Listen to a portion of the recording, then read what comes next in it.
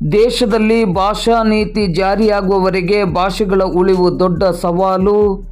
ದಾಂಡೇಲಿಯಲ್ಲಿ ಕನ್ನಡ ಅಭಿವೃದ್ಧಿ ಪ್ರಾಧಿಕಾರದ ಅಧ್ಯಕ್ಷರಾದ ಡಾಕ್ಟರ್ ಪುರುಷೋತ್ತಮ್ ಬಿಳಿಮಲೆ ಅಭಿಮತ. ನಮ್ಮ ದೇಶದಲ್ಲಿ ಈವರೆಗೆ ಭಾಷಾ ನೀತಿ ಅಳವಡಿಸದ ಕಾರಣ ಇಲ್ಲಿರುವ ಭಾಷೆಗಳನ್ನು ಉಳಿಸಿಕೊಳ್ಳುವುದು ದೊಡ್ಡ ಸವಾಲಾಗಿದೆ. ಈ ನಿಟ್ಟಿನಲ್ಲಿ ದೇಶದಲ್ಲಿ ಭಾಷಾ ನೀತಿ ಜಾರಿಯಾಗಬೇಕೆಂದು ಕನ್ನಡ ಅಭಿವೃದ್ಧಿ ಪ್ರಾಧಿಕಾರದ ಅಧ್ಯಕ್ಷರಾದ ಡಾಕ್ಟರ್ ಪುರುಷೋತ್ತಮ್ ಬಿಳಿಮಲೆ ಅವರು ಹೇಳಿದರು. ಅವರು ದಾಂಡೇಲಿ ನಗರದ ಹಳೆ ನಗರಸಭೆ ಮೈದಾನದಲ್ಲಿ ನಡೆಯುತ್ತಿರುವ 25ನೇ ಜಿಲ್ಲಾ ಕನ್ನಡ ಸಾಹಿತ್ಯ ಸಮ್ಮೇಳನದ ಕೊನೆಯ ದಿನವಾದ ಸೋಮವಾರ ಮಧ್ಯಾಹ್ನ 12 ಗಂಟೆ ಸುಮಾರಿಗೆ ನಡೆದ ನುಡಿ ಗಡಿ ಬರಹ ಸಮಸ್ಯೆ ಸವಾಲು ಪರಿಹಾರ ಗೋಷ್ಠಿ ಕಾರ್ಯಕ್ರಮದ ಅಧ್ಯಕ್ಷತೆಯನ್ನು ವಹಿಸಿ ಮಾತನಾಡುತ್ತಿದ್ದರು. ಹಿಂದಿ ಭಾಷೆಗೆ ಸಂವಿಧಾನದ ಬೆಂಬಲವಿದೆ. ಕೇಂದ್ರ ಗೃಹ ಸಚಿವರ ನೇತೃತ್ವದಲ್ಲಿ 30 ಜನರ ಬಲಿಷ್ಠ ಸಮಿತಿ ಇದೆ. ವರ್ಷಕ್ಕೊಮ್ಮೆ ನಡೆಯುವ ಸಭೆಯಲ್ಲಿ ಈ ಸಮಿತಿ ಕೈಗೊಂಡ ತೀರ್ಮಾನ ನೇರವಾಗಿ ರಾಷ್ಟ್ರಪತಿಗಳ ಕೈ ಸೇರಿ ಅವರ ಹಸ್ತಾಕ್ಷರದೊಂದಿಗೆ ನೇರವಾಗಿ ಅನುಷ್ಠಾನವಾಗುತ್ತದೆ. ಆದರೆ ಕನ್ನಡ ಸಹಿತ ಬೇರೆ ಭಾಷೆಗಳಿಗೆ ಇಂತಹ ಸಮಿತಿ ಇರುವುದಿಲ್ಲ. ಈ ಕಾರಣದಿಂದ ಹಿಂದಿ ಬೆಳೆಯುತ್ತಲೇ ಹೋದರೆ ಬೇರೆ ಭಾಷೆಗಳು ನಶಿಸಿ ಹೋಗುವ ಭೀತಿ ಎದುರಾಗಿದೆ. ಈ ಕಾರಣದಿಂದ ಬಲಿಷ್ಠ ಭಾಷಾ ನೀತಿ ದೇಶದಲ್ಲಿ ಜಾರಿಯಾಗಬೇಕಾಗಿದೆ. ಆಗ ಮಾತ್ರ ಕನ್ನಡ ಸಹಿತ ಇತರ ಭಾಷೆಗಳು ಬೆಳೆಯಬಲ್ಲವು, ಉಳಿಯಬಲ್ಲವು. ಇಲ್ಲದಿದ್ದರೆ ಪ್ರತಿ ಸಭೆಯಲ್ಲಿ ಸಮ್ಮೇಳನಗಳಲ್ಲಿ ನಾವುಗಳು ಭಾಷೆಗಳ ಉಳಿವಿಗಾಗಿ ಗೋಗರೆಯುತ್ತಲೇ ಇರಬೇಕಾಗುತ್ತದೆ ಎಂದರು. ಕನ್ನಡ ಸಾಹಿತ್ಯ ಅಕಾಡೆಮಿಯ ರಾಜ್ಯಾಧ್ಯಕ್ಷರಾದ ಡಾಕ್ಟರ್ ಎಲ್.ಎನ್. ಮುಕುಂದರಾಜ್ ಅವರು ಮಾತನಾಡಿ, ಗಡಿ ಭಾಗಗಳಲ್ಲಿ ಸಾಹಿತ್ಯ ಭವನಗಳನ್ನು ನಿರ್ಮಿಸುವ ಕಾರ್ಯವನ್ನು ಮಾಡಲಾಗುತ್ತಿದೆ. ಈಗಾಗಲೇ ಹಲವು ಜಿಲ್ಲೆಗಳಲ್ಲಿ ಸಾಹಿತ್ಯ ಭವನಗಳನ್ನು ನಿರ್ಮಾಣ ಮಾಡಲಾಗಿದೆ. ಉತ್ತರ ಕನ್ನಡ ಜಿಲ್ಲೆಯ ಕಾರವಾರ ಪಟ್ಟಣದಲ್ಲಿ ಸ್ಥಳಾವಕಾಶ ಮಾಡಿಕೊಟ್ಟರೆ ಅಲ್ಲಿಯೂ ಸಾಹಿತ್ಯ ಭವನ ನಿರ್ಮಾಣ ಮಾಡಿ ಸಾಹಿತ್ಯ ಚಟುವಟಿಕೆ ನಡೆಸಲು ಸಾಧ್ಯವಾಗುತ್ತದೆ ಎಂದರು. ಕನ್ನಡ ಅಭಿವೃದ್ಧಿ ಪ್ರಾಧಿಕಾರದಿಂದ ಗಡಿ ತಾಲೂಕುಗಳಾದ ಜೋಯಿಡಾ ಮತ್ತು ಕಾರವಾರದಲ್ಲಿ ಕನ್ನಡ ಕಲಿಕಾ ಕೇಂದ್ರಗಳನ್ನು ಸ್ಥಾಪಿಸಲಾಗುವುದು ಎಂದರು. ಕನ್ನಡ ಗಡಿ ಪ್ರದೇಶಾಭಿವೃದ್ಧಿ ಪ್ರಾಧಿಕಾರದ ಅಧ್ಯಕ್ಷರಾದ ಸೋಮಣ್ಣ ಬೇವಿನಮರದವರು ಮಾತನಾಡಿ, ರಾಜ್ಯದ 6 ಗಡಿ ರಾಜ್ಯದ ಪ್ರದೇಶದ ಕನ್ನಡ ಶಾಲೆಗಳಲ್ಲಿ ಕನ್ನಡ ದಿನಪತ್ರಿಕೆ ತಲುಪಿಸುವ ಕೆಲಸ ಮಾಡಲಾಗುತ್ತದೆ. ಕನ್ನಡ ಶಿಕ್ಷಕರಿಲ್ಲದ ಗಡಿ ಭಾಗದ ಕನ್ನಡ ಶಾಲೆಗಳಲ್ಲಿ ಕನ್ನಡ ಶಿಕ್ಷಕರನ್ನು ನೇಮಿಸುವ ಕೆಲಸ ಸರ್ಕಾರ ಮಾಡುತ್ತಿದೆ. ಜಿಲ್ಲಾ ಕನ್ನಡ ಸಾಹಿತ್ಯ ಪರಿಷತ್ತಿನ ಅಧ್ಯಕ್ಷರಾದ ಬಿ.ಎನ್. ವಾಸರೆ ಅವರ ಮನವಿಯಂತೆ ಜೋಯಿಡಾದಲ್ಲಿ ಕನ್ನಡ ಸಾಹಿತ್ಯ ಭವನ ನಿರ್ಮಾಣಕ್ಕೆ 25 ಲಕ್ಷ ರೂಪಾಯಿ ಅನುದಾನ ನೀಡುವುದಾಗಿಯೂ ಹಾಗೂ ಜೋಯಿಡಾ ಮತ್ತು ಕಾರವಾರ ತಾಲೂಕಿನಲ್ಲಿರುವ ಆಯ್ದ 4 ಶಾಲೆಗಳಿಗೆ ಸ್ಮಾರ್ಟ್ ಬೋರ್ಡ್ಗಳನ್ನು ಕೊಡಿಸುವ ವ್ಯವಸ್ಥೆಯನ್ನು ಮಾಡಲಾಗುವುದು ಎಂದರು. ಶಿರಸಿಯ ಡಾಕ್ಟರ್ ವೆಂಕಟೇಶ್ ನಾಯ್ಕ್ ಜಾನಪದ, ಅಂಕೋಲದ ವಿಠಲದಾಸ್ ಕಾಮತ್ ಮಾಧ್ಯಮ, ಕುಮಟದ ಡಾಕ್ಟರ್ ಶ್ರೀಧರ್ ಗೌಡ ಉಪ್ಪಿನ ಗಣಪತಿ ಸಮುದಾಯ, ಕಾರವಾರದ ಜಿ.ಡಿ. ಮನೋಜೆ ಭಾಷೆ, ಕುಮಟದ ಚಿದಾನಂದ ಭಂಡಾರಿ ಸಾಮಾಜಿಕ, ಹಳಿಯಾಳದ ಮೇರಿ ಬೌತೀಸ್ ಗರಿಬಾಚೆ ಅವರು ಕಲೆಯ ವಿಚಾರದ ಕುರಿತಂತೆ ಮಾತನಾಡಿದರು. ಕನ್ನಡ ಸಾಹಿತ್ಯ ಪರಿಷತ್ತಿನ ಜಿಲ್ಲಾಧ್ಯಕ್ಷರಾದ ಬಿ.ಎನ್. ವಾಸರೆ ಅವರು ಕನ್ನಡ ಭಾಷೆ, ಸಾಹಿತ್ಯ, ಕಲೆ ಮತ್ತು ಸಂಸ್ಕೃತಿಯ ಕುರಿತು ವೇದಿಕೆಯಲ್ಲಿ ಗಣ್ಯರಿಗೆ ಮನವರಿಕೆಯನ್ನು ಮಾಡಿಕೊಟ್ಟರು. ಸಮ್ಮೇಳನದ ಅಧ್ಯಕ್ಷರಾದ ರೋಹಿದಾಸ್ ನಾಯ್ಕ್ ಉಪಸ್ಥಿತರಿದ್ದರು. ರಾಜ್ಯ ಶಿಕ್ಷಣ ನೀತಿ ಜಾರಿಯಾಗಲಿ. ಡಾಕ್ಟರ್ ಪುರುಷೋತ್ತಮ್ ಬಿಳಿಮಲೆ 1550 ಪುಟಗಳ ರಾಜ್ಯ ಶಿಕ್ಷಣ ನೀತಿಯನ್ನು ಸರ್ಕಾರಕ್ಕೆ ಸಲ್ಲಿಕೆ ಮಾಡಿ 9 ತಿಂಗಳು ಕಳೆದಿದೆ. ಇದರ ಅವಧಿ ಮುಗಿಯುವ ಮುನ್ನ ಯಥಾವತ್ತಾಗಿ ಈ ಶಿಕ್ಷಣ ನೀತಿಯನ್ನು ಸರ್ಕಾರ ಅಳವಡಿಸಿದರೆ 90% ಕನ್ನಡ ಭಾಷೆಯ ಸಮಸ್ಯೆ ನಿವಾರಣೆಯಾಗಲಿದೆ ಎಂದು ಮಾತಿನ ಸಂದರ್ಭದಲ್ಲಿ ಡಾಕ್ಟರ್ ಪುರುಷೋತ್ತಮ್ ಬಿಳಿಮಲೆ ಅವರು ಹೇಳಿದರು. ಬೆಳವಡಿ ಮಲ್ಲಮ್ಮ ಪ್ರಶಸ್ತಿಗೆ ಅರ್ಹವಾದ ಮಹಿಳೆ ಉತ್ತರ ಕನ್ನಡ ಜಿಲ್ಲೆಯಲ್ಲಿದ್ದರೆ ಅವರಿಗೆ ಈ ಪ್ರಶಸ್ತಿಯನ್ನು ಪ್ರದಾನ ಮಾಡುತ್ತೇವೆ. ಆಯ್ಕೆಯ ಜವಾಬ್ದಾರಿಯನ್ನು ಬಿ.ಎನ್. ವಾಸರೆ ಅವರಿಗೆ ನೀಡುತ್ತೇವೆ ಎಂದು ಸೋಮಣ್ಣ ಬೇವಿನಮರದವರು ತಮ್ಮ ಮಾತಿನಲ್ಲಿ ಹೇಳಿದರು. ನಾಗರಾಜ್ ಶೆಟ್ಟಿ ಸ್ವಾಗತಿಸಿದ ಕಾರ್ಯಕ್ರಮಕ್ಕೆ ಪ್ರದೀಪ್ ನಾಯ್ಕ್ ವಂದಿಸಿದರು. ಶಶಿಕಾಂತ್ ರಾಥೋಡ್ ಮತ್ತು ಸತೀಶ್ ನಾಯ್ಕ್ ಕಾರ್ಯಕ್ರಮವನ್ನು ನಿರೂಪಿಸಿದರು. ಒಂದು ರಾಜಕೀಯ ಇಚ್ಛಾಶಕ್ತಿಯ ಕೊರತೆನೋ ಅಥವಾ ರಾಜಕೀಯ ಉದ್ದೇಶದಿಂದ ಅದನ್ನ ತಡೀತಾ ಇದ್ದೇವೆ ಅನ್ನೋದ್ರ ಬಗ್ಗೆ ನಾವು ಚರ್ಚೆ ಮಾಡಬೇಕಾಗ್ತದೆ. ಯಾಕಂದ್ರೆ ಎಷ್ಟು ಹೋರಾಟಗಳು, ಎಷ್ಟು ಮನವಿಗಳು ಈಗಾಗಲೇ ತಮಗೆಲ್ಲ ಗೊತ್ತಿದ್ದಾಗಿ ಈ ಸಮುದಾಯಗಳು ಇದು ಪಟ್ಟಿಗೆ ಸೇರ್ಬೇಕು ಅಂತಂದ್ರೆ ಪಾರ್ಲಿಮೆಂಟರಿ ಸಿಸ್ಟಮ್ ಅಲ್ಲಿ ಎಷ್ಟು ಹಂತವನ್ನು ದಾಟಿ ಹೋಗ್ಬೇಕು, ಎಷ್ಟು ದಾಖಲೆಗಳನ್ನು ಕೊಡಬೇಕು ಅಂತ. ಈ ಎಲ್ಲ ದಾಖಲೆಗಳನ್ನು ಕೊಡೋ ಸಂದರ್ಭದಾಗ ಬೇರೆ ಬೇರೆ ಆಯೋಗಗಳು ಜಿಲ್ಲೆಗೆ ಭೇಟಿ ಕೊಟ್ಟ ಸಂದರ್ಭದಲ್ಲಿ, ಬೇರೆ ಬೇರೆ ವಿಶ್ವವಿದ್ಯಾಲಯಗಳು ಈ ಜಿಲ್ಲೆಗೆ ಭೇಟಿ ಕೊಟ್ಟ ಸಂದರ್ಭದಲ್ಲಿ, ಬೇರೆ ಬೇರೆ ಅಧ್ಯಯನಕಾರರು ಈ ಬಂದಾಗ ಸಂದರ್ಭದಲ್ಲಿ ಯಾರಿಗೂ ಕೂಡ ಕಲೆಕ್ಟಿವ್ ಆದಂತ ಮಾಹಿತಿ ಸಿಗೋದಿಲ್ಲ. ಈಗ ಅಂದ ಆನೆ ಮುಟ್ಟದಾಗೆ ಅಂತ ಒಂದು ನಮ್ಮಲ್ಲಿ ಒಂದು ಮಾತಿದೆ. ಯಾರ್ಯಾರ ಅಧ್ಯಯನಕಾರರು ಬಂದು ಫಸ್ಟ್ ಲೆವೆಲ್ ಇನ್ಫಾರ್ಮೇಶನ್ ಸಿಗುತ್ತೋ ಅದ್ರ ಮೇಲೆ ಇದೇ ಸತ್ಯ ಅಂತ ಬರ್ಕೊಂಡು ಹೋಗುವಂತ ಸಾಧ್ಯತೆಗಳು ಇದ್ದಾವೆ. ಇದರಿಂದ ಕೂಡ ಈ ಜಿಲ್ಲೆಯ ಸಮುದಾಯಗಳಿಗೆ, ಬುಡಕಟ್ಟು ಸಮುದಾಯಗಳಿಗೆ, ಇಲ್ಲಿಯ ಪಾರಂಪರಿಕ ಸಮುದಾಯಗಳಿಗೆ ಅನ್ಯಾಯ ಆಗ್ತಾ ಬಂದಿದೆ. ಜಿಲ್ಲೆಯ ಬುಡಕಟ್ಟು ಸಮುದಾಯಗಳು ಮತ್ತು ಕಾರ್ಮಿಕ ಸಮುದಾಯಗಳಿಗೆ ಅನ್ಯಾಯ ಆಗ್ತಾ ಇದೆ ಮತ್ತು ಅದು ಮುಂದೆ ಬರೋದಕ್ಕೆ ಅಲ್ಲಿ ಮಾರ್ಗ ಸ್ಪಷ್ಟವಾಗಿ ಕಾಣ್ತಾ ಇದೆ. ಈ ಒಂದು ವೇದಿಕೆಯಲ್ಲಿ ನಾನು ಕೂಡ ಆಗ್ರಹಿಸುವುದೇನಂತಂದ್ರೆ ಈ ಒಂದು ನಿರ್ಣಯ ಆಗಬೇಕು. ಉತ್ತರ ಕನ್ನಡ ಜಿಲ್ಲೆಯ ಬುಡಕಟ್ಟುಗಳು ಮತ್ತು ಇಲ್ಲಿಯ ಜಾನಪದೀಯ ವಿಷಯಗಳ ಬಗ್ಗೆ ಏನೇನು ಅಧ್ಯಯನಗಳಾಗಿದ್ದಾವೆ ಆ ಅಧ್ಯಯನಗಳು ಎಲ್ಲವೂ ಕೂಡ ಈ ಜಿಲ್ಲೆಯಲ್ಲಿ ಎಲ್ಲಾದ್ರೂ ಒಂದು ಕಡೆ ಸಿಗುವಾಗ ಆಗ್ಬೇಕು. ಅದು ಸಾಹಿತ್ಯ ಪರಿಷತ್ನಲ್ಲಾಗ್ಲಿ ಅಥವಾ ಇಲಾಖೆಗಳಲ್ಲಾಗ್ಲಿ ಅಥವಾ ನಮ್ಮ ಲೈಬ್ರರಿಗಳಲ್ಲಾಗ್ಲಿ ಇಲ್ಲಿಯ ಅಧ್ಯಯನಗಳ ಎಲ್ಲ ಆಕಾರಗಳು ಒಂದ್ ಕಡೆ ಸಿಗಬೇಕು. ಅಧ್ಯಯನಕಾರರು ಇಲ್ಲಿ ಬಂದಾಗ ಅವ್ರಿಗೆ ಸ್ಪಷ್ಟ ಸಮುದಾಯಗಳಿಗೆ ತಮ್ಮ ಜಾತಿಯನ್ನು ಹೇಳ್ಕೊಳ್ಳುವಷ್ಟು ಮುಜುಗರ ಆಗಿ ಇನ್ಷಿಯಲ್ ಇಟ್ಕೊಳ್ಳೋ ಪರಿಸ್ಥಿತಿ ನಮ್ಮಲ್ಲಿ ಅಂದ್ರೆ ಅಷ್ಟು ಮಟ್ಟಕ್ಕೆ ಒಂದು ಸಂದಿಗ್ಧ ಪರಿಸ್ಥಿತಿ ಇರುವಂತಹ ಪರಿಸ್ಥಿತಿ ಇದು ಕಾಣ್ತದೆ. ಅದಕ್ಕಾಗಿ ನಾವು ಇಲ್ಲಿಯ ಬುಡಕಟ್ಟು ಏನು ಜಾನಪದೀಯ ವಿಚಾರಗಳಿದಾವೆ ಮತ್ತು ಇಲ್ಲಿಯ ಬುಡಕಟ್ಟು ಅಧ್ಯಯನಗಳಿದಾವೆ ಇವು ನಿರಂತರ ಏನೇನ ಈಗಾಗಲೇ ಬಹಳಷ್ಟು ಜನ ಅಧ್ಯಯನ ಮಾಡಿದ್ದಾರೆ ಆ ಎಲ್ಲ ಆಕಾರಗಳು ಸಿಗುವಾಗ ಆಗ್ಬೇಕು. ವಿಶ್ವವಿದ್ಯಾಲಯಗಳು ಮತ್ತು ಸರ್ಕಾರ ಉತ್ತರ ಕನ್ನಡ ಜಿಲ್ಲೆಯಲ್ಲಿ ಬುಡಕಟ್ಟು ಅಧ್ಯಯನ ಕೇಂದ್ರವನ್ನ ಬಹುಶಃ ಉತ್ತರ ಕನ್ನಡದಲ್ಲಿ ಕೊರೋನಾ ನಂತರದಲ್ಲಿ ಅತ್ಯಂತ ಕಷ್ಟಕರ ಪರಿಸ್ಥಿತಿಯಲ್ಲಿ ಮಾಧ್ಯಮಗಳು ಹೋಗ್ತಾ ಇವೆ. ನಾವೆಲ್ಲ ಕೇಳ್ತಾ ಇದ್ದೇವೆ. ನಮ್ಮ ಇಡೀ ಉತ್ತರ ಕನ್ನಡದಲ್ಲಿ ಇರೋದು ಒಂದು 5-6 ಪತ್ರಿಕೆಗಳು, ದಿನಪತ್ರಿಕೆಗಳು, ವಾರ ಪತ್ರಿಕೆಗಳು ಇದ್ವು. ಆದ್ರೂ ಈಗ ಅದು ಯಾವಾಗ ಬರ್ತವೆ ಯಾವಾಗ ಹೋಗ್ತವೆ ಅನ್ನೋದು ಗೊತ್ತಾಗ್ತಿದ್ದಂಥ ಸ್ಥಿತಿ ಇದೆ. ವಾಸ್ತವಿಕವಾಗಿ ಇಡೀ ರಾಜ್ಯದಲ್ಲಿ ನಾವು ಗಮನಿಸ್ತಾ ಇದ್ರೆ ಕೊರೋನಾ ನಂತರದಲ್ಲಿ ಮಾಧ್ಯಮ ತೀವ್ರ ಸಂಕಷ್ಟದ ದಾರಿಯಲ್ಲಿ ಸಾಗ್ತಾ ಇದೆ. ಕೇವಲ ನಾನು ಮುದ್ರಣ ಮಾಧ್ಯಮದ ಬಗ್ಗೆ ಮಾತ್ರ ಮಾತಾಡ್ತೇನೆ, ಯಾಕಂದ್ರೆ ದೃಶ್ಯ ಮಾಧ್ಯಮಗಳ ಬಗ್ಗೆ ಮಾತಾಡಿದ್ರೆ ದೊಡ್ಡ ವಿಷಯ ಇದೆ. ಯಾವಾಗ ಕೊರೋನಾ ಬಂತು ಈ ಡಾಕ್ಟರ್ಗಳೆಲ್ಲ ಪೇಪರ್ ಮುಟ್ಟಿದ್ರೆ ಅವ್ರಿಗೆ ಯಾವ ಸಿಟ್ಟಿತ್ತೇನೋ, ನಾವು ಏನೋ ಒಂದು ವಿಷಯ ಬರೆದಿದ್ದು ಆ ಡಾಕ್ಟರ್ಗಳಿಗೆ ಆ ಸೇಡು ತೀರಿಸ್ಕೊಳ್ಬೇಕಾಗಿತ್ತೇನೋ. ನೀವು ಪೇಪರ್ ದಿನಪತ್ರಿಕೆ ಮುಟ್ಟಿದ್ರೆ ಅವರು ನಮ್ಮ ಜನ, ನಾನು ಮನೆ ಪೇಪರ್ ಹಂಚಿ ಬಂದವನು, ನಮ್ ಪೇಪರ್ ಮುಟ್ಟುದು ಸಹ ನಾವು ಎದುರುಗಡೆ ಬರ್ಲಿಕ್ಕೂ ಬಿಡ್ಲಿಲ್ಲ ಜನ. ಬೇಡಪ್ಪ ನೀವು ಪೇಪರು ಬೇಡ ಏನೋ ಬೇಡ. ಬಟ್ ಎಷ್ಟು ಆ ವೇದ ವಾಕ್ಯದಂತೆ ಆ ವಿಷಯವನ್ನು ತೆಗೆದುಕೊಂಡ್ರು ಅಂದ್ರೆ ಕೊರೋನಾ ಮುಗಿದು ಎಷ್ಟೋ ವರ್ಷಗಳಾದವು, ಆದ್ರೆ ಈಗೂ ಜನ ಆ ಪೇಪರ್ ಮುಟ್ಟೋದಿಲ್ಲ. ಆ ಪೇಪರ್ ಓದುವ ಸಂಸ್ಕೃತಿನೇ ಮರಿತಾ ಇದೆ. ನಾನೊಬ್ಬ ಪತ್ರಿಕೆಯ ಮುಖ್ಯಸ್ಥ, ಹುಬ್ಬಳ್ಳಿ ಆವೃತ್ತಿಯ ಮುಖ್ಯಸ್ಥನಾಗಿ ನೋಡಿದ್ರೆ ಆಫ್ಟರ್ ಕೊರೋನಾ ನಂತರದಲ್ಲಿ ಓದುಗರ ಸಂಖ್ಯೆ ಕಡಿಮೆ ಆಗಿಲ್ಲ. ಆ ಓದ್ಲಿಕ್ಕೆ ಬೇರೆ ಬೇರೆ ಜಾಗಗಳಿವೆ, ಅಲ್ಲೆಲ್ಲ ಪೇಪರ್ಗಳು ಸಿಗ್ತವೆ, ಅದನ್ನು ಓದ್ತಾರೆ. ಬಟ್ ಕೊಳ್ಳುವವರ ಸಂಖ್ಯೆ ಕಡಿಮೆ ಆಗಿದೆ. ಕೊಳ್ಳುವವರ ಸಂಖ್ಯೆ ಕಡಿಮೆ ಆಗಿರುವುದರಿಂದಾಗಿ ತುಂಬಾ ಆರ್ಥಿಕವಾಗಿ ಪತ್ರಿಕೆಗಳು ನಷ್ಟದಲ್ಲಿವೆ. ಅದರಲ್ಲೂ ಉತ್ತರ ಕನ್ನಡದಂತ ಜಿಲ್ಲೆಯಲ್ಲಂತೂ ಪತ್ರಿಕೆ ನಡೆಸೋದು ತುಂಬಾ ಕಷ್ಟಕರ ವಿಷಯ. ಯಾಕಂದ್ರೆ ಈಗಾಗಲೇ ಹೇಳ್ದಂಗೆ 90% ಅರಣ್ಯ, 80% ಅರಣ್ಯ, ಜಾಹೀರಾತುಗಳ ಮೇಲೆ ಪತ್ರಿಕೆಗಳು ನಡೆಸಬೇಕಾಗುತ್ತದೆ. ಒಂದು ಪತ್ರಿಕೆ 100 ರೂಪಾಯಿಂದ 5 ರೂಪಾಯಿಗೆ ನಾವು ಗ್ರಾಹಕರಿಗೆ ಕೊಟ್ಟರೆ ಕಂಪನಿಗೆ ಬರುವುದು 2 ರೂಪಾಯಿ. ಆ ಪತ್ರಿಕೆ ಮುದ್ರಣ ಆಗ್ಲಿಕ್ಕೆ 18ರಿಂದ 20 ರೂಪಾಯಿ ಬೀಳುತ್ತೆ. ಉಳಿದ್ರೆ ಎಲ್ಲವನ್ನು ನಾವು ಜಾಹೀರಾತಿನಿಂದ ತುಂಬಿಕೊಳ್ಬೇಕಾದಂತ ಅನಿವಾರ್ಯತೆ ಇದೆ. ತುಂಬಾ ಜಾಹೀರಾತು ಕೇಳಿಬಿಟ್ರೆ ಇವ್ ಬ್ಲಾಕ್ ಮೇಲ್ ಮಾಡ್ಲಿಕ್ಕೆ ಬಂದಾನೆ ಅನ್ನುವಂತ ಒಂದು ಕಿರೀಟವನ್ನು ನಮ್ಗೆ ಹಾಕಿ ಕಳಿಸುವಂತವ್ರು ಇದ್ದಾರೆ. ಹೀಗಾಗಿ ಉತ್ತರ ಕನ್ನಡದಲ್ಲಿ ನಾವು ಎಲ್ಲೆಯನ್ನು ಮೀರದೆ ಪತ್ರಿಕೆಯನ್ನು ನಡೆಸಬೇಕಾದಂತ ಸಂಕಷ್ಟ ಇದೆ. ಬಟ್ ಸರ್ಕಾರಕ್ಕೆ ಯಾಕೋ ಉತ್ತರ ಕನ್ನಡ ಜಿಲ್ಲೆ ಎಲ್ಲ ರಂಗದಲ್ಲೂ ನಾವು ಯಾವುದಾದ್ರೂ ಬಿಳಿ ಮೇಲೆ ಸರ್ ಬೇಜಾರು ಮಾಡಬಾರ್ದು, ಯಾವುದಾದ್ರೂ ಬಹುಮಾನಗಳು ಪ್ರಶಸ್ತಿಗಳು ಘೋಷಣೆ ಆದಾಗ ಟಾಪ್ ಕೆಳಗೆ ತನಕ ನೋಡುದು ನಾವು ಉತ್ತರ ಕನ್ನಡದ ಯಾವುದಿದೆ ಅಂತೇಳಿ. ಎಲ್ಲೋ ಒಬ್ಬರಿಗೆ ಇಬ್ಬರಿಗೆ ಅದು ಯಾವುದು ಕೊಟ್ಟು ಅಂತೂ ಈ ಗೋಕರ್ಣದಲ್ಲಿ ನಮ್ಗೆ ಒಂದು ತೀರ್ಥ ಪ್ರಸಾದ ಕೊಟ್ಟು ಕಳಿಸ್ತಾರಲ್ಲ, ಹಾಗೆ ಮಾಡಿ ಕಳಿಸ್ತಾರೆ. ಮಾಧ್ಯಮಕ್ಕೂ ಹಾಗೆ ಜಾಹೀರಾತು ದೃಷ್ಟಿಯಿಂದ ನೋಡಿದ್ರೆ ಉತ್ತರ ಕನ್ನಡದ ಮಾಧ್ಯಮಗಳಿಗೆ ಜಾಹೀರಾತುಗಳ ತೀವ್ರ ಕೊರತೆ ಇದೆ. ಸರ್ಕಾರ ಅಷ್ಟಾಗಿ ನಮಗೆ ಪ್ರೋತ್ಸಾಹನೂ ಕೊಡ್ತಾ ಇಲ್ಲ. ಸರ್ಕಾರ ಯಾವಾಗ ಕಣ್ಣು ಬಿಡೋ ತನಕ ನಮ್ಮ ಈ ಮಾಧ್ಯಮಗಳು ಗಟ್ಟಿಯಾಗ್ಲಿಕ್ಕೆ ಸಾಧ್ಯನೇ ಇಲ್ಲ. ನಾನೊಂದು ಕಾಲೇಜಿಗೆ ಹೋಗಿದ್ದೆ, ಗೆಸ್ಟ್ ಆಗಿ ಕರೆದಿದ್ರು. ತುಂಬಾ ಖುಷಿಯಿಂದ ಸುಮಾರು 100-125 ಮಕ್ಕಳಿದ್ರು. ಪ್ರಾರಂಭದಲ್ಲಿ ನೀವು ಎಷ್ಟು ಜನ ದಿನಪತ್ರಿಕೆಯನ್ನು ಓದ್ತೀರಿ ಕೈ ಎತ್ತಿ ದಿನಾಲು ಅಂತ ಕೇಳಿದೆ. ಒಬ್ಬರು ಕೈ ಎತ್ತಿಲ್ಲ ದಿನ. ನನಗೆ ಒಂದ್ಸಲ ಮರ್ಯಾದೆ ಆಯ್ತು, ಅರೆ ಒಂದು ದಿನ ಒಬ್ಬನು ಇಲ್ಲ ಅಲ್ಲ ವಿದ್ಯಾರ್ಥಿ.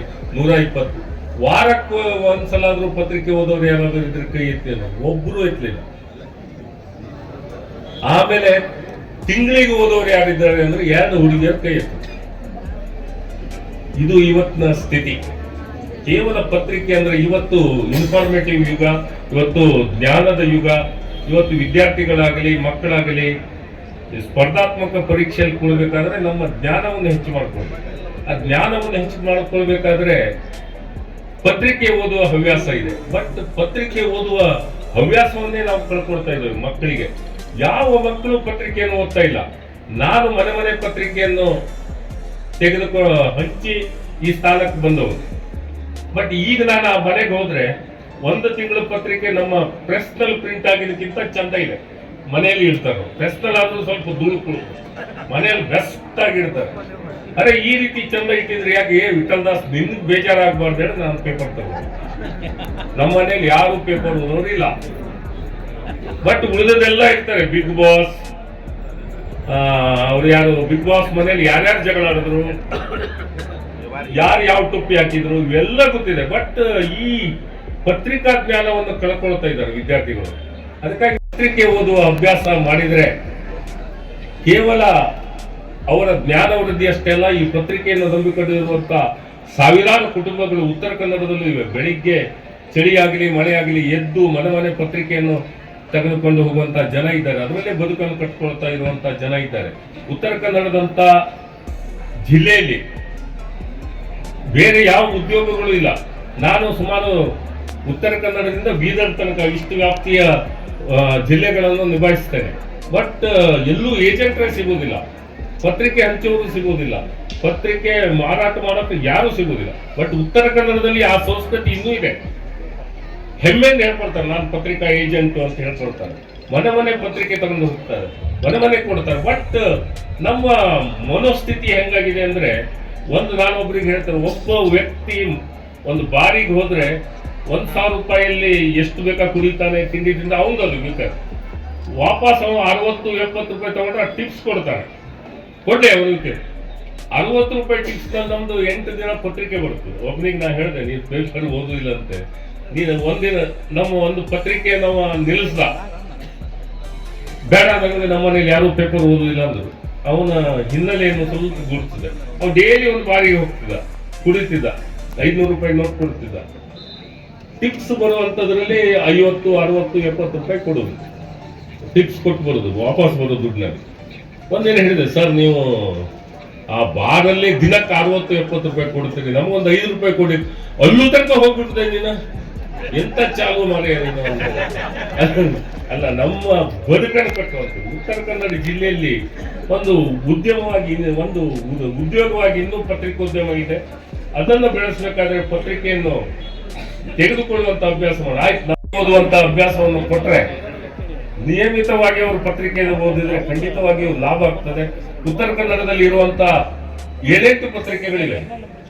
ದಿನಪತ್ರಿಕೆಗಳ ಕಾಲದಲ್ಲಿ 7-8 ಪತ್ರಿಕೆಗಳಿವೆ. ನಾನು ಎಲ್ಲಿ ಹೋದಲ್ಲೂ ಒಂದು ಹೇಳ್ತಾರೆ, ಉತ್ತರ ಕನ್ನಡದಂತಲ್ಲ, ಯಾವುದೇ ನಮ್ಮ ಪತ್ರಿಕೆ ತಗೊಂಡ್ರು ಒಳ್ಳೇದು, ನನಗೊಂದು ಅನುಕೂಲ. ಬಟ್ ಮನೆಗೊಂದು ಪತ್ರಿಕೆ ತಗೊಳ್ಳಿ, ಯಾವುದೇ ಪತ್ರಿಕೆ ತಗೊಳ್ಳಿ, ಮನೆಗೊಂದು ಪತ್ರಿಕೆ ತಗೊಳ್ಳಿ. 5 ರೂಪಾಯಿ ಒಂದು ಪತ್ರಿಕೆ, ಮನೆಗೊಂದು ಪತ್ರಿಕೆ ತಗೊಳ್ಳಿ. ಆ ಪತ್ರಿಕಾ ಸಂಸ್ಕೃತಿಯನ್ನು ನೀವು ಬೆಳೆಸಿದ್ರೆ, ಒಂದು ಕಾಲದಲ್ಲಿ ಉತ್ತರ ಕನ್ನಡ ಜಿಲ್ಲೆ ಅಂದ್ರೆ ನಾವು ಎಲ್ಲಾದ್ರೂ ಗುಲ್ಬರ್ಗ, ಹಾವೇರಿ ಎಲ್ಲ ಹೋದ್ರೆ, ಎಲ್ಲಿಂದ ಬಂದಪ್ಪ ನೀನು? ಅಂಕೋಲದಿಂದ. ಅಯ್ಯಪ್ಪ, ನಿಮ್ಮ ಊರಿನಲ್ಲಿ ಪ್ರಾರಂಭದಲ್ಲಿ ಇಲ್ಲಿಂದ ಸಂಯುಕ್ತ ಕರ್ನಾಟಕ ಅಂತ ಹೋದ್ರೆ ಲಾಸ್ಟಿಗೆ ಎಡಿಟರ್, ಪ್ರಿಂಟೆಡ್, ಅಲ್ಲಿ ತನಕ ಓದು ಜನ ನಿಮ್ಮವರು ಅಂತ ನಮ್ಗೆ ಹೇಳ್ತಿದ್ರು. ಅಷ್ಟು ಓದೋರು ಅಂತ ಹೇಳಿ. ಬಟ್ ಇವತ್ತು ಕಟಿಂಗ್ ಶಾಪ್ಗಳಲ್ಲಿ ಅಮೆರಿಕನ್ ಒಬ್ಬ ಕಟಿಂಗ್ ಶಾಪಿಗೆ ಖಾಯಂ ಬರ್ತಿದ್ದ, ನಿನ್ನೆ ಕೂತ್ಕೊಂಡಿದ್ದಲ್ಲ, ಇವತ್ತು ಮತ್ತೆ ಯಾಕೆ ಬಂದೆ? ಇವತ್ತು ಬಂದಿದ್ದು ಪೇಪರ್ ಓದ್ಲಿಕ್ಕೆ ಮಾಡಿಲ್ಲ, ನಿನ್ನೆ ಕಟಿಂಗ್ ಮಾಡಿಸ್ಕೊಳ್ಳೋಕೆ ಇವತ್ತು ಪೇಪರ್ ಓದ್ಲಿಕ್ಕೆ. ಇಂಥ ಪರಿಸ್ಥಿತಿ ಇದು ನಮ್ಮ ಉತ್ತರ ಕನ್ನಡ ಜಿಲ್ಲೆಯ ಮಾಧ್ಯಮ. ದಯವಿಟ್ಟು ಕೈ ಮುಗಿದು ಕೇಳ್ಕೊಳ್ತೇನೆ, ಮನೆಗೊಂದು ಪತ್ರಿಕೆ ಒಂದು ಈ 25ನೇ ಸಮ್ಮೇಳನದಲ್ಲಿ ಒಂದು ಶಪಥವಾಗಿ ಅಥವಾ ಪಣವಾಗಿ ತೆಗೆದುಕೊಂಡ್ರೆ ಸಾವಿರಾರು ಕುಟುಂಬಗಳು ಬದುಕ್ತವೆ. ಜೊತೆಗೆ ಈ ಪತ್ರಿಕಾ ಸಂಸ್ಕೃತಿ ಅನ್ನೋದು ಬೆಳೀಲಿಕ್ಕೆ ಕಾರಣ ಆಗ್ತದೆ. ಸಾಹಿತ್ಯ ಸಮ್ಮೇಳನವನ್ನ 3 ದಿನಕ್ಕೆ 25 ವರ್ಷಗಳ ಸಂಭ್ರಮಾಚರಣೆಯನ್ನ ಇಟ್ಟುಕೊಂಡದಕ್ಕೆ ಸಾರ್ಥಕ. ಯಾಕೆ ಸಾರ್ಥಕ ಅಂತಂದ್ರೆ, ನೀವು ಇವತ್ತು ಕಲ್ಯಾಣದ ಅನುಭವ ಮಂಟಪವನ್ನ ತಂದು ನಿಲ್ಲಿಸಿದ್ದೀರಿ. ಕಲ್ಯಾಣದ ಅನುಭವ ಮಂಟಪವನ್ನ ಈ ದಾಂಡೇಲಿಯಲ್ಲಿ ತಂದು ನಿಲ್ಲಿಸಿದ ಕೀರ್ತಿ ವಾಸರೆಗೆ ಸಲ್ತದೆ, ವಾಸರೆಯ ತಂಡಕ್ಕೆ ಸಲ್ತದೆ. ಯಾಕಂದ್ರೆ ಎಲ್ಲಿಯೂ ಕೂಡ ರಾಜ್ಯ ಸಮ್ಮೇಳನದಲ್ಲ, ದೇಶ ಸಮ್ಮೇಳನದಲ್ಲೇ 4 ಪ್ರಾಧಿಕಾರರು ಒಂದು ಕಡೆಗಿದ್ದು ನಡೆಸಿಕೊಡುವಂತ ಅದ್ಭುತ ಅವಕಾಶಗಳು ಎಲ್ಲೂ ಇಲ್ಲ. ಅದರ ಭಾಗ ಆದದ್ದು ನನಗಂತೂ ಭಾರಿ ಖುಷಿ. ಮುಕುಂದಾಸ್ ಸರ್ನ, ಬಿಳಿಮಲೆ ಸರ್ನ, ಬೆವರಿಮರ ಸರ್ನ ನಾನು ವಾಟ್ಸಪ್ ನಲ್ಲಿ, ಗ್ರೂಪ್ ನಲ್ಲಿ, ಅದರಲ್ಲಿ ಬಹಳ ಓದಿದ್ದೇನೆ. ಆದ್ರೆ ಇವತ್ತು ಮುಕುಂದರಾಜರ ಬದಿ ಕೂತು ನಾನು ಈ ಸಮ್ಮೇಳನಕ್ಕೆ ನನಗೆ ಅವಕಾಶ ಮಾಡಿಕೊಟ್ಟಿರಲ್ಲ, ನನಗೆ ಇಮ್ಮಡಿ ಸಂತೋಷ ಆಗಿದೆ. ಈ ಇಮ್ಮಡಿ ಸಂತೋಷದಲ್ಲಿಯೇ ಭಾಷೆ ಅಂದ್ರೆ ಏನು ಅನ್ನೋದನ್ನ ನನಗೆ ತಿಳಿದಂತ 2 ಮಾತುಗಳನ್ನ ಮಾತಾಡಲಿಕ್ಕೆ ಪ್ರಯತ್ನ ಮಾಡ್ತೇನೆ. ಇನ್ನೊಂದು ಕಡೆ ಮಲೆನಾಡು, ಅರೆಮಲೆನಾಡು, ಬಯಲು ಸೀಮೆ, ಅರೆಬಯಲು ಸೀಮೆ, ಹೀಗೆ ಒಂದು ವೈಶಿಷ್ಟ್ಯಪೂರ್ಣವಾದ ಪ್ರಾದೇಶಿಕತೆಯ ಗುಣವನ್ನು ಹೊಂದಿರತಕ್ಕಂಥ ಜಿಲ್ಲೆ. ಈ ಜಿಲ್ಲೆಯನ್ನ ಒಟ್ಟಂಗದಲ್ಲಿ ಕೇಂದ್ರೀಕರಿಸಿ ಮಾತನಾಡೋದು ಬಹಳ ಕಷ್ಟ. ಅಂತ ಸಂದರ್ಭದಲ್ಲಿ ಇಲ್ಲಿಯ ಜನಜೀವನ ಕೂಡ,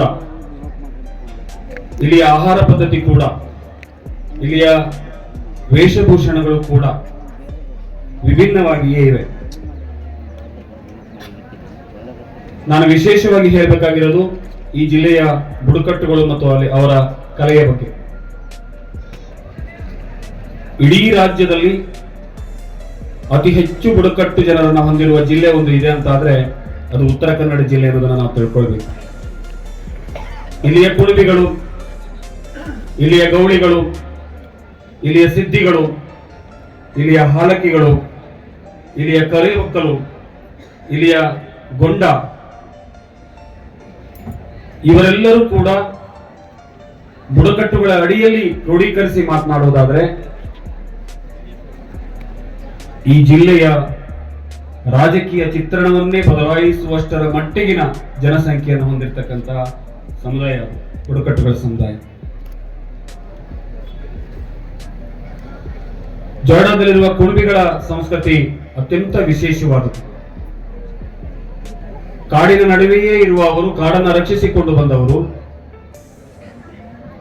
ಕಾಡಿನ ಅರಣ್ಯ ಉತ್ಪನ್ನಗಳನ್ನೇ ಬಳಸಿಕೊಂಡು ಬದುಕನ್ನು ನಡೆಸಿದವರು. ಈಗ ಇಲಾಖೆಯವರು ಒಂದಿಷ್ಟು ಅರಣ್ಯ ಉತ್ಪನ್ನಗಳನ್ನ ಬಳಸೋದಕ್ಕೂ ಕೂಡ, ಪಾರಂಪರಿಕ ಅರಣ್ಯ ಉತ್ಪನ್ನಗಳನ್ನ ಬಳಸೋದಕ್ಕೂ ಕೂಡ ಸ್ವಲ್ಪ ಕಾನೂನನ್ನ ಇದನ್ನ ತರ್ತಾರೆ, ಅದು ಬೇರೆ.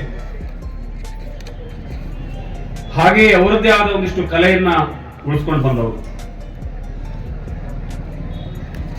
ಅದೇ ರೀತಿಯ ವೇಷಭೂಷಣ, ಜನಜೀವನ ಹೊಂದಿದಂತವರು ಒಂದು ರೀತಿಯಲ್ಲಿ ನಮ್ಮ ಜಿಲ್ಲೆಯ ಹಾಲಕ್ಕಿಗೌಡರು.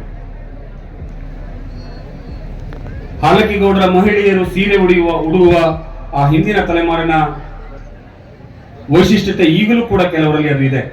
ನಾವು ಹೇಳ್ತೀವಿ, ಹೌದು, ಆಧುನಿಕತೆಗೆ ನಾವು ಬದಲಾಗಬೇಕು ಅಂತೀವಿ. ಬಹುಶಃ ಇನ್ನೊಂದು 10-20 ವರ್ಷ ಹೋದ್ರೆ ಹಿಂದಿನ ಆ ವೇಷಭೂಷಣಗಳು ಬುಡಕಟ್ಟುಗಳಲ್ಲಿ ಕಾಣಲಿಕ್ಕೆ ಸಾಧ್ಯ ಇಲ್ಲ. ನಾನು ಯಾಕೆ ಈ ವಿಚಾರವನ್ನ ಇಲ್ಲಿ ಹೇಳ್ತಾ ಇದ್ದೀನಿ ಅಂತ ಹೇಳಿದ್ರೆ, ಇನ್ನು ಸಿದ್ಧಿಗಳ ವಿಚಾರ ಬಂದಾಗ ನಮ್ಮ ಹಳಿಯಾಳ, ಯಲ್ಲಾಪುರದಲ್ಲಿರುವ ಸಿದ್ಧಿಗಳು, ಅಲ್ಲಿ ಮುಸ್ಲಿಂ ಸಿದ್ಧಿಗಳಿದ್ದಾರೆ, ಅಲ್ಲಿ ಹಿಂದೂ ಸಿದ್ಧಿಗಳಿದ್ದಾರೆ, ಅಲ್ಲಿ ಕ್ರಿಶ್ಚಿಯನ್ ಸಿದ್ಧಿಗಳಿದ್ದಾರೆ. ಯಾವ ಒಂದು ಸಮುದಾಯದಲ್ಲಿ ಮುಸ್ಲಿಮು, ಹಿಂದಿ, ಕ್ರಿಶ್ಚಿಯನ್ 3 ಜನ ಇರ್ಲಿಕ್ಕೆ ಸಾಧ್ಯ ಉಂಟು? ಅದೇನಾದ್ರೂ ಇದ್ರೆ ಅದು ಸಿದ್ಧಿಯಲ್ಲಿ ಮಾತ್ರ. ಗೊಂಡರ ಜನಜೀವನವೇ ಇನ್ನೊಂದು ರೀತಿಯದ್ದು. ಈ 5 ಬುಡಕಟ್ಟುಗಳಲ್ಲಿಯೂ ಕೂಡ ಒಂದು ಜನಪದದ ವೈಶಿಷ್ಟ್ಯತೆ ಇದೆ.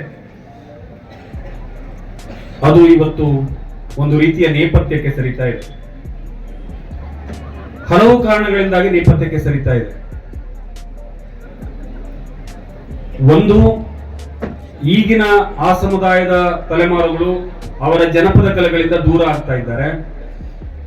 ಅವರ ವೇಷಭೂಷಣಗಳನ್ನ, ಹಿಂದಿನ ತಲೆಮಾರಿನ ವೇಷಭೂಷಣಗಳನ್ನ ಬಳಸದೇನೆ ತಾವು ಈಗ ಮತ್ತಷ್ಟು ಆಧುನಿಕತೆಯತ್ತ ಬರ್ತಾ ಇದ್ದಾರೆ. ನನ್ನ ತಪ್ಪಂತ ಹೇಳೋದಿಲ್ಲ, ಬರಬಾರ್ದು ಅಂತ ಹೇಳೋದಿಲ್ಲ, ಬರ್ತಾ ಇದ್ದಾರೆ. ಹಾಗೆ ಬರುವ ಸಂದರ್ಭದಲ್ಲಿ ನಮ್ಮ ಬದುಕಿನ ದಾರಿ, ಬದುಕಿನ ವೇಷಭೂಷಣಗಳು ಬದಲಾದ ಹಾಗೆ ನಮ್ಮ ಬದುಕಿನ ಕಲೆ ಕೂಡ ನಾಶ ಆಗ್ತಾ ಹೋಗ್ತದೆ. ಇನ್ನೊಂದು ಕಲೆ, ಬುಡಕಟ್ಟುಗಳ ಕಲೆ ಯಾಕೆ ವಿನಾಶದ ಅಂಚಿನಲ್ಲಿದೆ ಅಂತ ಹೇಳಿದ್ರೆ, ಅನ್ಯತಾ ಭಾವಿಸಬಾರದು, ನಾನು ಯಾವ ಸರ್ಕಾರದ ಪರವಾಗಿಯೋ ವಿರುದ್ಧವಾಗಿ ಮಾತನಾಡ್ತಾ ಇಲ್ಲ. ಏನು ಇವತ್ತು ಕಲೆಗೆ, ಸಾಹಿತ್ಯಕ್ಕೆ, ಸಾಂಸ್ಕೃತಿಕ ಕಾರ್ಯಕ್ರಮಗಳಿಗೆ ಸಿಗಬೇಕಾದ ಸಹಾಯಧನಗಳು ಸಿಗ್ತಾ ಇದೆಯಲ್ಲ, ಅದು ಸಿಗ್ತಾ ಇಲ್ಲ ಈ ಸಂದರ್ಭದಲ್ಲಿ. ಕನ್ನಡ ಮತ್ತು ಸಂಸ್ಕೃತಿ ಇಲಾಖೆಯ ಸಾಹಿತ್ಯ ನಿರ್ದೇಶಕರು ಇಲ್ಲೇ ಇದ್ರು. ಹಿಂದೆ ಒಂದು ಕಲಾ ತಂಡಕ್ಕೆ ಕೊಡೋದಕ್ಕೆ ಅವರಿಗೆ ಒಂದು ಅಧಿಕಾರ ಇತ್ತು, ಇವತ್ತು ಅದು ಇಲ್ಲ. ಹಿಂದೆ ಅನೇಕ ಸಂಘ ಸಂಸ್ಥೆಯವರು ಕಲೆಗಳಿಗೆ, ಸಾಂಸ್ಕೃತಿಕ ಕಾರ್ಯಕ್ರಮಗಳಿಗೆ ಅನುದಾನವನ್ನು ಪಡಿತಾ ಇದ್ರು. ಈಗ ಅದು ಸಾಧ್ಯ ಆಗ್ತಾ ಇಲ್ಲ. ಆ ಕಾರಣದಿಂದಾಗಿ ಕೇವಲ ಬುಡಕಟ್ಟುಗಳ ಅಷ್ಟೇ ಅಲ್ಲ, ಇಡೀ ಜನ ಸಮುದಾಯದಲ್ಲಿರುವ ಎಲ್ಲ ಕಲೆಗಳ, ಎಲ್ಲ ಸಾಂಸ್ಕೃತಿಕ ಸಂಗತಿಗಳ ಒಂದು ರೀತಿಯ ಏನು ಅದು ಆ ವಿಚಾರಗಳು ಹಿಂದಕ್ಕೆ ಹೋಗ್ತಾ ಇದೆ, ಕಡಿಮೆ ಆಗ್ತಾ ಇದೆ, ನೇಪಥ್ಯಕ್ಕೆ ಹೋಗ್ತಾ ಇದೆ. ಹಾಗೆ ಆಗಬಾರದು ಅಂತ ಹೇಳಿದ್ರೆ ನಾನು ಇಲ್ಲಿರುವ ನನ್ನ ಅಭಿವೃದ್ಧಿ ಪ್ರಾಧಿಕಾರದ ಅಧ್ಯಕ್ಷರಲ್ಲಿ, ಅಕಾಡೆಮಿಯ ಅಧ್ಯಕ್ಷರಲ್ಲಿ, ಗಡಿ ಅಭಿವೃದ್ಧಿ ಪ್ರಾಧಿಕಾರದ ಅಧ್ಯಕ್ಷರಲ್ಲಿ ಒಂದು ಸವಿನಯ ಪ್ರಾರ್ಥನೆಯನ್ನ ಈ ಸಮ್ಮೇಳನದ ಮೂಲಕ, ಈ ವೇದಿಕೆ ಮೂಲಕ ಮಾಡ್ಕೊಳ್ತಾ ಇದ್ದೇನೆ. ನಮ್ಮ ಕಲೆಗಳನ್ನ ನಾವು ಇನ್ನೂ ಜೀವಂತವಾಗಿ ಇಟ್ಟುಕೊಳಿಸ್ಬೇಕು ಅಂತ ಹೇಳಿದ್ರೆ, ನಮ್ಮ ಜನಪದ ವೈವಿಧ್ಯತೆಗಳನ್ನ ಇನ್ನೂ ಜೀವಂತವಾಗಿ ಉಳಿಸ್ಕೊಳ್ಬೇಕು ಅಂತ ಹೇಳಿದ್ರೆ, ದಯವಿಟ್ಟು ಆ ಎಲ್ಲ ಸಮುದಾಯಗಳ ಕಲೆಗಳಿಗೆ, ಸಾಂಸ್ಕೃತಿಕ ತಂಡಗಳಿಗೆ ಒಂದಿಷ್ಟು ಸಹಾಯಧನಗಳು ಬರುವ ಹಾಗೆ ಆಗಬೇಕು ಅನ್ನೋದನ್ನ ಈ ಸಮಾವೇಶದ ಮೂಲಕ ನಾನು ಒತ್ತಾಯವನ್ನು ಮಾಡ್ತೇನೆ. ಹಿಂದೆ ಜನಪದ ಕಲಾವಿದರಿಗೆ ಮಾಶಾಸನಗಳು ಬರ್ತಾ ಇತ್ತು, ಅರ್ಜಿಯನ್ನ ಪಡಿತಾ ಇದ್ರು. ಈಗ ಅರ್ಜಿ ಪಡೆಯುವ ಇದು ಕೂಡ ಕಡಿಮೆ ಆಗಿದೆ, ಅದು ಪಡ್ಕೊಳ್ಳೋದು ಕಡಿಮೆ ಆಗ್ತಾ ಇದೆ. ಅದು ಇನ್ನಷ್ಟು ವಿಸ್ತಾರವಾಗಬೇಕು ಅಂತ ಹೇಳುವ ಒತ್ತಾಯ ಕೂಡ ನನ್ನದು. ಇನ್ನು ನಾನು ಗಡಿಯ ವಿಚಾರಕ್ಕೆ ಮಾತನಾಡೋದಾದ್ರೆ, ಜೊಯ್ಡಾ ಮತ್ತು ಕಾರವಾರ ನನ್ನ ಜಿಲ್ಲೆಯ ಗಡಿ ತಾಲೂಕುಗಳು. ಉತ್ತರ ಕನ್ನಡ ಜಿಲ್ಲೆ ಈ ರಾಜ್ಯದ ಗಡಿ ತಾಲೂಕು. ಅವಾಗ ಯಾರು ಹೇಳಿದ್ರು ಪ್ರಶಸ್ತಿಯ ವಿಚಾರವಾಗಿ ನಾವು ಬಹಳ ಹಿಂದಿದೀವಿ ಅಂತ, ನೀಡೋದಿಲ್ಲ ಅಂತೇಳಿ. ಒಂದು ಉತ್ತರ ಕರ್ನಾಟಕವನ್ನ, ಈ ರಾಜಧಾನಿ ಬೆಂಗಳೂರು ಉತ್ತರ ಕರ್ನಾಟಕವನ್ನ ದೂರ ಇಡ್ತದೆ. ಉತ್ತರ ಕರ್ನಾಟಕವನ್ನ ರಾಜಧಾನಿ ಬೆಂಗಳೂರು ದೂರ ಇಡ್ತದೆ ಸರ್. ರಾಜಧಾನಿ ಬೆಂಗಳೂರು ಉತ್ತರ ಕರ್ನಾಟಕವನ್ನ ದೂರ ಇಡ್ತದೆ. ಉತ್ತರ ಕರ್ನಾಟಕದಿಂದ ಉತ್ತರ ಕನ್ನಡ ದೂರ ಆಗ್ತದೆ. ನಾನು ಇದನ್ನು ಬಹಳ ಸಂದರ್ಭದಲ್ಲಿ ಹೇಳ್ತೇನೆ. ಇಲ್ಲಿರುವ ಯಾವ ಸಾಹಿತಿಗೋ, ಕಲಾವಿದನಿಗೋ ಅದು ರಾಜ್ಯ ಮಟ್ಟದಲ್ಲಿ ಏನೆಲ್ಲ ಸಿಗಬೇಕಿತ್ತಲ್ಲ, ಅದನ್ನ ಬಹುಪಾಲು ಬೆಂಗಳೂರಿನಲ್ಲಿರುವ, ಮೈಸೂರಿನಲ್ಲಿರುವ ಅಥವಾ ಬೇರೆ ಬೇರೆ ಆ ರಾಜಧಾನಿಗೆ ಹತ್ತಿರವಾಗಿರುವ ಸಾಹಿತಿಗಳೇ ಹೊಡ್ಕೊಂಡು ಹೋಗ್ಬಿಡ್ತಾರೆ. ಹಾಗಂತೇಳಿ ನಮ್ಮಲ್ಲಿ ಅರ್ಜಿ ಹಾಕೋದು ಕೂಡ ಇದು ಕೂಡ ಕಡಿಮೆ ಇದೆ ನಮ್ಮಲ್ಲಿ, ಒತ್ತಡ ತರುವುದು ಕೂಡ. ಅದು ಆಗಬಾರದು ಅಂತ ಹೇಳಿದ್ರೆ, ನಾವೇನು ಈಗ ಒಂದು ಸಾಮುದಾಯಿಕ ವಿಚಾರ ಮಾಡುವಾಗ ಸಾಮಾಜಿಕ ನ್ಯಾಯ ಅಂತ ಹೇಳ್ತೀವಿ, ಸಾಂಸ್ಕೃತಿಕವಾಗಿಯೂ ಕೂಡ ಒಂದು ಸಾಮಾಜಿಕ ನ್ಯಾಯ ನಮಗೆ ಬೇಕು, ಒಂದು ಪ್ರಾದೇಶಿಕ ನ್ಯಾಯ ನಮಗೆ ಬೇಕು. ಹಾಗೆ ಸಾಂಸ್ಕೃತಿಕವಾದ ಪ್ರಾದೇಶಿಕ ನ್ಯಾಯ, ಸಾಮಾಜಿಕ ನ್ಯಾಯವನ್ನು ಗುರುತಿಸುವಾಗ ಬೇರೆ ಜಿಲ್ಲೆಗಳಿಗೆ ಕೊಡುವ ಮಾನದಂಡ, ಬೇರೆ ಜಿಲ್ಲೆಗಳಿಗೆ ಕೊಡುವ ಅಂಕೆ ಸಂಖ್ಯೆ ನನ್ನ ಜಿಲ್ಲೆಗೂ ನೀವು ಕೊಡಬೇಕು ಅನ್ನೋದನ್ನ ಸರ್ಕಾರದ ಮಟ್ಟದಲ್ಲಿ ಒತ್ತಾಯ ಮಾಡಬೇಕು ಅನ್ನೋದನ್ನ ಈ ಸಂದರ್ಭದಲ್ಲಿ ಹೇಳ್ತೇನೆ. ನಾವು ರಾಮನಗರದಿಂದ ಹೀಗೆ ಜೊಯ್ಡಾ ಹಾಸಿ ಕಾರವಾರದ ಕದ್ರಾಕ್ಕೆ ಹೋಗುವವರೆಗೂ ಕೂಡ ಮರಾಠಿ ಪ್ರಾಬಲ್ಯ. ಎಲ್ಲರೂ ಕನ್ನಡಿಗರೇ, ಕನ್ನಡ ವಿರೋಧಿಗಳು ಯಾರು ಇಲ್ಲ, ಗೊತ್ತಿಲ್ಲ. ಬಹಳ ವರ್ಷಗಳಿಂದ ಅದು ಮರಾಠಿ ಪ್ರಾಬಲ್ಯವಾಗಿ ಉಳಿದಿದೆ. ಇನ್ನು ಕಾರವಾರಕ್ಕೆ ಹೋಗ್ಬಿಟ್ರೆ ಅಲ್ಲಿ ಕೊಂಕಣಿ. ಇವರೆಲ್ಲರೂ ಕೂಡ ನಮ್ಮ ಸೋದರ ಭಾಷೆ, ಸೋದರರೇ ಅಂತ ನಾವು ತಿಳ್ಕೊಳ್ಳುವ ಸಂದರ್ಭದಲ್ಲಿಯೂ ಕೂಡ ಈಗ ಜೊಯ್ಡಾದಲ್ಲಿ, ನಾನು ಎಷ್ಟೋ ಸಲ ಹೇಳ್ತೀನಿ, ಜೊಯ್ಡಾದಲ್ಲಿ ಶಿಕ್ಷಕರು ಶಾಲೆ ಮಾಡೋದಿದೆಯಲ್ಲ, ಇದೊಂದು ದೊಡ್ಡ ಸಾಹಸ. ಬಹುಶಃ ಒಬ್ಬ ಮಾಸ್ಟ್ರು ಮಳೆಗಾಲದಲ್ಲಿ, ಜೂನದಲ್ಲಿ ಅವನು ಆ ಗ್ರಾಮಕ್ಕೆ ಹೋದ ಅಂತ ಆದ್ರೆ, ಅವನು ಮಳೆಗಾಲ ಮುಗಿದ ಮೇಲೆ ಮತ್ತೆ ಮನೆಗೆ ಬರಬೇಕು. ಅಲ್ಲಿವರೆಗೆ ಸೂಪರ್ ಡ್ಯಾಮ್ ತುಂಬಿಟ್ಟು ಅವನಿಗೆ ದಾರಿಯೇ ಸಿಗೋದಿಲ್ಲ ಅಂತ ಪರಿಸ್ಥಿತಿ ಇದೆ. ಶಿಕ್ಷಕರ ಸಂಘದ ಅಧ್ಯಕ್ಷರಿದ್ದಾರೆ, ಅಂತ ಪರಿಸ್ಥಿತಿ ಇದೆ. ಇನ್ನು ಆ ಶಿಕ್ಷಕ ಮನೆಯಲ್ಲಿ ಕನ್ನಡ ಮಾತನಾಡುವ ಶಿಕ್ಷಕ ಮರಾಠಿ ಪ್ರಾಬಲ್ಯದಲ್ಲಿರುವ ಆ ಗ್ರಾಮಕ್ಕೆ ಹೋಗ್ಲಿಕ್ಕೆ ಹೋದ್ರೆ ಅವನಿಗೆ ಮರಾಠಿ ಬರೋದಿಲ್ಲ. ಅಲ್ಲಿಯ ಮರಾಠಿಗರಿಗೆ ಕನ್ನಡ ಮಾತಾಡಬೇಕು ಅಂದ್ರೆ ಆ ಶಿಕ್ಷಕರಿಗೆ ಏನು ಹೇಳ್ಬೇಕಂದ್ರೆ ಅವ್ರಿಗೆ ಕನ್ನಡ ಬರೋದಿಲ್ಲ. ಇಂಥ ಪರಿಸ್ಥಿತಿಯಲ್ಲಿ ನಾನು ಈಗಲೂ ಕೇಳ್ತೇನೆ, ಸಾಧ್ಯ ಆದ್ರೆ, ನನಗೆ ಕನ್ನಡ ಅಭಿವೃದ್ಧಿ ಪ್ರಾಧಿಕಾರದವರು ಈಗಾಗಲೇ ಗುಂದಕ್ಕೆ ಒಂದು ಕನ್ನಡ ಕಲಿಕಾ ಕೇಂದ್ರವನ್ನು ನೀಡಿದ್ದಾರೆ. ಸಾಧ್ಯ ಆದ್ರೆ ಗಡಿ ಅಭಿವೃದ್ಧಿ ಪ್ರಾಧಿಕಾರದವರು ಕೂಡ ಜೊಯ್ಡಾದಲ್ಲಿ ಈ ರೀತಿಯಾದ ಒಂದು ಕನ್ನಡ ಬರದವರಿಗೆ, ಮರಾಠಿ ಬರದವರಿಗೆ ಕನ್ನಡ ಕಲಿಸುವ ಒಂದು ಏನಾದರೂ ಕಲಿಕಾ ಕೇಂದ್ರವನ್ನು ಮಾಡುವ ನಿಟ್ಟಿನಲ್ಲಿ. ನನಗೆ ಬೇಕಾಗಿರೋದು ಜೊಯ್ಡಾದಲ್ಲಿ ಗ್ರಾಮ ಪಂಚಾಯತಿಗೊಂದಾದ್ರೂ ಕನ್ನಡ ಕಲಿಕಾ ಬೇಕಾಗಿದೆ. ಒಂದು ಗ್ರಾಮ ಪಂಚಾಯತಿ ಕೇಂದ್ರಕ್ಕೆ ಹೋಗ್ಬೇಕಂದ್ರೆ ಅವನು 15-20 ಕಿಲೋಮೀಟರ್ ಬರ್ಬೇಕು ಕನಿಷ್ಠ ಅಂದ್ರೂ ಕೂಡ, ಅದಕ್ಕಿಂತ ದೂರ ಇದೆಯೇನು. ಆದ್ರೂ ಕೂಡ ಕನಿಷ್ಠ ಒಂದು ಕಲಿಕಾ ಕೇಂದ್ರವನ್ನು ಮಾಡಿದ್ರೆ ಒಂದಿಷ್ಟು ಜೊಯ್ಡಾದಂತಹ ಗಡಿ ತಾಲೂಕಿನಲ್ಲಿ ಕನ್ನಡವನ್ನು ಬೆಳೆಸಲಿಕ್ಕೆ ನಾವು ಸಾಧ್ಯ ಇದೆ. ಅದನ್ನು ತಾವು ಖಂಡಿತ ಮಾಡಬೇಕು ಅಂತ ಹೇಳಿ ನಾನು ಈ ಸಂದರ್ಭದಲ್ಲಿ ಈ ಸಮ್ಮೇಳನದ ಮೂಲಕ ಹಕ್ಕೊತ್ತಾಯವನ್ನ ಮಾಡ್ತಾ ಇದ್ದೇನೆ. ಬಂದ್ರೆ ಅವರು ಆರಂಭದಲ್ಲಿ ನಮ್ಗೆ ಏನ್ ಬಂದ್ರಿ ಯಾಕೆ ಬಂದ್ರಿ ಕೇಳ್ಬೇಕಂದ್ರೆ ಕೊಂಕಣಿಯಲ್ಲೇ ಕೇಳ್ಬೇಕು. ಆ ತರದ ವಾತಾವರಣ ಇದೆ. ಕೊಂಕಣಿಯವರ ಮಾತೃಭಾಷೆ, ಕನ್ನಡದ ಸೋದರ ಭಾಷೆ, ಅದು ಮಾತಾಡಲೇಬೇಕು. ಖಂಡಿತ ಅದರ ಬಗ್ಗೆ ವಿರೋಧ ಅಂತಲ್ಲ.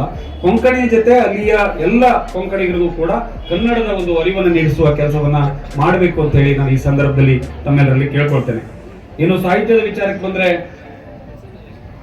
ಅವಾಗಲೇ ಪ್ರಶಸ್ತಿ ವಿಚಾರವಾಗಿ ಮಾತನಾಡಿದ್ದೀನಿ. ಅದು ಕೇವಲ ಪ್ರಶಸ್ತಿಗೆ ಸೀಮಿತ ಆಗಿರೋದಲ್ಲ, ಪುಸ್ತಕ ಆಯ್ಕೆಯ ಸಂದರ್ಭದಲ್ಲಿಯೂ ಕೂಡ ಸರ್ಕಾರವೋ ಅಕಾಡೆಮಿಗಳು ನನ್ನ ಜಿಲ್ಲೆಯ ಬರಹಗಾರರನ್ನ ಕಡೆಗಣಿಸ್ತಾರೆ. ಖಂಡಿತ ಕಡೆಗಣಿಸ್ತಾರೆ, ಗೊತ್ತಿದೆ ನನಗೆ. ಕಡೆಗಣಿಸುವುದಂದ್ರೆ ನೀವು ಬುದ್ಧಿಪೂರ್ವಕವಾಗಿ ಮಾಡುವುದಲ್ಲ. ಅದು ಏನೋ ನಮ್ಗೆ ಆ ತರದ ಅವಕಾಶಗಳು ಸಿಗೋದು ಬಹಳ ಕಡಿಮೆ. ಇಲ್ಲಿಯ ಯುವ ಸಾಹಿತಿಗಳಿಗೆ, ಯುವ ಬರಹಗಾರರಿಗೆ ನನ್ನ ರಾಜ್ಯದ ಸಾಹಿತ್ಯ ಅಕಾಡೆಮಿ ಒಂದಿಷ್ಟು ಹೆಚ್ಚಿನ ಅವಕಾಶವನ್ನ ನೀಡಬೇಕು. ಈ ಸಮ್ಮೇಳನದ ಈ ಗೋಷ್ಠಿಗಾದರೂ ಕೂಡ ಮುಂದಿನ ಪ್ರಶಸ್ತಿಯಲ್ಲಿಯೋ ಮುಂದಿನ ಪುಸ್ತಕ ಪ್ರಕಟಣೆಯಲ್ಲಿಯೋ ವಿಶೇಷ ಆದ್ಯತೆಯನ್ನು ನೀಡಿ ನನ್ನ ಜಿಲ್ಲೆಯ ಯುವ ಬರಹಗಾರರಿಗೆ ಒಂದಿಷ್ಟು ಅವಕಾಶವನ್ನು ನೀಡಬೇಕು ಅಂತೇಳಿ ನಾನು ಮನವಿಯನ್ನ ಈ ಸಂದರ್ಭದಲ್ಲಿ ನಿಮ್ಮ ಹತ್ರ ಮಾಡ್ಕೊಳ್ತಾ ಇದ್ದೇನೆ. ಇನ್ನು ನಮ್ಮ ಹಳಿಯಾಳಕ್ಕೆ ಬಂದ್ರೆ, ಈ ಜೊಯ್ಡಾದ ಮರಾಠಿ ಅಲ್ಲಿಯ ವಾತಾವರಣ ಒಂದು ರೀತಿ, ಹಳಿಯಾಳದ್ದು ಇನ್ನೊಂದು ರೀತಿ. ಪ್ರತಿ ಮನೆಯಲ್ಲೂ ಕೂಡ ಅಲ್ಲಿ ಮರಾಠಿಯನ್ನು ಮಾತಾಡ್ತಾರೆ ಹಳ್ಳಿಗಳಲ್ಲಿ. ಹಾಗಂತೇಳಿ ಯಾರು ಕನ್ನಡದ ವಿಷಯಗಳಲ್ಲ, ಅದು ಗೊತ್ತೇ ಇಲ್ಲ, ಆಗ್ಲೇ ಇಲ್ಲ, ಅಲ್ಲಿ ಕನ್ನಡ ಕಲಿಸುವ ಕೆಲಸವೇ ಆಗ್ಲಿಲ್ಲ.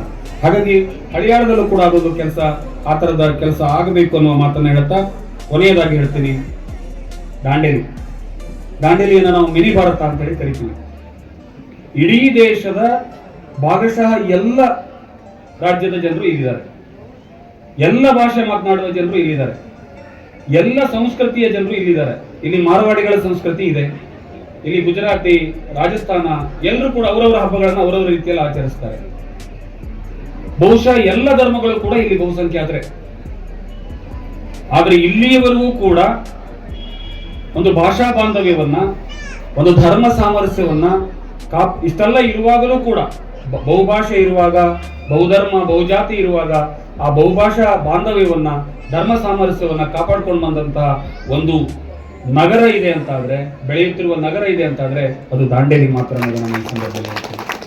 ನಾನು ಹಿಂದೆ ಬಹಳ ಸಲ ಹೇಳಿದೆ,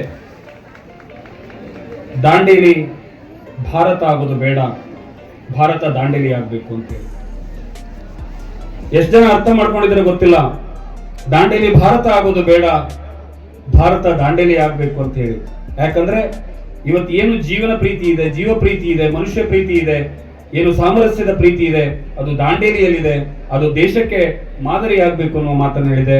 ಅಂತಹ ದಾಂಡೇಲಿಯಲ್ಲಿಯೂ ಕೂಡ ಒಂದಿಷ್ಟು ಸಾಹಿತ್ಯದ ವಾತಾವರಣವನ್ನ ಇನ್ನೂ ಹೆಚ್ಚು ಬೆಳೆಸುವ, ಕಲೆಯ ವಾತಾವರಣವನ್ನ ಇನ್ನೂ ಹೆಚ್ಚು ಬೆಳೆಸುವ ನಿಟ್ಟಿನಲ್ಲಿ ಸರ್ಕಾರಗಳು ಇಲ್ಲಿಯ ಇದಕ್ಕೆ ಕೆಲಸ ಮಾಡಬೇಕು ಅನ್ನೋ ಮಾತನ್ನು ಹೇಳ್ತಾ ನಾವೀಗ ಒಂದು ನಿರ್ಣಯವನ್ನ ಕೈಗೊಂಡಿದ್ದೇವೆ. ನಿಮ್ಮಲ್ಲಿ ಒಂದು ಅರಿಕೆಯನ್ನ ಮಾಡ್ಕೊಳ್ತೇನೆ. ನನ್ನ ಜಿಲ್ಲೆಯಲ್ಲಿ ಎಲ್ಲಿಯೂ ಕೂಡ ಸಾಹಿತ್ಯ ಭವನಗಳಿಲ್ಲ. ಇಡೀ ರಾಜ್ಯದಲ್ಲಿ ಸಾಹಿತ್ಯ ಭವನ ಇಲ್ಲದಂತಹ ಒಂದು ಕನ್ನಡ ಸಾಹಿತ್ಯ ಪರಿಷತ್ತು ಇದೆ ಅಂದ್ರೆ ಅದು ಉತ್ತರ ಕನ್ನಡ ಜಿಲ್ಲೆ ಅನ್ನೋದನ್ನ ಅತ್ಯಂತ ನೋವಿನಿಂದ ಹೇಳ್ಕೊಳ್ತಾ ಇದ್ದೇನೆ. ಕನ್ನಡ ಅಭಿವೃದ್ಧಿ ಪ್ರಾಧಿಕಾರದಿಂದ ಅಂಕೋಲದಲ್ಲೊಂದು ಕನ್ನಡ ಭವನ ಆಯಿತು, ಕಾರವಾರದಲ್ಲೊಂದು ಕನ್ನಡ ಭವನ ಆಯಿತು, ಜೊಯ್ಡಾದಲ್ಲೊಂದು ಕನ್ನಡ ಭವನ ಆಯಿತು, ಕನ್ನಡ ಅಭಿವೃದ್ಧಿ ಪ್ರಾಧಿಕಾರ.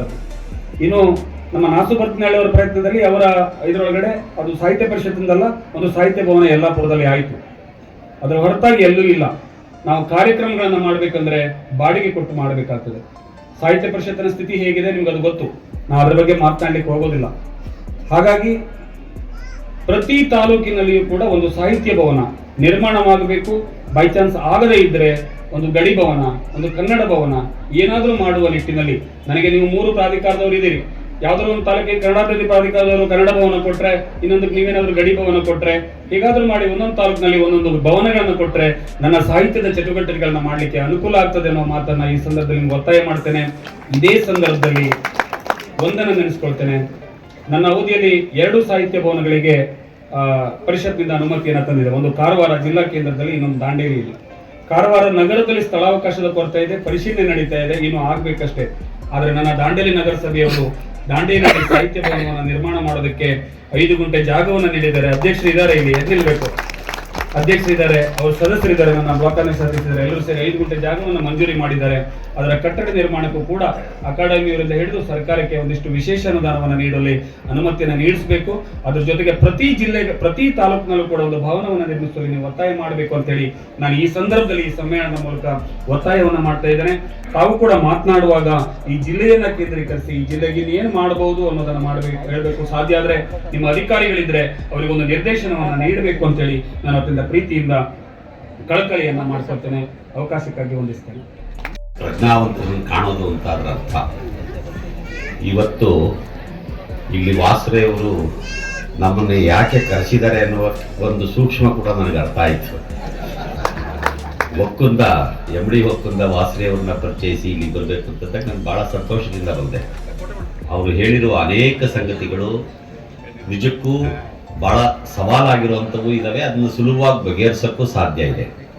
ನಮ್ಮಂಥವ್ರಿಗೆ, ಸಾಹಿತ್ಯ ಅಕಾಡೆಮಿಯ ಅಧ್ಯಕ್ಷರಾಗಿರುವ ನನ್ನಂಥವ್ರಿಗೆ ಮಿತವಾದ ಅಧಿಕಾರಗಳು, ಮಿತವಾದ ಸಂಪನ್ಮೂಲಗಳು ಇರ್ತವೆ. ಅದರಲ್ಲಿ ಏನು ಮಾಡಬಹುದೋ ಅದನ್ನು ಮಾಡೋಕ್ಕೆ ಪ್ರಯತ್ನ ಮಾಡ್ತಿದ್ದೀವಿ. ಒಂದು ಅರ್ಥ ಮಾಡ್ಕೋಬೇಕು, ಉತ್ತರ ಕನ್ನಡ ಜಿಲ್ಲೆಯನ್ನ ಸಾಹಿತ್ಯ ಅಕಾಡೆಮಿ ನಿರ್ಲಕ್ಷ್ಯ ಮಾಡಿಲ್ಲ. ನಿಮಗೆ ಕಳೆದ ಹಿಂದಿನ ಸರ್ಕಾರದ ಅವಧಿಯಲ್ಲಿ ಯಾವ ಪ್ರಶಸ್ತಿಯನ್ನು ಕೊಡದೆ ಎಲ್ಲ ಹಾಗೆ ಬಿಟ್ಟೋದು. ನಾವು ಬಂದು ಒಂದು ಕಾಲು ವರ್ಷ ಆಯಿತು. ಈ ಅವಧಿಯಲ್ಲಿ ಮೊನ್ನೆ ಇದೇ ತಿಂಗಳ 5ನೇ ತಾರೀಕು ಗುಬ್ಬಿಯಲ್ಲಿ 3ನೇ ಪ್ರಶಸ್ತಿ ಪ್ರದಾನ ಸಮಾರಂಭವನ್ನು ಮಾಡಿದ್ವಿ. ಅದಕ್ಕೆ ಮೊದಲು ಕೊಪ್ಪಳದಲ್ಲಿ ಮಾಡಿದ್ವಿ, ಬೆಂಗಳೂರಿನಲ್ಲಿ 2ನೇದು ಮಾಡಿದ್ವಿ, 3ನೇದು ಗುಬ್ಬಿಯಲ್ಲಿ ಮಾಡಿದ್ವಿ, ಒಂದು ತಾಲೂಕು ಕೇಂದ್ರದಲ್ಲಿ. ಯಾಕೆ ಇದನ್ನು ಹೇಳ್ತಾ ಇದ್ದೀನಿ ಅಂತ, ಈ 3 ಪ್ರಶಸ್ತಿ ಪ್ರದಾನ ಸಮಾರಂಭ ನಡೆಯುವಾಗ ಆಯ್ಕೆ ಮಾಡುವ ಕಾಲದಲ್ಲಿ ನಾವು ತುಂಬ ಯೋಚನೆ ಮಾಡಿ, ನಮಗಿರೋದು 5 ಗೌರವ ಪ್ರಶಸ್ತಿ. 5 ಗೌರವ ಪ್ರಶಸ್ತಿಯನ್ನ ಕೇವಲ 5 ಜನಕ್ಕೆ ಮಾತ್ರ ಕೊಡೋಕ್ಕಾಗುತ್ತೆ ಹೊರತು 50 ಜನಕ್ಕೆ ಹಚ್ಚಕ್ಕಾಗಲ್ಲ. ಈ 5 ಜನ ಯಾರಾಗಿರ್ಬೇಕು? ಕನ್ನಡದ ಅತ್ಯಂತ ಪ್ರತಿಭಾವಂತರಾಗಿರ್ಬೇಕು. ಅವರು ಎಲ್ಲ ಜಾತಿಯವರಾಗಿರ್ಬೇಕು. ಪ್ರಾದೇಶಿಕ ನ್ಯಾಯ ಇರಬೇಕು, ಮಹಿಳೆಯರಿಗೆ ಆದ್ಯತೆ ಇರಬೇಕು, ಅಲ್ಪಸಂಖ್ಯಾತರು, ದೀನರು, ದಲಿತರು, ತುಂಬಾ ತಡ ಸಮುದಾಯಗಳಲ್ಲಿರೋರು, ಇಂಥವ್ರನ್ನೆಲ್ಲ ಗುರುತಿಸಬೇಕು. ಯಾವ ಪ್ರದೇಶಕ್ಕೆ ಹೆಚ್ಚು ಅನ್ಯಾಯ ಆಗಿದೆ ಅನ್ನುವಂಥದ್ದನ್ನ ಗುರುತಿಸಬೇಕು. ನಾವು ಕರಾವಳಿ ತೀರದ ಇದಕ್ಕೆ ಮೊದಲಿನಿಂದಲೂ ಆದ್ಯತೆ ಕೊಟ್ಕೊಂಡೇ ಬಂದಿದ್ದೀವಿ. ಮೊದಲನೇ ಪ್ರಶಸ್ತಿ ಪ್ರದಾನ ಸಮಾರಂಭ ಕೊಪ್ಪಳದಲ್ಲಾದಾಗ ಇಂದಿರಾ ಹೆಗಡೆ ಅವ್ರನ್ನ ಆಯ್ಕೆ ಮಾಡಿದ್ದೀವಿ. ಆಮೇಲೆ ಕಳೆದ ಸರಿಯೂ ಕೂಡ ಅನೇಕ ಜನ ಕರಾವಳಿ ತೀರದವರು, ನಮ್ಮ ಅಕ್ಷತಾ ಕೃಷ್ಣಮೂರ್ತಿ ಎಲ್ಲ ಕೂತಿದ್ದಾರೆ, ಅವರ ಮೊದಲನೇ ಕೃತಿ ಬಹುಶಃ ಈ ಸ್ಕೂಲು. ಅದಕ್ಕೆ ನಾವು ಆಯ್ಕೆ ಮಾಡಿರಲ್ಲ, ಅವರಿಗೆ ಸಹಜವಾಗಿ ಬಂದಿದೆ. ಈ ಪುಸ್ತಕ ಪ್ರಶಸ್ತಿ ಇದೆಯಲ್ಲ, ವಾಸರೆ ಹೊರಟೋದ್ರ? ಎಲ್ಲಿದ್ರಿ ಸರ್? ಬನ್ನಿ. ಪುಸ್ತಕ ಪ್ರಶಸ್ತಿಗಳನ್ನು ಆಯ್ಕೆ ಮಾಡುವ ಸಂದರ್ಭದಲ್ಲಿ ನಾವೇನ್ ಮಾಡ್ತೀವಿ ಅಂದ್ರೆ, ಹೆಚ್ಚು ಕಡಿಮೆ 27 ಪುಸ್ತಕಗಳಿಗೆ ವಿವಿಧ ಪ್ರಕಾರಗಳಲ್ಲಿ ಪ್ರಶಸ್ತಿ ಕೊಡ್ತೀವಿ. ಈ ಪ್ರಶಸ್ತಿ ನಿಮಗೆ ತಿಳ್ಕೋಬೇಕು ಅನ್ನೋ ಕಾರಣಕ್ಕೋಸ್ಕರ ಹೇಳ್ತಾ ಇದ್ದೀನಿ. ಈ ಪ್ರಶಸ್ತಿಗೆ ಆಯ್ಕೆ ಮಾಡಬೇಕಾದ್ರೆ ನಾವು ಮೊದಲಿಗೆ ಪತ್ರಿಕಾ ಪ್ರಕಟಣೆ ಕೊಟ್ಟು ಎಲ್ಲ ಕಡೆಯಿಂದ ಎಲ್ಲಾ ಪ್ರಕಾರಗಳ ಪುಸ್ತಕಗಳನ್ನು ತರಿಸ್ಕೊಳ್ತೀವಿ. ಆ ಪುಸ್ತಕಗಳಲ್ಲಿ 10 ಪುಸ್ತಕಗಳನ್ನ ನಮ್ಮ ಒಂದು ಸ್ಥಾಯಿ ಸಮಿತಿ ಇರುತ್ತೆ, ಅದು ಆಯ್ಕೆ ಮಾಡುತ್ತೆ. ಆ 10 ಪುಸ್ತಕಗಳನ್ನ 3 ಜನ ವಿಮರ್ಶಕರಿಗೆ ಕಳಿಸ್ತೀವಿ, ತೀರ್ಪುಗಾರರಿಗೆ. ಆ ವಿಮರ್ಶಕರು ಅದಕ್ಕೆ 25ರಲ್ಲಿ ಒಂದು ಅಂಕವನ್ನು ಹಾಕಬೇಕಾಗುತ್ತೆ. ಅಂಕ ಹಾಕಿದ ಮೇಲೆ ನಾವು ಯಾಕೆ ಇಷ್ಟು ಅಂಕವನ್ನ ಈ ಪುಸ್ತಕಕ್ಕೆ ಕೊಟ್ಟಿದ್ದೀವಿ ಅಂತ ಬರೀಬೇಕು. ಅವರು ಬರೆದ ಮೇಲೆ ನಾವು ಪ್ರಶಸ್ತಿ ಪ್ರದಾನ ಸಮಾರಂಭದಲ್ಲಿ ಅದನ್ನ ಪುಸ್ತಕ ರೂಪದಲ್ಲಿ ಪ್ರಕಟ ಮಾಡ್ತೀವಿ. ಒಂದು ಪುಸ್ತಕಕ್ಕೆ, ಈ ಅಕ್ಷತನ್ ಪುಸ್ತಕಕ್ಕೆ ಯಾಕೆ ಅವಾರ್ಡ್ ಬಂದಿದೆ ಅನ್ನೋದು ಅಲ್ಲಿ ಅಭಿಪ್ರಾಯ ದಾಖಲಾಗಿರುತ್ತೆ. ಸೊ ಅಲ್ಲಿ ನಾವು ಅಕ್ಷತ ಯಾವ ಊರು, ಇದು ಯಾವ ಜಾತಿ, ಇದೇನು ನೋಡೋಕ್ಕೆ ಸಾಧ್ಯ ಇಲ್ಲ, ಪ್ರತಿಭೆಯನ್ನಷ್ಟೇ ಅಲ್ಲಿ ನೋಡ್ತಾ ಇರ್ತೀವಿ. ಹಾಗಾಗಿ ತುಂಬಾ ಜನ ಉತ್ತರ ಕನ್ನಡ ಜಿಲ್ಲೆಯ ಪ್ರತಿಭಾವಂತರು ಸಹಜವಾಗಿರೋದ್ರಿಂದ ಅವ್ರಿಗೆ ನ್ಯಾಚುರಲಿ ಪ್ರಶಸ್ತಿ ಬರುತ್ತೆ. ಯಾರು ಅದಕ್ಕಾಗಿ ಒತ್ತಾಯ ಮಾಡಬೇಕಾಗಿಲ್ಲ, ಒತ್ತಡ ಹೇರಬೇಕಾಗಿಲ್ಲ, ವಶೀಲಿಬಾಜಿ ಮಾಡಬೇಕಾಗಿಲ್ಲ, ವಿನಂತಿ ಕೂಡ ಮಾಡ್ಕೋಬೇಕಾಗಿಲ್ಲ. ಅವ್ರಿಗೆ ಸಹಜವಾಗಿ ಅವರಿಗೆ ಪ್ರಶಸ್ತಿಗಳು ಬರ್ತವೆ. ಈ ಸರಿ ಸಾಹಿತ್ಯ ಶ್ರೀ ಪ್ರಶಸ್ತಿಯಲ್ಲೂ ಅನುಪಮ, ಈ ಭಾಗದವರು ಡಾಕ್ಟರ್ HS ಅನುಪಮ ಅನ್ನೋದನ್ನ ಗುರುತಿಸಿ, ಯಾಕೆಂದ್ರೆ ನಾವು ಹುಡುಕ್ತಾ ಇರ್ತೀವಿ. ಈಗ 5 ಪ್ರಶಸ್ತಿಯನ್ನ 5 ವಲಯಗಳಿಗೆ, ಒಂದು ಗುಲ್ಬರ್ಗಾ ವಲಯ, ಬೆಳಗಾವಿ ವಲಯ, ಮೈಸೂರು ವಲಯ, ಬೆಂಗಳೂರು ವಲಯ, ಇನ್ನೊಂದು ಬೆಂಗಳೂರು ಮಹಾನಗರ, ಹೀಗೆ 5 ವಿಭಾಗಗಳು ಮಾಡ್ಕೊಂಡು ಕೊಡ್ತೀವಿ. ಸಾಹಿತ್ಯ ಶ್ರೀ ಪ್ರಶಸ್ತಿಯನ್ನ ಒಂದೊಂದು ವಲಯಕ್ಕೆ 2 ರೀತಿಯಲ್ಲಿ 5 ವಲಯಗಳಿಗೆ 10 ಕೊಡ್ತೀವಿ. ಹೀಗೆ ಎಲ್ಲ ಕಡೆಯವ್ರನ್ನು ಯಾವುದೂ ನಿರ್ಲಕ್ಷ್ಯ ಮಾಡದಲ್ಲೇ ನಾವು ಮಾಡ್ತಾ ಇದ್ದೀವಿ.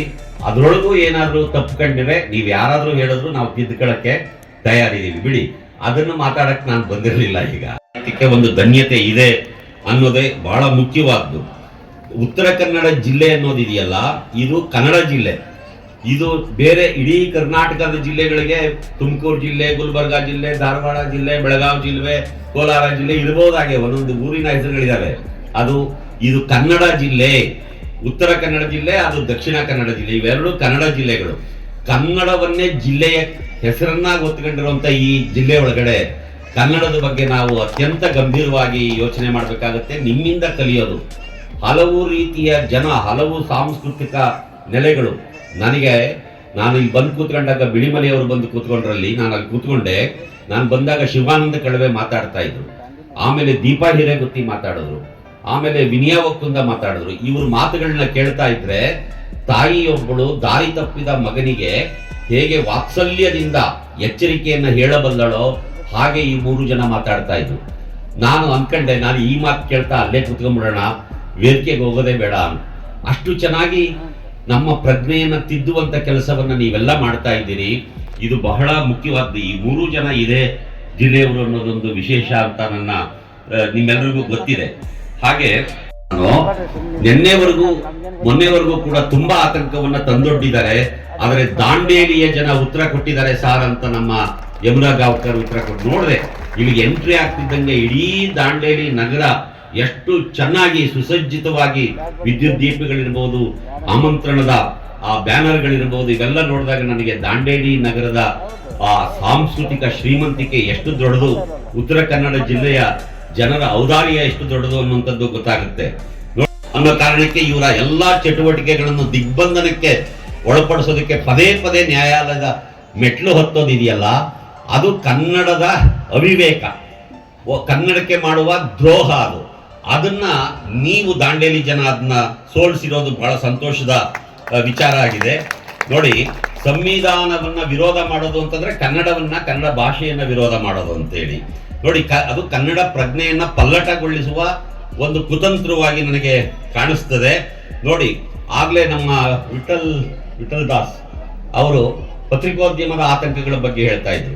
ಯಾವಾಗ ಪತ್ರಿಕೋದ್ಯಮದ ಆತಂಕ ಶುರುವಾಯಿತು, ಅವರೇ ಹೇಳಿದ ಪ್ರಕಾರ ಕರೋನಾ ಕಾಲದಲ್ಲಿ. ಕರೋನಾದ ಷಡ್ಯಂತ್ರ ಏನು ಅನ್ನೋದನ್ನ ಪತ್ರಿಕಾ ಉದ್ಯಮದಲ್ಲಿ ಕೆಲಸ ಮಾಡುವಂತವರಿಗೆ ನಾನು ವಿವರಿಸಿ ಹೇಳಬೇಕಾಗಿಲ್ಲ. ಪತ್ರಿಕೋದ್ಯಮವನ್ನ ಬಾಯಿ ಕಟ್ಟಿ ಹಾಕುವುದಕ್ಕಾಗಿಯೇ ಎಲ್ಲ ಪತ್ರಿಕೆಗಳನ್ನು ಕೊಂಡುಕೊಳ್ಳೋ ಕೆಲಸವನ್ನ ಯಾರು ಮಾಡಿದ್ರು? ಸರ್ವಾಧಿಕಾರಿಗಳು ಏನು ಮಾಡ್ತಾರೆ ಮೊದಲಿಗೆ ಅನ್ನೋದನ್ನ ಯೋಚನೆ ಮಾಡಬೇಕು. ಇಲ್ಲಿ ಸ್ವಲ್ಪ ಚರಿತ್ರೆ ಗೊತ್ತಿರೋರು ಇದ್ರೆ ನೀವು ಮಾತಾಡ್ಬೇಕು. ಸರ್ವಾಧಿಕಾರಿಗಳು ಮೊದಲು ಮಾಧ್ಯಮಗಳನ್ನ ತಮ್ಮ ನಿಯಂತ್ರಣಕ್ಕೆ ತಗೊಳ್ತಾರೆ. ಹೇಗೆ ತಗೊಳ್ತಾರೆ? ಮೊದಲು ಸಾಮ, ದಾನ, ಭೇದ, ಆಮೇಲೆ ಕೊನೆಗೆ ದಂಡ, ಇದೆಲ್ಲವನ್ನು ಬಳಸಿ ಕೊಂಡುಕೊಳ್ತಾರೆ. ಕಾಸು ಕೊಡ್ತಾರೆ, ನಿಮ್ಗೆ ಅಧಿಕಾರ ಕೊಡ್ತೀವಿ, ನಿಮ್ ಮೂಗಿಗೆ ತುಪ್ಪ ಸವರ್ತಾರೆ. ಪತ್ರಿಕೋದ್ಯಮದ ಜನ ಅಲ್ಲಿಗೆ ಆ ರೀತಿಯಾಗಿ ಹೋಗಿ ಅವರ ತುತ್ತೂರಿ ಊದುವ ಬಾಲಂಗೋಚಿಗಳಾಗ್ತಾರೆ. ಅಂದ್ರೆ ತಮ್ಮ ನಾಶಕ್ಕೆ ತಾವೇ ಮುನ್ನುಡಿಯನ್ನ ಬರ್ಕೊಂಡಿದ್ದಾರೆ, ತಮ್ಮ ತಲೆಯ ಮೇಲೆ ತಾವೇ ಕಲ್ಲೆಳ್ಕೊಂಡಿದ್ದಾರೆ ಅಂತ ಅದರ ಅರ್ಥ. ನಮ್ಮಿಂದಲೇ ತೊಂದರೆ ಇದೆ, ಇದನ್ನ ನಾವು ಅರ್ಥ ಮಾಡ್ಕೋಬೇಕು. ಇಷ್ಟೆಲ್ಲ ದಾಳಿಗಳು ಈ ದೇಶದ ಮೇಲೆ ನಡೆದವೆಲ್ಲಪ್ಪ.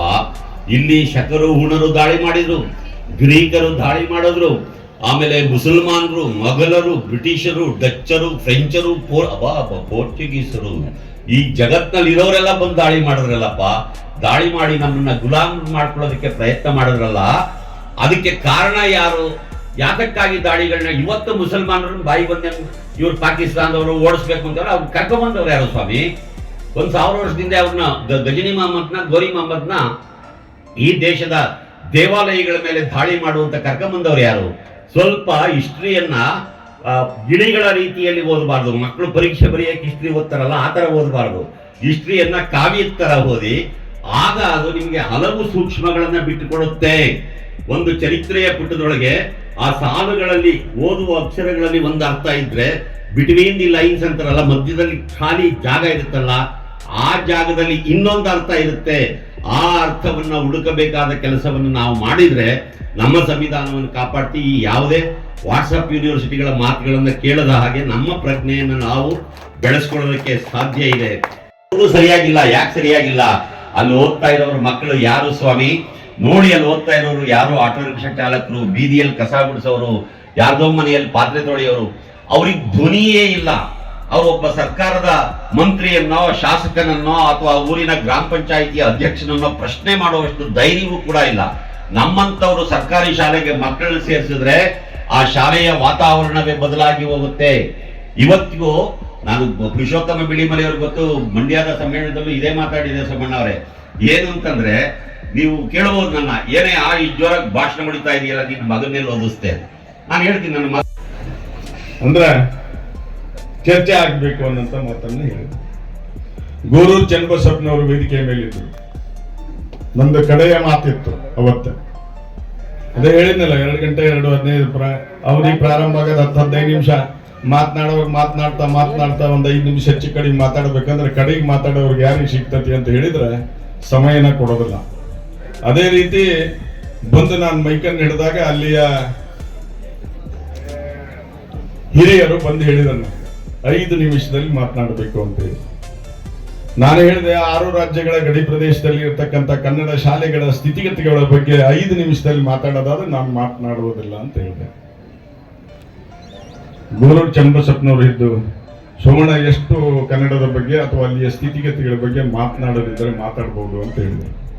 ನಾನೇನು ಅಲ್ಲಿ ಅಷ್ಟು ಇಲ್ಲಿ ಮಾತನಾಡ್ಲಿಕ್ಕೆ ಹೋಗೋದಲ್ಲ. ನೀವೆಲ್ಲರ ಏನಪ್ಪ ಇದು ಅಲ್ಲಿ ಉದಾಹರಣೆ ತಗೊಂಡು ಇಲ್ಲಿ ನಮ್ಮನ್ನು ಇನ್ನೂ ಹಸು ಮಾಡ್ಲಿಕ್ಕೆ ನಿಂತಾರನ್ನೋ ಸೋಮಣ್ಣ ಅನ್ನಂತ ಮಾತು ತಮಗೆ ಬರಬಾರದು ಅನ್ನಂತ ವಿನಂತಿಯನ್ನ ಮಾಡಿ ಬಹಳ ಸಂತೋಷದಿಂದ 1 ತಿಂಗಳ ಹಿಂದೆನೆ ನಾನು ಮೊನ್ನೆ ಕಾಸರಗೋಡಿನ ಒಂದು ತಂಡ ಬಂದಾಗ ನಾನು ಬಿಳಿಮಲೇಶ್ವರ ವಿಧಾನಸೌಧದ ಮಹಡಿಯಲ್ಲಿ ಅಂದ್ರೆ ಅವರ ಕಚೇರಿಯಲ್ಲಿ ಚರ್ಚೆ ಮಾಡ್ತಾ ಇದ್ವಿ. ಇಲ್ಲ ಕನ್ನಡ ಸಾಹಿತ್ಯ ಪರಿಷತ್ತಿನ ಕಾರ್ಯಕ್ರಮ ನಡೀತಾ ಇದೆ, ಹೋಗೋಣ ಅನ್ನೋಂಥ ಮಾತನ್ನು ಅವತ್ತ ನಾವು ಮಾತನಾಡಿದ್ವಿ. ನಾನು ಬರ್ತೇನೆ ಸರ್, ನೀವು ಬರ್ರಿ ಹೋಗೋಣ ಅಂತ ಹೇಳಿದ್ವಿ. ಹಿರಿಯರಾದಂಥ ನಾಗರಾಜ ಮೂರ್ತಿ ಅವರಿಗೆ ಫೋನ್ ಹಚ್ಚಿದೆ, ಅವ್ರ ಮೊಮ್ಮಗ ತೆಗೆದುಕೊಂಡ. ಇಲ್ಲ ಈ ಕಾರ್ಯಕ್ರಮಕ್ಕೆ ವಾಸರೆ ನಿಮ್ ದೋಸ್ತರಲ್ಲ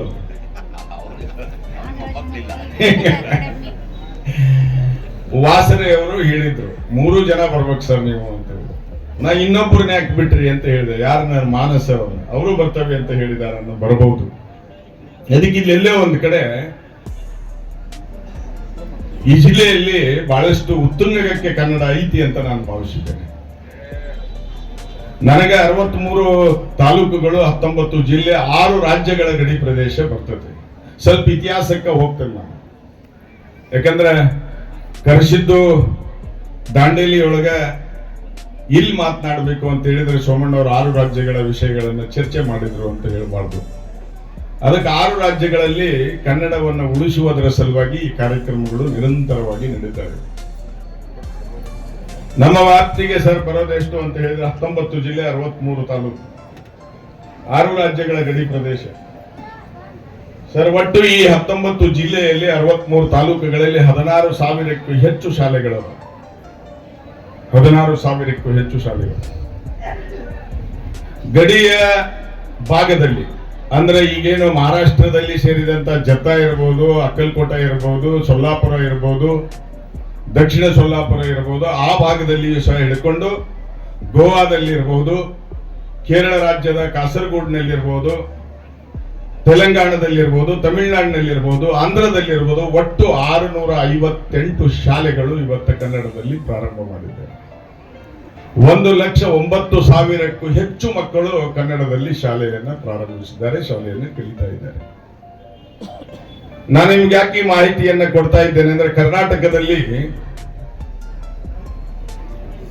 PUC ಫಸ್ಟ್ ಇಯರ್ ಮತ್ತು ಸೆಕೆಂಡ್ ಇಯರ್ 11 ಮತ್ತು 12 ವಿಜ್ಞಾನ ಸೈನ್ಸ್ ಕನ್ನಡದಲ್ಲಿ ಕಲಿಸ್ತಾರ ಇಲ್ಲ ಗೊತ್ತಿಲ್ಲ ಸರ್. ನಾನು ಕರ್ನಾಟಕದಲ್ಲಿ ಕಲಿಸ್ತಾ ಇದ್ದಾರೆ ಅನ್ನೋದು ಕನ್ನಡ ಸಾಹಿತ್ಯ ಪರಿಷತ್ತು ಅಥವಾ ಕೆಲವು ಕಡೆ ಇರಬಹುದು. ಆದ್ರೆ ತಮಗೆ ಗೊತ್ತಿರಲಿ, ಮಹಾರಾಷ್ಟ್ರದ ಸಾಂಗ್ಲಿ ಜಿಲ್ಲೆಯ ಜತ್ತ ತಾಲೂಕಿನ ಸಂಕ ಗ್ರಾಮದಲ್ಲಿ RK ಪಾಟೀಲ್ ಅನ್ನುವಂತ ಪದವಿ ಪೂರ್ವ ಕಾಲೇಜಿನಲ್ಲಿ ಸೈನ್ಸ್ ಅನ್ನ ಕನ್ನಡದಲ್ಲಿ ಹೇಳುವಂತ ಶಾಲೆ ಅದ ಅಂತ ಹೇಳಿದ್ರೆ ನಾವು ಕನ್ನಡಕ್ಕೆ ಎಷ್ಟು ಗಟ್ಟಿಯಾದ ನೆಲೆ ಇದೆ ಅನ್ನೋದನ್ನ ನಾವಿಲ್ಲಿ ಹೇಳಬಹುದು. ಹೀಗೆ ಅನೇಕ ರಾಜ್ಯಗಳಲ್ಲಿ ಅಂದ್ರೆ 6 ರಾಜ್ಯಗಳಲ್ಲಿ ಆ ರಾಜ್ಯದ ಭಾಷೆಯ ಪ್ರಭಾವ ಕನ್ನಡದ ಮೇಲೆ ಬಹಳಷ್ಟು ವ್ಯತಿರಿಕ್ತವಾಗಿ ಸಾಗ್ತಾ ಇದೆ. ಮಾತನಾಡ್ತಾರ ಕನ್ನಡ ಶಾಲೆ ಉಚಿತ ಸ್ಥಾನದಲ್ಲಿದೆ, ಮಕ್ಕಳು ಅದರ, ಶಿಕ್ಷಕರು ಇಲ್ಲ. ಅಲ್ಲಿ ಮರಾಠಿ ಶಿಕ್ಷಕರನ್ನ ನೇಮಕ ಮಾಡ್ತಾರೆ.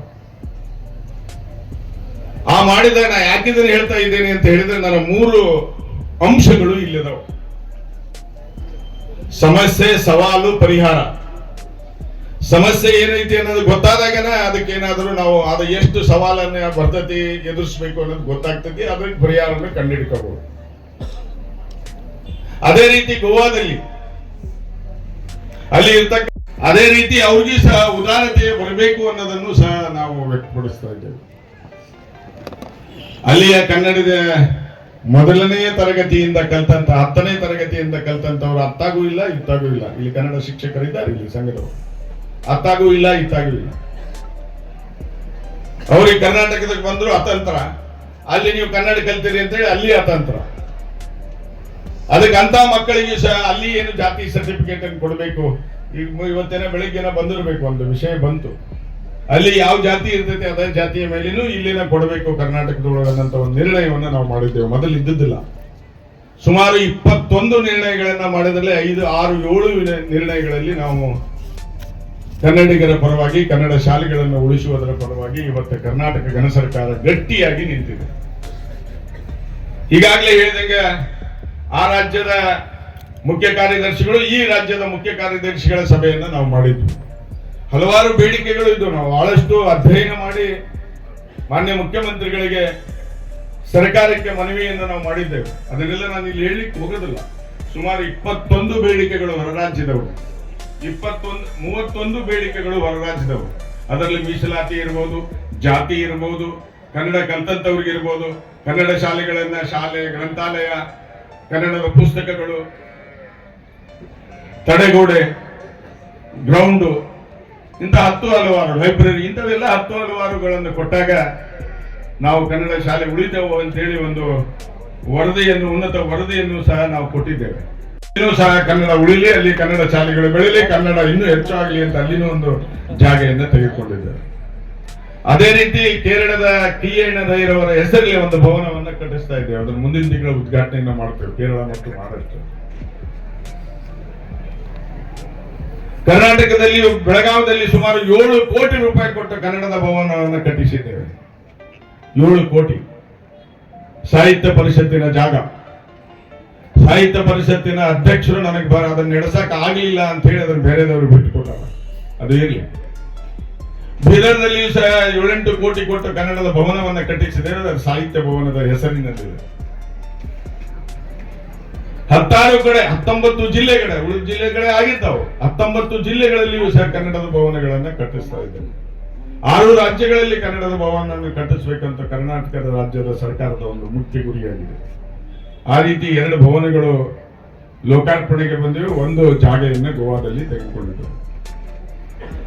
ಅದಕ್ಕೆ ಆ ನಿಟ್ಟಿನಲ್ಲಿ ಹೇಳಬೇಕಂದ್ರೆ ಬಹಳಷ್ಟು ಗಡಿ ಅಭಿವೃದ್ಧಿ ಪ್ರಾಧಿಕಾರ ಈ ಸವಾಲುಗಳನ್ನ ಬಹಳ ದಿಟ್ಟ ರೀತಿಯಲ್ಲಿ ತೆಗೆದುಕೊಂಡು ಕನ್ನಡ ಉಳಿಸುವಂತ ಪ್ರಯತ್ನವನ್ನ ಮಾಡ್ತಾ ಇದೆ. ದಾಂಡೇಲಿ ನಮ್ಮ ವ್ಯಾಪ್ತಿಗೆ ಬರೋದಿಲ್ಲ ಅಂದ್ರೂ ಜೊಯ್ಡಾ ಮತ್ತು ಕಾರವಾರದಲ್ಲಿ ಯಾವುದಾದರೂ ಕನ್ನಡ ಶಾಲೆಗಳು ಅದಾವು, ಅವು ಬಹಳ ಅಲ್ಲಿಯ ಸ್ಥಿತಿ ಗಂಭೀರ ಅದ ಅನ್ನಂತ ಮಾತನ್ನ ತಾವು ಗುರುತಿಸಿದರೆ ಅದರ ದುರಸ್ತಿ ಕಾರ್ಯವನ್ನು ನಾವು ನಮ್ಮ ಇಲಾಖೆಯಿಂದ ತೆಗೆದುಕೊಳ್ತೇವೆ.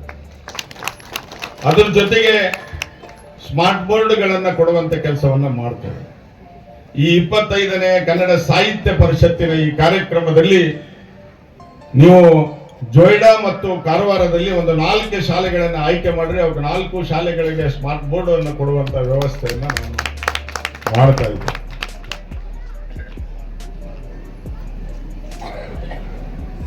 ನಮ್ಮ ಅಧ್ಯಕ್ಷರು ಗಡಿಯ ಬಗ್ಗೆ, ಗಡಿ ವಿಚಾರದ ಬಗ್ಗೆ ಬಹಳಷ್ಟು ವಿನಂತಿಯನ್ನ ಮಾಡಿಕೊಂಡು ಬರೀ ಸರ್, ಇವತ್ತು ನಾನು ಬರಬೇಕು ಅಂತಾನೆ ಬಂದಿರೋದು. ಬರೀ ನನ್ನ ರಾಠೋಡವ್ರು ಬೆಳತನ ನಿಧಿ ಮಾಡಿಸ್ಕೊಟ್ಟಲ್ಲ. ತಾವು ಕೇಳಿದ್ದೀರಿ, ಅನೇಕ ವಿಚಾರಗಳನ್ನ ಕೇಳಿದ್ದೀರಿ. ಕಲಿಕಾ ಕೇಂದ್ರಗಳು, ಪರಿಸ್ಥಿತಿಗಳು,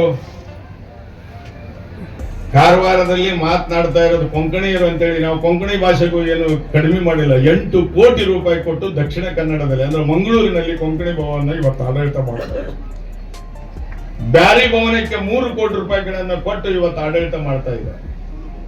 ತುಳು ಭವನಕ್ಕೆ ಕೊಟ್ಟು ಇವತ್ತ 3 ಕೋಟಿ ರೂಪಾಯಿಗಳನ್ನ ಕೊಟ್ಟು ಇವತ್ತ ಕೆಲಸಗಾರನ ಭವನವನ್ನ ಕಟ್ಟಿಸ್ತಾ ಇದ್ದಾರೆ. ಅಷ್ಟೇ ಇಲ್ಲ, ಕೇಂದ್ರ ಸ್ಥಾನಗಳಲ್ಲಿ ಭವನಗಳನ್ನ, ಕನ್ನಡದ ಭವನಗಳನ್ನ ಮಂಡ್ಯದಲ್ಲಿ ಇರ್ಬೋದು, ಮಂಗಳೂರಲ್ಲಿ ಇರ್ಬೋದು, ಇಂತಹ ಹಲವಾರು ಕಡೆ ಕೆಲಸ ಕಾರ್ಯಗಳನ್ನು ಮಾಡ್ತಾ ಇದ್ದಾರೆ. ನೀವು ಸಹ ಗಡಿ ಭವನವನ್ನ ಕಟ್ಟಬೇಕು ಅಂತ ಹೇಳಿದ್ದೀರಿ. ನಾನು ಹೇಳ್ತಾ ಇದ್ದೇನೆ, ನನಗೆ ದಾಂಡೇಲಿ ಬರೋದೇ ಇಲ್ಲ. ನನಗೀಗ ಒಬ್ಬ ಮಂತ್ರಿಗಳು ಫೋನ್ ಮಾಡಿದ್ರು, ಶಿವಾನಂದ ಪಾಟೀಲ್, ನಮ್ಮ ಜಿಲ್ಲಾ ಉಸ್ತುವಾರಿ ಮಂತ್ರಿ. ನಾನಿಲ್ಲಿ ಬಾಜು ತಾಲೂಕಿನವ, ಬರೀ 92 ಕಿಲೋಮೀಟರ್ ಶಿಗಾಂವ್. ಶಿಗಾಂವ್ದೊಳಗೆ ಸಂತ ಶಿಶುನಾಳ ಶರೀಫರು, ಗುರುಗೋವಿಂದ ಭಟ್ರು, ಕನಕದಾಸರು, ಸರ್ವಜ್ಞರು, ವಿಕ್ರು ಗೋಕಾಕ್ ಅವರು ನಡೆದಾಡುವಂತ ನಾಡಿನಿಂದ ಬಂದಂತರು. ಚಬ್ಬಿ ಡಾಕ್ಟರ್ ಕೂತಾರ 12 ಕಿಲೋಮೀಟರ್ ನನಗ ಅವ್ರಿಗೆ. ಅವ್ರ ಮನೆಯವರು ನಮ್ಮಲ್ಲಿ ಮೇಸ್ಟರ್ ಟೀಚರ್ ಇದ್ರು. ಅದಕ್ಕೆ ನಾವೆಲ್ಲರೂ ಒಂದಿಲ್ಲ ಒಂದು ರೀತಿ ಕನಕದಾಸರು ಹೇಳಿದಂಗ ನಾವೆಲ್ಲರೂ ಮಾಡುವುದು ಹೊಟ್ಟೆಗಾಗಿ, ಗೀಣು ಬಟ್ಟೆಗಾಗಿ ಅಂತೇಳಿ. ಎಲ್ಲೇ ಒಂದ್ ಕಡೆ ನಾವು ಮಾಡೋದು, ನಾವೆಲ್ಲರೂ ಮಾಡೋದು, ಕನ್ನಡ ಸಾಹಿತ್ಯ ಪರಿಷತ್ತು ಮಾಡೋದು, ಕನ್ನಡದ ಪ್ರೇಮಿಗಳು ಮಾಡೋದು ಕನ್ನಡದ ಸಲುವಾಗಿ ಅನ್ನೋಂಥದ್ದನ್ನು ನಾನು ಈ ವೇದಿಕೆ ಮುಖಾಂತರ ಬಹಳಷ್ಟು ಗಟ್ಟಿಯಾಗಿ ನಾನು ಹೇಳ್ತಾ ಇದ್ದೀನಿ. ತಾವು ಸರ್ ಅನುದಾನವನ್ನ ಕೇಳಿದ್ದೀರಿ. ಸಾಹಿತ್ಯ ಭವನದ ಜಾಗ ಇದ್ರೆ ಜೊಯ್ಡಾದಲ್ಲಿ ಸಾಧ್ಯ ಇದ್ದಷ್ಟು ಆ ಕಟ್ಟಡಕ್ಕೆ ಅನುದಾನವನ್ನು ಕೊಡುವಂತ ಪ್ರಯತ್ನವನ್ನ ನಾನು ಮಾಡ್ತೇನೆ. ಕಾರವಾರ ದೊಡ್ಡದೈತಿ ಜಿಲ್ಲಾ ಕೇಂದ್ರ. ಅಲ್ಲಿ ಜಿಲ್ಲಾ ಮಂತ್ರಿಗಳು ಇರ್ತಾರ, ಅಲ್ಲಿ MLAಗಳು ಇರ್ತಾರ, MP ಗಳು ಇರ್ತಾರ, MLCಗಳು ಇರ್ತಾರ, ಜಿಲ್ಲಾ ಪಂಚಾಯತಿ, ತಾಲೂಕು ಪಂಚಾಯತಿಯ ಎಲ್ಲರೂ ಅಲ್ಲಿ ಆಡಳಿತ ಮಾಡ್ತಿರ್ತಾರೆ. ಇಲ್ಲಿ ಜೊಯ್ಡಾದೊಳಗೆ ನೀವು ಆಡಳಿತ ಮಾಡ್ರಿ. ಜೊಯ್ಡಾದೊಳಗೆ ಏನಾದ್ರೂ ಜಾಗ ಇದ್ರೆ ಖಂಡಿತವಾಗ್ಲೂ ಈ ಬಜೆಟ್ಟಿನಲ್ಲಿ 25 ಲಕ್ಷ ರೂಪಾಯಿಗಳನ್ನ ನಾನು ಹಾಕಿಸಿಕೊಡ್ತೇನೆ ನಮ್ಮ ಬೆಳೆಮಲೆ ಸರ್ ಸಮಕ್ಷ. ಅಲ್ಲಿಯೂ ಸಹ ಕನ್ನಡದ ಕಾರ್ಯಕ್ರಮಗಳು ಆಗ್ಬೇಕು. ಎಲ್ಲಿ ನಾವು ಕನ್ನಡದ ಭವನಗಳನ್ನ ಕಟ್ಟಿಸ್ತಾ ಇದ್ದೇವೆ, ಕನ್ನಡದ ಕಾರ್ಯಕ್ರಮಗಳಿಗೆ ಫ್ರೀ ಆಗಿ ಕೊಡುವಂತ ಕೆಲಸವನ್ನ ನಾವು ಮಾಡ್ತಾ ಇದ್ದೇವೆ. ಅಲ್ಲಿನೇ ಲೋಕಲ್ ಒಂದು ಕಮಿಟಿಯನ್ನ ಮಾಡಿ ಏನೋ ಸ್ವಲ್ಪ ಕಸ ಗಿಸ ಹೊಡೆಯೋರಿಗೆ, ಸ್ವಚ್ಛ ಮಾಡೋರಿಗೆ, ಲೈಟಿಂಗ್ ಬಿಲ್ಲು, ನೀರಿನ ಬಿಲ್ಲು, ಡಾಕ್ಟರ್ ಅಷ್ಟ ತಗೊಳಕ ಅವ್ರು ಲೋಕಲ್ದವ್ರು ನಿರ್ಣಯ ಮಾಡಿ. ಇಂಥ 10 ಹಲವಾರು ಕೆಲಸ ಕಾರ್ಯಗಳನ್ನ ಇವತ್ತ ಕರ್ನಾಟಕ ಗಣ ಸರ್ಕಾರ ಮಾಡ್ತಾ ಇದೆ, ನಿರಂತರವಾಗಿ ಮಾಡ್ತಾ ಇದೆ. ಈ ಒಂದು ಚಳಿಗಾಲ ಅಧಿವೇಶನದಲ್ಲಿ ನಾನು ಎಲ್ಲ ಮುಖ್ಯಮಂತ್ರಿಗಳನ್ನ ಮತ್ತು ಎಲ್ಲರನ್ನು ಭೇಟಿಯಾಗಿದ್ದೇನೆ. ಮೊನ್ನೆ ಖಂಡ್ರೆ ಅವರು ಹೇಳಿದ್ರು, ಬಹಳ ಒಳ್ಳೆ ಕೆಲಸ ಮಾಡ್ತಾ ಇದ್ದೀರಿ ಸೋಮಣ್ಣ, ಒಂದು 100 ಕೋಟಿ ರೂಪಾಯಿ ಕೊಡ್ತೇನೆ ಅಂತ ಮಾತನ್ನ ಹೇಳಿದ್ದಾರೆ. ಆ 100 ಕೋಟಿ ರೂಪಾಯಿ ಒದಗಿತು ಅಂತ ಹೇಳಿದ್ರೆ ಇನ್ನೂ ಒಂದ್ ಸ್ವಲ್ಪ ಹೆಚ್ಚಿಗೆ ಬೇಕಾದ್ರೆ ನಾವು ವಾಸರೆ ಅವ್ರಿಗೆ ಕೊಡ್ತೇವೆ. ಅಲ್ಲೇ ಬೇಕಾದ್ರೆ ಕಾರವಾರದೊಳಗೆ ಕಟ್ಟಿಸೋಣ ಅಂದ್ರೆ ಕಟ್ಟಿಸೋಣ, ಯಾರು ಬೇಡ ಅಂತ. ಸುಳ್ಳು ಹೇಳಿ ಹೋದ್ರೆ ಏನಪ್ಪ, ಇಲ್ಲೆಲ್ಲ ಪ್ರಜ್ಞಾವಂತರಿದ್ದಾರ, ಬಹಳ ನೆನಪಿಡುವಂತವ್ರು ಅದಾರ, ಬುದ್ಧಿಶಕ್ತಿ ಜಾಸ್ತಿ ಅದ. ಸುಳ್ಳು ಹೇಳಿ ಹೋದ್ರೆ ನನ್ನ ಎಲ್ಲರ ಹಿಡಿಗಿಡದಾರ ಅನ್ನಂತ ಅರಿವನ್ನು ಇಟ್ಕೊಂಡು ನಾನು ಮಾತನಾಡ್ತಾ ಇದ್ದೆ. ಇದರ ಪೂರ್ವದ ಅವಧಿಯಲ್ಲಿ ಮಾತನಾಡಿದಾಗ ಸಹೋದರಿಯರು ಒಂದು ಮಾತನ್ನ ಹೇಳಿದರು. ಬ್ರಿಟಿಷರ ವಿರುದ್ಧ ಹೋರಾಟ ಮಾಡಿದಂತಹ ವೀರರಾಣಿ ಅಬ್ಬಕ್ಕನ ಹೆಸರನ್ನ ತೆಗೆದುಕೊಂಡ್ರು. 1527ರಲ್ಲಿ ಪೋರ್ಚುಗೀಸರು ಸಮುದ್ರದ ಮುಖಾಂತರ ಬಂದಾಗ ಆ ಬ್ರಿಟಿಷರನ್ನ ಹೋರಾಟ ಮಾಡಿ ಹೊರಗೆ ಕಳಿಸಿದಂತಹ ತಾಯಿಯ ನೆನಪನ್ನ ಇವತ್ತು ಅವ್ರು ಕೊಟ್ಟರು. ತಾಯಿ ನಿಮ್ಗೊಂದು ಮಾತನ್ನ ಹೇಳ್ತಾ ಇದ್ದಾರ, ಅಕ್ಕರಿದ್ರ ಅಕ್ಕರ ಅದಾರ. ಅಕ್ಕರು ನಾವು 3 ಪ್ರಶಸ್ತಿಯನ್ನ ಕೊಡ್ತಾ ಇದ್ದೇವೆ. ಒಂದು ಬಾಲ್ಕಿ ಪಟ್ಟದೇವರ ಹೆಸರಲ್ಲೇ, ಇನ್ನೊಂದು ಲಿಗಾಡೆ ತಾಯಿ ಹೆಸರಲ್ಲೇ, ಇನ್ನೊಂದು ಕೇರಳದ ನಮ್ಮ ಕಾಸರಗೂಡಿನ ಬದಿಯಡಕ ಅದಲ್ಲ ಸರ, ಬದಿಯಡಕದ ಕಿಯನ್ನ ರೈಯರು ಅವರ ಹೆಸರಲ್ಲಿ 3 ಪ್ರಶಸ್ತಿಗಳನ್ನು ನಾವು ಕೊಡ್ತಾ ಇದ್ದೇವೆ. ಆ 3 ಪ್ರಶಸ್ತಿಗಳನ್ನ 3 ವರ್ಷದಿಂದ ಕೊಡ್ಲಿಲ್ಲ. ನಾವು ಬಂದ ಮೇಲೆ ನಾವೆಲ್ಲ ಹಿರಿಯರ ಅಕಾಡೆಮಿಯ ಅಧ್ಯಕ್ಷರು ಕೂಡ್ಕೊಂಡು ಮಹಾರಾಷ್ಟ್ರದ ಜತ್ತದಲ್ಲಿ ಆ ಕಾರ್ಯಕ್ರಮ ಮಾಡಿ ಒಟ್ಟು 7 ಪ್ರಶಸ್ತಿಗಳನ್ನು ಅವತ್ತು ನಾವು ಹಂಚಿದ್ವಿ. ನಾನು ಅಬ್ಬಕ್ಕ ರಾಣಿಯ ಉಳ್ಳಾಲಕ್ಕೆ ಆ ಒಂದು ಕಾರ್ಯಕ್ರಮಕ್ಕೆ ಹೋಗಿದ್ದೆ. ಅಲ್ಲಿ ಉತ್ಸವವನ್ನ ಮಾಡ್ತಾರೆ. ಆ ವಂಶಸ್ಥರು ವೇದಿಕೆ ಮೇಲಿದ್ರು. ಅವಾಗ ಆ ವಂಶಸ್ಥರ ಹೆಣ್ಣು ಮಗಳು ನನಗೊಂದು ಮಾತನ್ನ ಹೇಳಿದ್ರು. ಇಲ್ಲ, ತಾವು ಅಬ್ಬಕ್ಕನ ಹೆಸರಲ್ಲಿ ಒಂದು ಪ್ರಶಸ್ತಿಯನ್ನ ಕರ್ನಾಟಕ ಘನ ಸರ್ಕಾರದ ವತಿಯಿಂದ ಕೊಡಬೇಕು ಅನ್ನಂತ ಮಾತನ್ನ ಹೇಳಿದಾಗ ನಾನು ಅಲ್ಲಿಯೇ ಯಾರನ್ನೂ ಕೇಳಲಿಲ್ಲ. ಗಡಿ ಅಭಿವೃದ್ಧಿ ಪ್ರಾಧಿಕಾರದ ವತಿಯಿಂದ 3 ಪ್ರಶಸ್ತಿಗಳನ್ನ ನಾವು ಕೊಡ್ತೇವೆ. ಆ 3 ಪ್ರಶಸ್ತಿಯನ್ನ 4 ಪ್ರಶಸ್ತಿಯನ್ನಾಗಿ ಮಾಡಿ ಅಬ್ಬಕ್ಕನ ಹೆಸರಲ್ಲಿ ಒಂದು ಪ್ರಶಸ್ತಿಯನ್ನ ಕೊಡ್ತೇವೆ ಅನ್ನೋಂಥದ್ದನ್ನು ನಾನು ಅನೌನ್ಸ್ ಮಾಡಿ ಬಂದಿದ್ದೆ. ಅದು ಹೆಣ್ಣು ಮಕ್ಕಳಿಗೆ ಕೊಡ್ಬೇಕನ್ನಂಥದ್ದು, ವಿಶೇಷವಾಗಿ ಹೆಣ್ಣು ಮಕ್ಕಳಿಗೆ ಕೊಡಬೇಕು ಅನ್ನೋಂಥದ್ದನ್ನ ನಾವು ನಿರ್ಣಯವನ್ನ ಮಾಡಿದ್ವಿ. ಆದ್ರೆ ಅಲ್ಲಿ ಉಳ್ಳಾಲದ ಎಲ್ಲ ಹಿರಿಯರು ಅಲ್ಲಿ ಸಂಘಟನೆಯನ್ನ ಅಲ್ಲಿ ಒಂದು ನಾವು ಪ್ರಶಸ್ತಿಯನ್ನ ನಾವು ಕೊಡ್ತೇವೆ.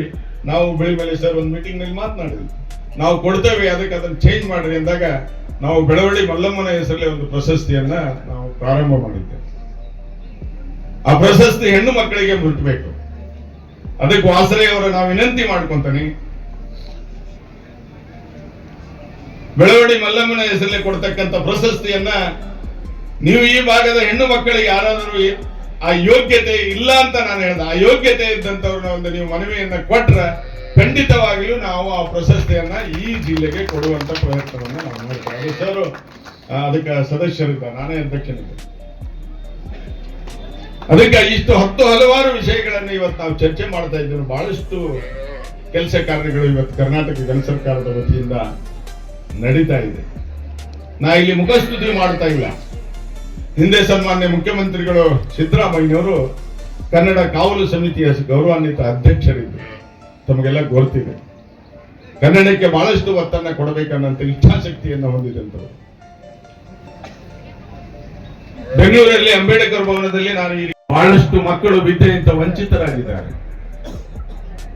ಈ ಭಾಗದಲ್ಲಿ 4 ಕಿಲೋಮೀಟರ್, 5 ಕಿಲೋಮೀಟರ್, 8 ಕಿಲೋಮೀಟರ್, 10 ಕಿಲೋಮೀಟರ್ ನಲ್ಲಿ ಮನೆಗಳು ಅದಾವ. 2 ಮನೆ, 4 ಮನೆ, 6 ಮನೆ.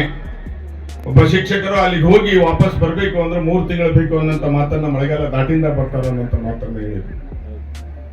ಅಂತ ಶಾಲೆಗಳಿಗೆ ತೋಟದ ಶಾಲೆ ಅಂತ ಕರೀತಾರೆ. ಅಂದ್ರೆ ಒಂದು 7-8-10 ಮನೆಗಳನ್ನ ಕೂಡಿಸಿ ಒಂದು ಕಡೆ ಒಂದು ಶಾಲೆಯನ್ನ ಮಾಡಿ ಕಳಿಸ್ಕೊಡ್ತಾರೆ. ಅವರಿಗೆ ಸಾರಿಗೆ ವ್ಯವಸ್ಥೆ ಇರುವುದಿಲ್ಲ. ಅಂತ ಶಾಲೆಗಳನ್ನ ಗುರುತಿಸಿ ಈಗ ನಾವು ಬಸ್ಸುಗಳ ವ್ಯವಸ್ಥೆಯನ್ನ ಮಾಡ್ತಾ ಇದ್ದೇವೆ. ಆ ಬಸ್ಸಿನ ಡ್ರೈವರು ಮತ್ತು ಇಂಧನದ ವ್ಯವಸ್ಥೆಯನ್ನ ಆ ಶಾಲೆಯ ಸಂಸ್ಥೆಯವರು ಮಾಡಿಕೊಡ್ಬೇಕು. ಕನ್ನಡದ ಪತ್ರಿಕೆಗಳನ್ನ ಕನ್ನಡದ ಶಾಲೆಗೆ ಕಳಿಸುವಂತ ವ್ಯವಸ್ಥೆಯನ್ನ ಸರ್ ಮಾಡ್ತಾ ಇದ್ದೇವೆ. ವೆಂಕಟೇಶ್ ಇದು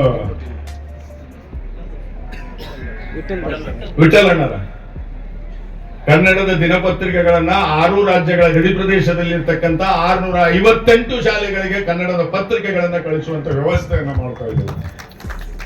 ಅಷ್ಟೇ ಇಲ್ಲ, ಇವ್ರ ಕಲಿಕಾ ಕೇಂದ್ರ ಅಂತ ಹೇಳಿದ್ರೆ ನಾವು ಎಲ್ಲಿ ಗಡಿ ಭಾಗದಲ್ಲಿ ಅಂಗನವಾಡಿಗಳಿಲ್ಲ ಅಲ್ಲಿ ಅಂಗನವಾಡಿ ಕೇಂದ್ರಗಳನ್ನ ಪ್ರೈವೇಟ್ ಅವ್ರಿಗೆ ಹೇಳಿ ಅಂಗನವಾಡಿ ಕೇಂದ್ರಗಳನ್ನ ಸ್ಥಾಪನೆ ಮಾಡ್ತಾ ಇದ್ದೇವೆ.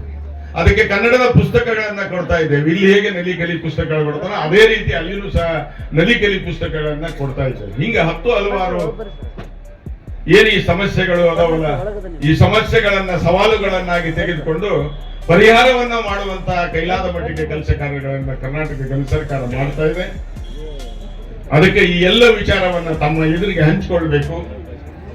ಯಾವಾಗಲೂ ಕನ್ನಡದ ಪರವಾಗಿ ನಾವು ಇರ್ತೇವೆ ಅನ್ನೋದನ್ನ ತಿಳಿಸಬೇಕು. ಇಲ್ಲಿರ್ತಕ್ಕಂಥ ಸ್ಥಿತಿಗತಿಗಳ ಬಗ್ಗೆ ಅಧ್ಯಯನ ಮಾಡಲಿಕ್ಕೂ ಸಹ ಒಂದು ಸಮಿತಿಯನ್ನು ನಾವು ಮಾಡಿದ್ದೇವೆ. ಹಂಪಿ ಯೂನಿವರ್ಸಿಟಿಗೆ ಅದನ್ನು ಕೊಟ್ಟಿದ್ದೇವೆ. ಸುಮಾರು 4-4.5 ಲಕ್ಷ ರೂಪಾಯಿ ಕೊಟ್ಟು ಆ ಇಡೀ ಕರ್ನಾಟಕದಲ್ಲಿ ಸ್ಥಿತಿಗತಿ ಇನ್ನೊಮ್ಮೆ ಆಗಬೇಕು ಅನ್ನೋಂಥ ಒಂದು ವಿಚಾರವನ್ನು ಅಧ್ಯಯನ ಮಾಡೋರಿದ್ದೇವೆ. ಅದೇ ರೀತಿ ಮಾನ್ಯ ಮುಖ್ಯಮಂತ್ರಿಗಳಿಗೂ ಸಹ ಒಂದು ಮನವಿಯನ್ನು ನಾವು ಮಾಡಿದ್ದೇವೆ. ಆ ಎಲ್ಲ ವಿಚಾರವನ್ನ ಇವತ್ತ ತಮ್ಮ ಮುಂದೆ ಪ್ರಸ್ತುತಪಡಿಸಲಿಕ್ಕೆ ಗೌರವಾನ್ವಿತ ಅಧ್ಯಕ್ಷರು, ವಿಶೇಷವಾಗಿ ರಾಠೋಡ್ ಅವರು, ನಮ್ಮ ಚಬ್ಬಿಯವರು ಮಿಸಸ್ ಇರ್ಬೋದು, ನಾವೆಲ್ಲರೂ ಕೂಡ್ಕೊಂಡು ಮಾತನಾಡಿಕೊಂಡು ಬಿಳಿಮಲೆ ಸರ್ ನಾನು 15 ದಿವಸ ಮುಂಚಿತನ ಹೋಗೋಣ ಅನ್ನಂತ ಮಾತನ್ನ ಇಟ್ಟುಕೊಂಡು ಇವತ್ತ ಇಲ್ಲಿ ಬಂದು ತಮ್ಮೆಲ್ಲರನ್ನ ದರ್ಶನವನ್ನ ತಾವು ಮಾಡಿದ್ದೀರಿ. ಈ ಒಂದು ಸಂಘಟನೆಗೆ ಹಲವಾರು ವಿಚಾರಗಳನ್ನ ಗೋಷ್ಠಿಯ ಮುಖಾಂತರ ಒಂದು ತಾಸು ಮುಂಚಿತವಾಗಿ ಬಂದು ಕೇಳಿದ್ದೇನೆ. ಗರಿಷ್ಠ ಮಾಡ್ಲಿಕ್ಕೆ ಸಾಧ್ಯವೋ ಅದನ್ನ ನಾವು ಖಂಡಿತವಾಗಲೂ ಪ್ರಾಮಾಣಿಕವಾಗಿ ಮಾಡ್ತೇವೆ. ಮತ್ತು ನೀವು ಏನು ಹೇಳಿದ್ದೀರಿ ಇಲ್ಲಿ ವೇದಿಕೆ ಮೇಲೆ ಮಾತ್ರ ಅಲ್ಲ, ನಾವು ಪುಸ್ತಕದ ಅಂಗಡಿಗಳಲ್ಲಿ ಹೋದಾಗ ವಿಚಾರ ಬಂತು, ಗೆಸ್ಟ್ ಹೌಸ್ ಅಲ್ಲಿ ವಿಚಾರಗಳು ಬಂತು, ಆಚೀಚೆ ಹೋಗುವ ಇದೆಲ್ಲ ನಮ್ಮ ತಲೆಯಲ್ಲಿದೆ. ನಾನು, ಮುಕುಂದರಾಜ್ ಮತ್ತು ಸೋಮಣ್ಣನವರು ಆಗಾಗ ವಿಧಾನಸಭೆಯಲ್ಲಿ ಅಲ್ಲಿ ಇಲ್ಲಿ ಭೇಟಿ ಮಾಡ್ತಾ ಇರ್ತೇವೆ. ಖಂಡಿತವಾಗಲೂ ಉತ್ತರ ಕನ್ನಡದ ಪರವಾಗಿ ಮಾತಾಡೋದಕ್ಕೆ ನಮಗೆ ಯಾವ ಸಂಕೋಚವೂ ಕೂಡ ಇಲ್ಲ. ಯಾಕಂತಂದ್ರೆ ಈ ಜಿಲ್ಲೆಯ ಬಗ್ಗೆ ನಮಗೆ ಗೊತ್ತಿದೆ. ಗೌರೀಶ್ ಕಾಯ್ಕಿಣಿಯವರು ನನ್ನ ಪರಿಚಯದವರು, ಅವರಿದ್ದಾಗ ಅವರ ಮನೆಗೆ ಬರ್ತಾ ಇದ್ದೆ. ಯಶವಂತ ಚಿತ್ತಾಲರು ಈ ನಾಡು, ಈ ಊರು ಕೊಟ್ಟ ಬಹಳ, ಅಥವಾ ಈ ಜಿಲ್ಲೆ ಕೊಟ್ಟ ಬಹಳ ದೊಡ್ಡ ಬರಹಗಾರ ಬಾಂಬೆಯಲ್ಲಿ ಅವರ ಮನೆಗೆ ನಾನು ಹೋಗ್ತಿದ್ದೆ. ಜಯಂತ ಆಗ ಈಗ ಎಲ್ಲ ನಾವು ಫೋನ್ ಅಲ್ಲಿ ಮಾತಾಡ್ಕೊಂಡಿರುವಂತ ಒಬ್ಬ ಲೇಖಕ. ವಿಷ್ಣು ನಾಯಕ್ ಎಂಥ ದೊಡ್ಡ ಒಬ್ಬ ಸಂಘಟಕ ಎಂಬುದನ್ನ ಅವರು ಪ್ರಾಧಿಕಾರದ ಮೆಂಬರ್ ಆಗಿದ್ದಾಗ ಡೆಲ್ಲಿಯಲ್ಲಿ ಕೂಡ ಕಾರ್ಯಕ್ರಮ ಮಾಡಿದ್ರು. RV ಭಂಡಾರಿ ಅವರು ನಮಗೆ ಗುರುಗಳು, ಆದ್ರೆ ಕಾರಣಾಂತರದಿಂದ ಅವರು ನನ್ನ ಶಿಷ್ಯರು ಕೂಡ. ನನ್ನ ಅಂಡರ್ಲಿ PhD ಮಾಡಿದ್ರು ಅವರು. ಹೆಂಗೆ ಏನು ಅಂತ ಆಮೇಲೆ ಹೇಳ್ತೀನಿ ನಾನು. RV ಭಂಡಾರಿ ಅವರು ನಮ್ಗೆ ವಿಠಲ ತೀರಿಕೊಂಡಾಗ ಒಂದು 25 ವರ್ಷದ ಭವಿಷ್ಯವನ್ನ ನನ್ನ ಕೈಯಿಂದ ಯಾರೋ ಕಸಿದುಕೊಂಡ್ರು ಅಂತ ಅನಿಸುತ್ತೆ ನನಗೆ. ವಿಠಲ ತೀರಿಕೊಂಡಾಗ 25 ವರ್ಷದ ಭವಿಷ್ಯ ಯಾರೋ ಕಸಿದುಕೊಂಡ್ರು ಅಂತ, ಬಹಳ ಕ್ರೂಯಲ್ ಆದ ಒಂದು ಡೆತ್. ಏನೇ ಇರಲಿ, ಸಾಹಿತ್ಯ ಸಮ್ಮೇಳನ ಕೂಡ ಬಂದಿದೆ. NR ನಾಯಕರು, ಶಾಂತಿ ನಾಯಕರು, ಸೈಯದ್ ಜಮೀರುಲ್ಲಾ ಶರೀಫ್ ಅವರು ಅಧ್ಯಕ್ಷ ಆಗಿದ್ದಾಗ ನಾನು ಯಲ್ಲಾಪುರಕ್ಕೆ ಬಂದಿದ್ದೆ. ಹಾಗೆ ನಮ್ಮ ಸಂಬಂಧ ಉತ್ತರ ಕನ್ನಡ ಜೊತೆಗೆ ಬಹಳ ದೀರ್ಘವಾಗಿದೆ, ಬೇರೆ ಬೇರೆ ಕಾರಣಗಳಿವೆ. ಆದ್ದರಿಂದ ನೀವೇನು ಹೇಳಿದಿರಿ ಅದನ್ನ ನಾವು ಒಂದು ಆಶ್ವಾಸನ ತರ ಕೊಡೋದಕ್ಕೆ ನಾವು ರಾಜಕಾರಣಿಗಳು ಅಲ್ಲ. ನಾವು ರಾಜಕಾರಣಿಗಳು ನಮ್ಮನ್ನು ನೇಮಕ ಮಾಡಿದ್ದಾರೆ, ಆದ್ರೆ ನಾವು ಸ್ವಾಯತ್ತವಾಗಿ ನಮ್ಮ ಏರಿಯಾದಲ್ಲಿ ಕೆಲಸ ಮಾಡ್ತಾ ಇರ್ತೀವಿ. ಆದ್ರೆ ಖಂಡಿತವಾಗಲೂ ನಿಮ್ಮ ಭಾವನೆಗಳನ್ನ ನಾವು ವಿಧಾನಸೌಧಕ್ಕೆ ತೆಗೆದುಕೊಂಡು ಹೋಗೋ ಕೆಲಸವನ್ನ ಪ್ರಾಮಾಣಿಕವಾಗಿ ಯಾವ ಸಂಕೋಚ ಇಲ್ಲದೆ ಮಾಡ್ತೇವೆ. ಇದು ನಾನು ಹೇಳಬೇಕಾದ ಒಂದು. ಎರಡನೇದು, ಭಾಷೆಯ ಬಗ್ಗೆ. ಇದು ಸಾಹಿತ್ಯ ಸಮ್ಮೇಳನ ಆದ್ದರಿಂದ ಭಾಷೆ ಮತ್ತು ಸಾಹಿತ್ಯಕ್ಕೆ ಸಂಬಂಧಪಟ್ಟ ಒಂದು ಮಾತನ್ನು ನಾವು ನಿಮ್ಮ ಗಮನಕ್ಕೆ ತರಬೇಕು. ಯಾಕಂತಂದ್ರೆ ಕನ್ನಡ ಭಾಷೆ ಇವತ್ತು ಒಂದು ಸಣ್ಣ ಬಿಕ್ಕಟ್ಟಲ್ಲಿ ಇದೆ ಎಂಬುದನ್ನು ನಾನು ನನ್ನ ಅನುಭವ ಮತ್ತು ಅಂಕಿಅಂಶಗಳ ಮೂಲಕ ಒಪ್ಪಿಕೊಂಡಿದ್ದೆ. ಈಗ ಭಾರತದ 2011ರ ಜನಗಣತಿಯ ಪ್ರಕಾರ 2027-28ರ ಜನಗಣತಿ ಇನ್ನು ಬರ್ಬೇಕಷ್ಟೆ. ನಾವು ಭಾಷೆ ಬಗ್ಗೆ ಮಾತಾಡಬೇಕಾದಂತ ಪರಿಸ್ಥಿತಿ ನಿರ್ಮಾಣ ಆಗಿದೆ, ಏನು ಮಾಡಕ್ ಆಗಲ್ಲ. 2011ರ ಜನಗಣತಿ ಪ್ರಕಾರ ಭಾರತ ದೇಶದಲ್ಲಿರುವ ಮಾತೃಭಾಷೆಗಳ ಸಂಖ್ಯೆ 19,568. ಇದರಲ್ಲಿ ಸಂವಿಧಾನದ 8ನೇ ಪರಿಚ್ಛೇದದಲ್ಲಿ ಸೇರಿರುವ ಅಧಿಕೃತ ಭಾಷೆಗಳ ಸಂಖ್ಯೆ 22. ಅದರಲ್ಲಿ ಉತ್ತರ ಭಾರತದ Indo Aryan, Indo Tibetan, Indo Austrian ಭಾಷೆಗಳಿಗೆ ಸೇರಿದ ಭಾಷೆಗಳು 18. ಆದರೆ ದಕ್ಷಿಣ ಭಾರತದ ಭಾಷೆಗಳು ನಮ್ಮ ಸಂವಿಧಾನದಲ್ಲಿರುವುದು ಕೇವಲ 4. ಈ ಭಾಷಾ ತಾರತಮ್ಯಗಳು ಕಾರಣಾಂತರದಿಂದ ಚಾರಿತ್ರಿಕವಾಗಿ ಹುಟ್ಟಿಕೊಂಡಾಗ ಇವತ್ತು ಭಾಷೆಗಳನ್ನ ಉಳಿಸುವುದಕ್ಕೆ ಬೇಕಾದಂತ ಒಂದು ಸರಿಯಾದ ಭಾಷಾ ನೀತಿಯನ್ನ ಭಾರತ ಸರ್ಕಾರ ರೂಪಿಸದೇ ಇರುವುದರಿಂದ ನಮಗೆ ಇವತ್ತು ಭಾಷೆಗಳನ್ನ ಸಂರಕ್ಷಿಸಿಕೊಳ್ಳುವುದು ದೊಡ್ಡ ಸವಾಲಾಗ್ಬಿಟ್ಟಿದೆ. ಭಾಷಾ ನೀತಿ ಇಲ್ಲ. ಕನ್ನಡ ಮಾಧ್ಯಮದಲ್ಲಿ 5ನೇ ಕ್ಲಾಸಿನವರೆಗೆ ಓದಿ ಅಂತ ಹೇಳಿದ್ರೆ ಸುಪ್ರೀಂ ಕೋರ್ಟ್ ನಿಮಗೆ ಆ ಅಧಿಕಾರ ಇಲ್ಲ, ಆರ್ಟಿಕಲ್ 354A, B ಅಥವಾ 19(1) ಇದನ್ನು ಸೂಚಿಸಿ ಅದು ಪೇರೆಂಟ್ಸ್ ಮತ್ತು ಮಕ್ಕಳದು ಅಂತ ಹೇಳ್ತದೆ. ಆದ್ರೆ ಹಿಂದಿ ಅಂತ ಒಂದು ಭಾಷೆಗೆ ಆರ್ಟಿಕಲ್ 354A, B ನೋಡಿ ಹಿಂದಿ ಭಾಷೆಯನ್ನ ಬೆಳೆಸುವುದಕ್ಕೆ ಸಂವಿಧಾನದ ಬಹಳ ದೊಡ್ಡ ಬೆಂಬಲ ಇದೆ. ಈಗ ಅದರ ಪ್ರಕಾರ ಹಿಂದಿ ಭಾಷೆಗೆ ಸಂಬಂಧಪಟ್ಟ ಹಾಗೆ ಮಾನ್ಯ ಗೃಹ ಸಚಿವರ ನೇತೃತ್ವದಲ್ಲಿ 30 ಜನರ ಒಂದು ಬಲಿಷ್ಠವಾದ ಸಮಿತಿ ಇದೆ. ಆ ಸಮಿತಿ ವರ್ಷಕ್ಕೊಂದ್ಸಾರಿ ಸಭೆ ಸೇರಿ ಹಿಂದಿ ಭಾಷೆಗೆ ಸಂಬಂಧಪಟ್ಟ ಹಾಗೆ ಸಭೆ ಸೇರಿ ಏನು ಹಿಂದಿ ಭಾಷೆಯ ಅಭಿವೃದ್ಧಿಯ ಬಗ್ಗೆ ತೀರ್ಮಾನ ತೆಗೆದುಕೊಳ್ತದೋ, ಉದಾಹರಣೆಗೆ ಶಾಲೆಗಳಲ್ಲಿ ಹಿಂದಿ ಕಲಿಸಬೇಕು, ಬ್ಯಾಂಕ್ಗಳಲ್ಲಿ ಕೆಲಸ, ಕೇಂದ್ರ ಸರ್ಕಾರದ ಎಲ್ಲ ಉದ್ಯೋಗ ಮಾಡುವವರು ಹಿಂದಿ ಕಲ್ತಿರ್ಬೇಕು, ಹೀಗೆ ಅವ್ರು ಯಾವ ತೀರ್ಮಾನ ತೆಗೆದುಕೊಳ್ತಾರೋ ಅದು ಮಿನಿಟ್ಸ್ ಆಗ್ತದೆ. ಮತ್ತೆ ಮಿನಿಟ್ಸ್ ನೇರವಾಗಿ ಹೋಗುವುದು ರಾಷ್ಟ್ರಪತಿಗಳಿಗೆ. ನೋಡಿ, ಲೋಕಸಭೆಗೂ ಹೋಗುದಿಲ್ಲ, ರಾಜ್ಯಸಭೆಗೂ ಬರುವುದಿಲ್ಲ. ಈ ಕಮಿಟಿ ಏನು ತೀರ್ಮಾನ ಮಾಡಿದೆ ಅಂತ RTI ಹಾಕಿದ್ರೆ RTI ಅಂಡರ್ಲಿ ಕೂಡ ಬರುವುದಿಲ್ಲ. ಆದ್ದರಿಂದ ರಾಷ್ಟ್ರಪತಿಗಳು ಅದಕ್ಕೆ ಸಹಿ ಹಾಕಿದ ಕೂಡಲೇ ಹಿಂದಿ ಭಾಷೆಯ ಬಗ್ಗೆ 30 ಜನರ ಸಮಿತಿ ಏನು ತೀರ್ಮಾನ ತೆಗೆದುಕೊಳ್ತದೋ ಅದು ಅಧಿಕೃತವಾಗ್ತದೆ, ಅದು ಕಾನೂನು ಆಗ್ತದೆ, ನಮಗೆ ಆಮೇಲೆ ಅದನ್ನ ಕಾನೂನಿನ ಮೂಲಕ ಪ್ರಶ್ನೆ ಮಾಡಲಿಕ್ಕೆ ಕೂಡ ಆಗುದಿಲ್ಲ. ನೀತಿಯನ್ನ ಭಾರತ ಸರ್ಕಾರ ರೂಪಿಸುವಲ್ಲಿವರೆಗೆ ನಾವು ಕನ್ನಡದ ಬಗ್ಗೆ ಮಾತಾಡ್ತಾ ಅಳಬೇಕಾಗ್ತದೆ. ಕನ್ನಡಕ್ಕೆ ಅದು ಮಾಡಿ ಇದು ಮಾಡಿ ಅಂತ ಪ್ರತಿ ಸಮ್ಮೇಳನದಲ್ಲಿ ಹೇಳಲೇಬೇಕಾಗ್ತದೆ. ನೀವೆಲ್ಲ ಬಹಳ ಹಿರಿಯರಿದ್ದೀರಿ, ಎಷ್ಟೋ ವರ್ಷದಿಂದ ಸಾಹಿತ್ಯ ಸಮ್ಮೇಳನಗಳಲ್ಲಿ ಭಾಷಣ ಮಾಡ್ತಾ ಇರ್ತೀರಿ, ಕೇಳ್ತಾ ಇರ್ತೀರಿ. ಬಹುಮಟ್ಟಿಗೆ ಇದೇ ವಿಷಯಗಳನ್ನು ಮಾತಾಡುದು ನಾವು. ಇದರ ಆಚೆಗೆ ನಮಗೆ ಚಾಚಿಕೊಳ್ಳುವುದಕ್ಕೆ ಬೇಕಾದಂತಹ ಹೊಸ ದಾರಿಗಳು ಕಾಣದೇ ಇರುವಂತಹ ಸ್ಥಿತಿ ಇದೆ. ಅದರ ಬಿಟ್ಟು ಕರ್ನಾಟಕಕ್ಕೆ ಬಂದ್ರೆ, ಕರ್ನಾಟಕದಲ್ಲಿ ಇವತ್ತು ಉತ್ತರ ಕನ್ನಡ ಬಹಳ ಚೆನ್ನಾಗಿ ಅದನ್ನ ನಮ್ಮ ದೀಪಾ ಮೇಡಮ್ ಅವರು, ಹಿರೇಗುತ್ತಿ ಮೇಡಮ್ ಅವರು, ವಿನಯ ಅವರು, ಆಮೇಲೆ ಕಳವೆ ಅವರು ಎಲ್ಲ ಹೇಳಿದ್ದಾರೆ, ಅಥವಾ ನಿಮ್ಮ ಅನುಭವದ ಭಾಗ ಅದು. ಉತ್ತರ ಕನ್ನಡದಲ್ಲಿ ಎಷ್ಟು ಭಾಷೆಗಳಿದೆ, ಗೌಳಿ ಇದೆ, ಸಿದ್ಧಿ ಭಾಷೆ ಇದೆ, ಕೊಂಕಣಿ ಮಾತಾಡ್ತಾರೆ, ಕನ್ನಡ ಮಾತಾಡ್ತಾರೆ, ಹವ್ಯಕ ಮಾತಾಡ್ತಾರೆ. ನಾನು ಕಳಸರ್ತಿ ಕುಡುಬಿ ಮಾತಾಡ್ತಾರೆ. ಕುಡುಬಿಯಲ್ಲಿ ಮತ್ತೆ ಬೇರೆ ಬೇರೆ ವಿಭಾಗಗಳಿದೆ. ಇದೊಂದು ಭಾಷಾ ರಂಗೋಲಿ ಅಂದ್ರೆ ಉತ್ತರ ಕನ್ನಡ. ಬಣ್ಣ ಬಣ್ಣದ ರಂಗೋಲಿ ಹಾಕಿದರೆ ಎಷ್ಟು ಬಣ್ಣಗಳು ಚಂದ ಕಾಣ್ತವೋ, ಉತ್ತರ ಕನ್ನಡ ಅನೇಕ ಭಾಷೆಗಳ ಒಂದು ರಂಗೋಲಿ. ಆದ್ರೆ ಇಲ್ಲಿ ಎಷ್ಟು ಚೆನ್ನಾಗಿದೆ ಅಂತಂದ್ರೆ, ನಾನು ಕಳಸರ್ತಿ ಕನ್ನಡ ಅನುಷ್ಠಾನಕ್ಕೋಸ್ಕರ ಕಾರವಾರಕ್ಕೆ ಜಿಲ್ಲಾಧಿಕಾರಿಗಳ ಕಚೇರಿಗೆ ಬಂದಾಗ ಅಲ್ಲಿಂದ ಅಂಕೋಲ, ಉಡುಪಿ ಎಲ್ಲ ಓಡಾಡಿದೆ ನಾನು. ಇಲ್ಲಿಯ ಶಾಲೆಗೆ ಹೋಗುವ ಮಕ್ಕಳ ಮಾತೃಭಾಷೆ ಕನ್ನಡ ಅಲ್ಲ, ಬಹುತೇಕ ಕನ್ನಡ. 90% ಜನರ ಶಾಲೆಗೆ ಮನೆ ಭಾಷೆ ಕನ್ನಡ ಅಲ್ಲ. ಆದರೆ ಕನ್ನಡದಲ್ಲಿ ಅತ್ಯಂತ ಹೆಚ್ಚು ಪಾಸ್ ಪರ್ಸೆಂಟೇಜ್ ಬರೋದು ಉಡುಪಿ ಮತ್ತು ಉತ್ತರ ಕನ್ನಡದಿಂದ. ಹೆಚ್ಚು ಜನ 98% ಜನರು ಪಾಸ್ ಆಗ್ತಾರೆ. ಮಂಡ್ಯ ಮತ್ತು ಮೈಸೂರಿನಲ್ಲಿ ಮನೆ ಮಾತು ಕನ್ನಡವೇ, ಮಕ್ಕಳು ಮನೆ ಮಾತು ಕನ್ನಡವೇ, ಆದ್ರೆ ಪಾಸ್ ಪರ್ಸೆಂಟೇಜ್ ಇಲ್ಲಿಗಿಂತ ತುಂಬಾ ಕಡಿಮೆ ಇದೆ. ಇದೆಲ್ಲ ನಾವು ಭಾಷೆಯ ಚರ್ಚೆ ಮಾಡ್ಕೋಬೇಕು. ಮತ್ತೆ ಈ ಬಹುಭಾಷಾ ಸಂಸ್ಕೃತಿ ಗಡಿ ಭಾಗದಲ್ಲಿ, ಒಳನಾಡಿನಲ್ಲಿ, ಹೊರನಾಡಿನಲ್ಲಿ ಇದೆ ನೋಡಿ. ನಾನು ಕನ್ನಡ ಅಭಿವೃದ್ಧಿ ಪ್ರಾಧಿಕಾರಕ್ಕೆ ಬಂದ ಮೇಲೆ ಭಾಷೆಗಳ ಕುರಿತು ತುಂಬಾ ಕೆಲಸ ಮಾಡ್ತಾ ಇದ್ದೇನೆ. ಅದರ ರಿಸಲ್ಟ್ ಇನ್ನು ಬರ್ಬೇಕಷ್ಟೇ, ಯಾಕಂದ್ರೆ ಬಂದು 1 ವರ್ಷ ಆಯ್ತಷ್ಟೇ. ಈಗ 230 ಭಾಷೆ ಇದೆ ಕರ್ನಾಟಕದಲ್ಲಿ. ಒಟ್ಟು 230 ಭಾಷೆ ಇದೆ. ಕನ್ನಡ ನಮ್ಮ ರಾಜ್ಯ ಭಾಷೆ. ನಾನು ಕನ್ನಡ ಅಭಿವೃದ್ಧಿ ಪ್ರಾಧಿಕಾರದ ಅಧ್ಯಕ್ಷ. ಈ ಭಾಷೆ ಬೆಳಿಬೇಕು. ಸುಖದೇವ್ ತೋರಟ್ ಅವರ ಅಧ್ಯಕ್ಷತೆಯಲ್ಲಿ ಕರ್ನಾಟಕದ ಅತ್ಯುತ್ತಮವಾದ ಶಿಕ್ಷಣ ತಜ್ಞರು ಎಲ್ಲ ಸೇರಿ ತಯಾರಿಸಿದಂತ 1550 ಪುಟಗಳ ರಾಜ್ಯ ಶಿಕ್ಷಣ ನೀತಿ ಇವತ್ತು ರಾಜ್ಯ ಸರ್ಕಾರದಲ್ಲಿದೆ. ರಾಜ್ಯ ಸರ್ಕಾರದ ಹತ್ರ ಇದೆ. ಸಬ್ಮಿಟ್ ಮಾಡಿ 9 ತಿಂಗಳಾಗಿದೆ. ನಾನು ಈ ಸಂದರ್ಭದಲ್ಲಿ ಹೇಳಬಹುದಾದ ಏನು ಅಂತಂದ್ರೆ, ಆ ರಾಜ್ಯ ಶಿಕ್ಷಣ ನೀತಿ ಅದನ್ನ ಕಾಂಪ್ರಮೈಸ್ ಮಾಡದೆ, ಅದರಲ್ಲಿರುವ ಅದು ಬೇಡ ಇದು ಬೇಡ ಅದನ್ನೆಲ್ಲ ತೆಗೆದು, ಅದು ನೋಡಿ ನಮ್ಮಲ್ಲಿ ಈ NEP ಬಂದಾಗಲೂ ಕೂಡ ಹಾಗೆ ಮಾಡಿದ್ರು. NEPಯ ಕೆಲವು ರೆಕಮೆಂಡೇಶನ್ಸ್ ಚೆನ್ನಾಗೇ ಇದೆ. ನೀವು 18A 18B ನೋಡಿದ್ರೆ ಭಾಷೆಗಳ ಬಗ್ಗೆ ಹೇಳಿರೋದು ಚೆನ್ನಾಗೇ ಇದೆ. ಆದ್ರೆ NEPಯನ್ನ ಹಿಂದಿನ ಸರ್ಕಾರ ಇಂಪ್ಲಿಮೆಂಟ್ ಮಾಡುವಾಗ ಪೂರ್ತಿ ಮಾಡಲಿಲ್ಲ, ಸ್ವಲ್ಪ ತೆಗೆದು ಮಾಡಿದ್ರು. ಇದರಿಂದಾಗಿ ಏನಾಯ್ತು, ಅದರ ಪ್ರಧಾನ ಉದ್ದೇಶವೇ ಫೇಲ್ ಆಯ್ತು.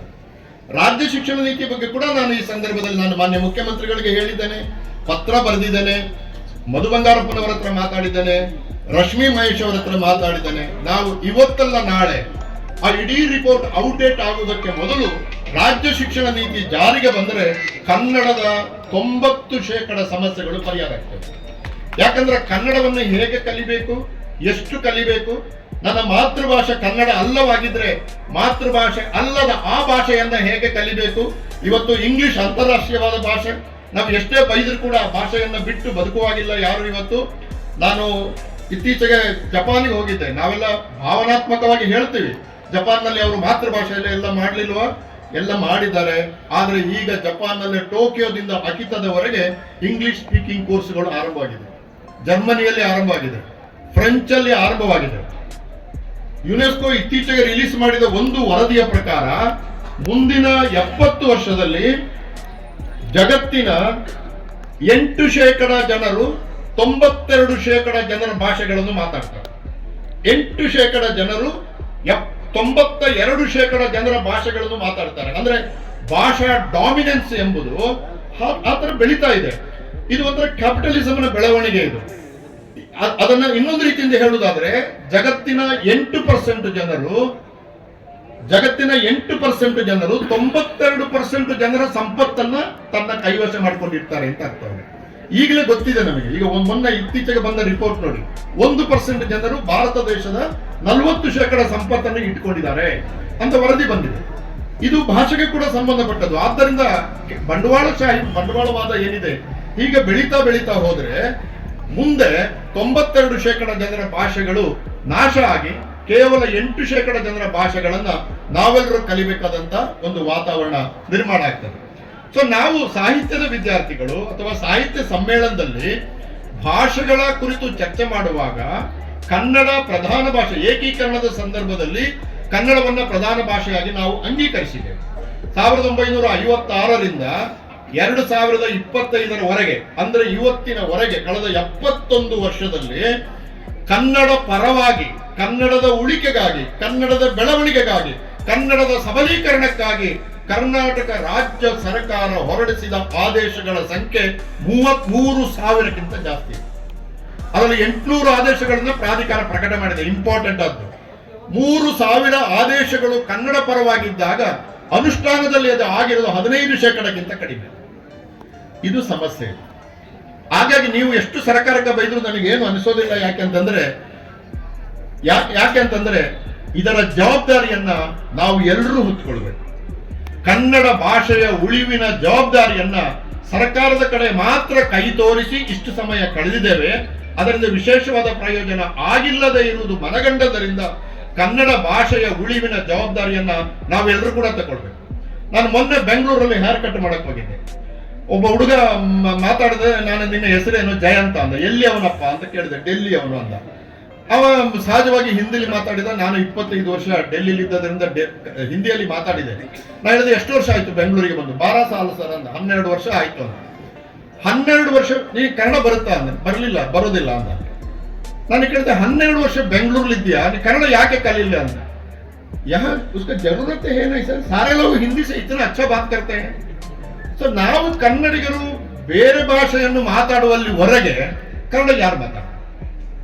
ನಾವು ಇವತ್ತು ಝೆಪ್ಟೋ, ಅಮೆಜಾನ್, ಆನ್ಲೈನ್ ಸರ್ವಿಸ್ ಯಾವ್ದು ಬೇಕಾದ್ರೆ ತಕೊಳ್ಳಿ, ಅದನ್ನು ಎಲ್ಲ ತರುವವರು, ಸ್ಕೂಟ್ರಲ್ಲಿ ತರುವವರು ಬಿಹಾರದವರು, UP ಅವರು, ಕನ್ನಡದವರು ಇಲ್ಲ. ಅಲ್ಲಿ ಹೋಗ್ಲಿ ಬಿಡಿ. ಹೋಟೆಲ್ ಇಂಡಸ್ಟ್ರಿ ಏನಾಗಿದೆ ನೋಡಿ. ಬೀದರದಿಂದ ಚಾಮರಾಜನಗರದವರೆಗೆ ಇವತ್ತು ಹೋಟೆಲ್ ಇಂಡಸ್ಟ್ರಿಯಲ್ಲಿ 190% ಜನರು ನಾನ್ ಕನ್ನಡಿಗರಿಸಿದ್ದಾರೆ. ಈಗ ಅಲ್ಲಿ ನಿಮಗೆ ಇದಿಲ್ಲ, ಅಪ್ಲಿಕೇಶನ್ ಹಾಕಲಿಕ್ಕಿಲ್ಲ, ಇಂಟರ್ವ್ಯೂ ಇಲ್ಲ, ಏನಿಲ್ಲ. ಆದ್ರೂ ಹೋಗ್ತಾ ಇಲ್ಲ ಜನಕ್ಕೆ. ನಾನು ಇಲ್ಲಿ ಕಾರವಾರದಲ್ಲಿ ಒಂದು ಹೋಟೆಲ್ಗೆ ಹೋಗಿ, ಮಳೆ ಜೋರು ಬರ್ತಾ ಇತ್ತು, ಬಿಸಿನೀರು ಬೇಕಪ್ಪ ಅಂತಂದ್ರೆ ಅವನು ನನ್ನ ಮುಖ ಹಿಂಗೆ ನೋಡಿದ. ಬಿಸಿನೀರು ಕೊಡ, ಸ್ವಲ್ಪ ಮಳೆ ಬರ್ತಾ ಇದೆ. ಅವ್ನು ಗೊತ್ತೇ ಆಗ್ಲಿಲ್ಲ ಅವನಿಗೆ. ಗರಂ ಪಾನಿ ಇಲ್ಲ ತಂದ. ಅವನಿಗೆ ಕೇಳಿದೆ, ಯಾವ ಭಾಷೆಯವ್ರದ್ದು ಏನು ಅಂತ. ನೇಪಾಲಿ ಸರ್ ಅಂತ ಹೇಳಿದೆ. ಕಾರವಾರ ಒಂದು ಮಲ್ಟಿಲಿಂಗ್ವಲ್ ಪ್ರದೇಶ, ಆದ್ದರಿಂದ ಇದು ಸಹಜ. ಆದರೆ ಶಿವಮೊಗ್ಗ ರಾಷ್ಟ್ರ ಕವಿಗಳು ಹುಟ್ಟಿದ 2 ಜ್ಞಾನಪೀಠ ಪ್ರಶಸ್ತಿ ಬಂದ ಊರಿನ ಹೋಟೆಲ್ಗಳಲ್ಲಿ ಇವತ್ತು ಎಲ್ಲ ನಾರ್ತ್ ಈಸ್ಟ್ನವರು ಇದ್ದಾರೆ. ಬೆಳಿಗ್ಗೆ 7 ಗಂಟೆಯಿಂದ ರಾತ್ರಿ 11 ಗಂಟೆವರೆಗೆ ಕೆಲಸ ಮಾಡ್ತಾರೆ. 8,000 ರೂಪಾಯಿ ಅವರು ಕೆಲಸ ಮಾಡ್ತಾರೆ. ವರ್ಷಕ್ಕೆ 1 ಸಾರಿ ಊರಿಗೆ ಹೋಗ್ತಾರೆ, ಬರ್ತಾರೆ. ಹೋಟೆಲ್ನವನನ್ನ, ಅಲ್ಲಪ್ಪ ಯಾಕೆ ಕನ್ನಡದವರಿಗೆ ಇಲ್ಲಿ ನೀನು ಕೆಲಸ ಕೊಡ್ತಾ ಇಲ್ಲ ಅಂದ್ರೆ, ಏನ್ ಸರ್ ಸಮಸ್ಯೆ, ನಿಮಗೆ ಸರ್ವಿಸ್ ಅಲ್ಲಿ ಏನಾದ್ರು ಪ್ರಾಬ್ಲಮ್ ಆಯ್ತಾ? ಏನಿಲ್ಲ. ಮತ್ತೆ ನಿಮಗೆ ಏನ್ ಸರ್ ಸಮಸ್ಯೆ?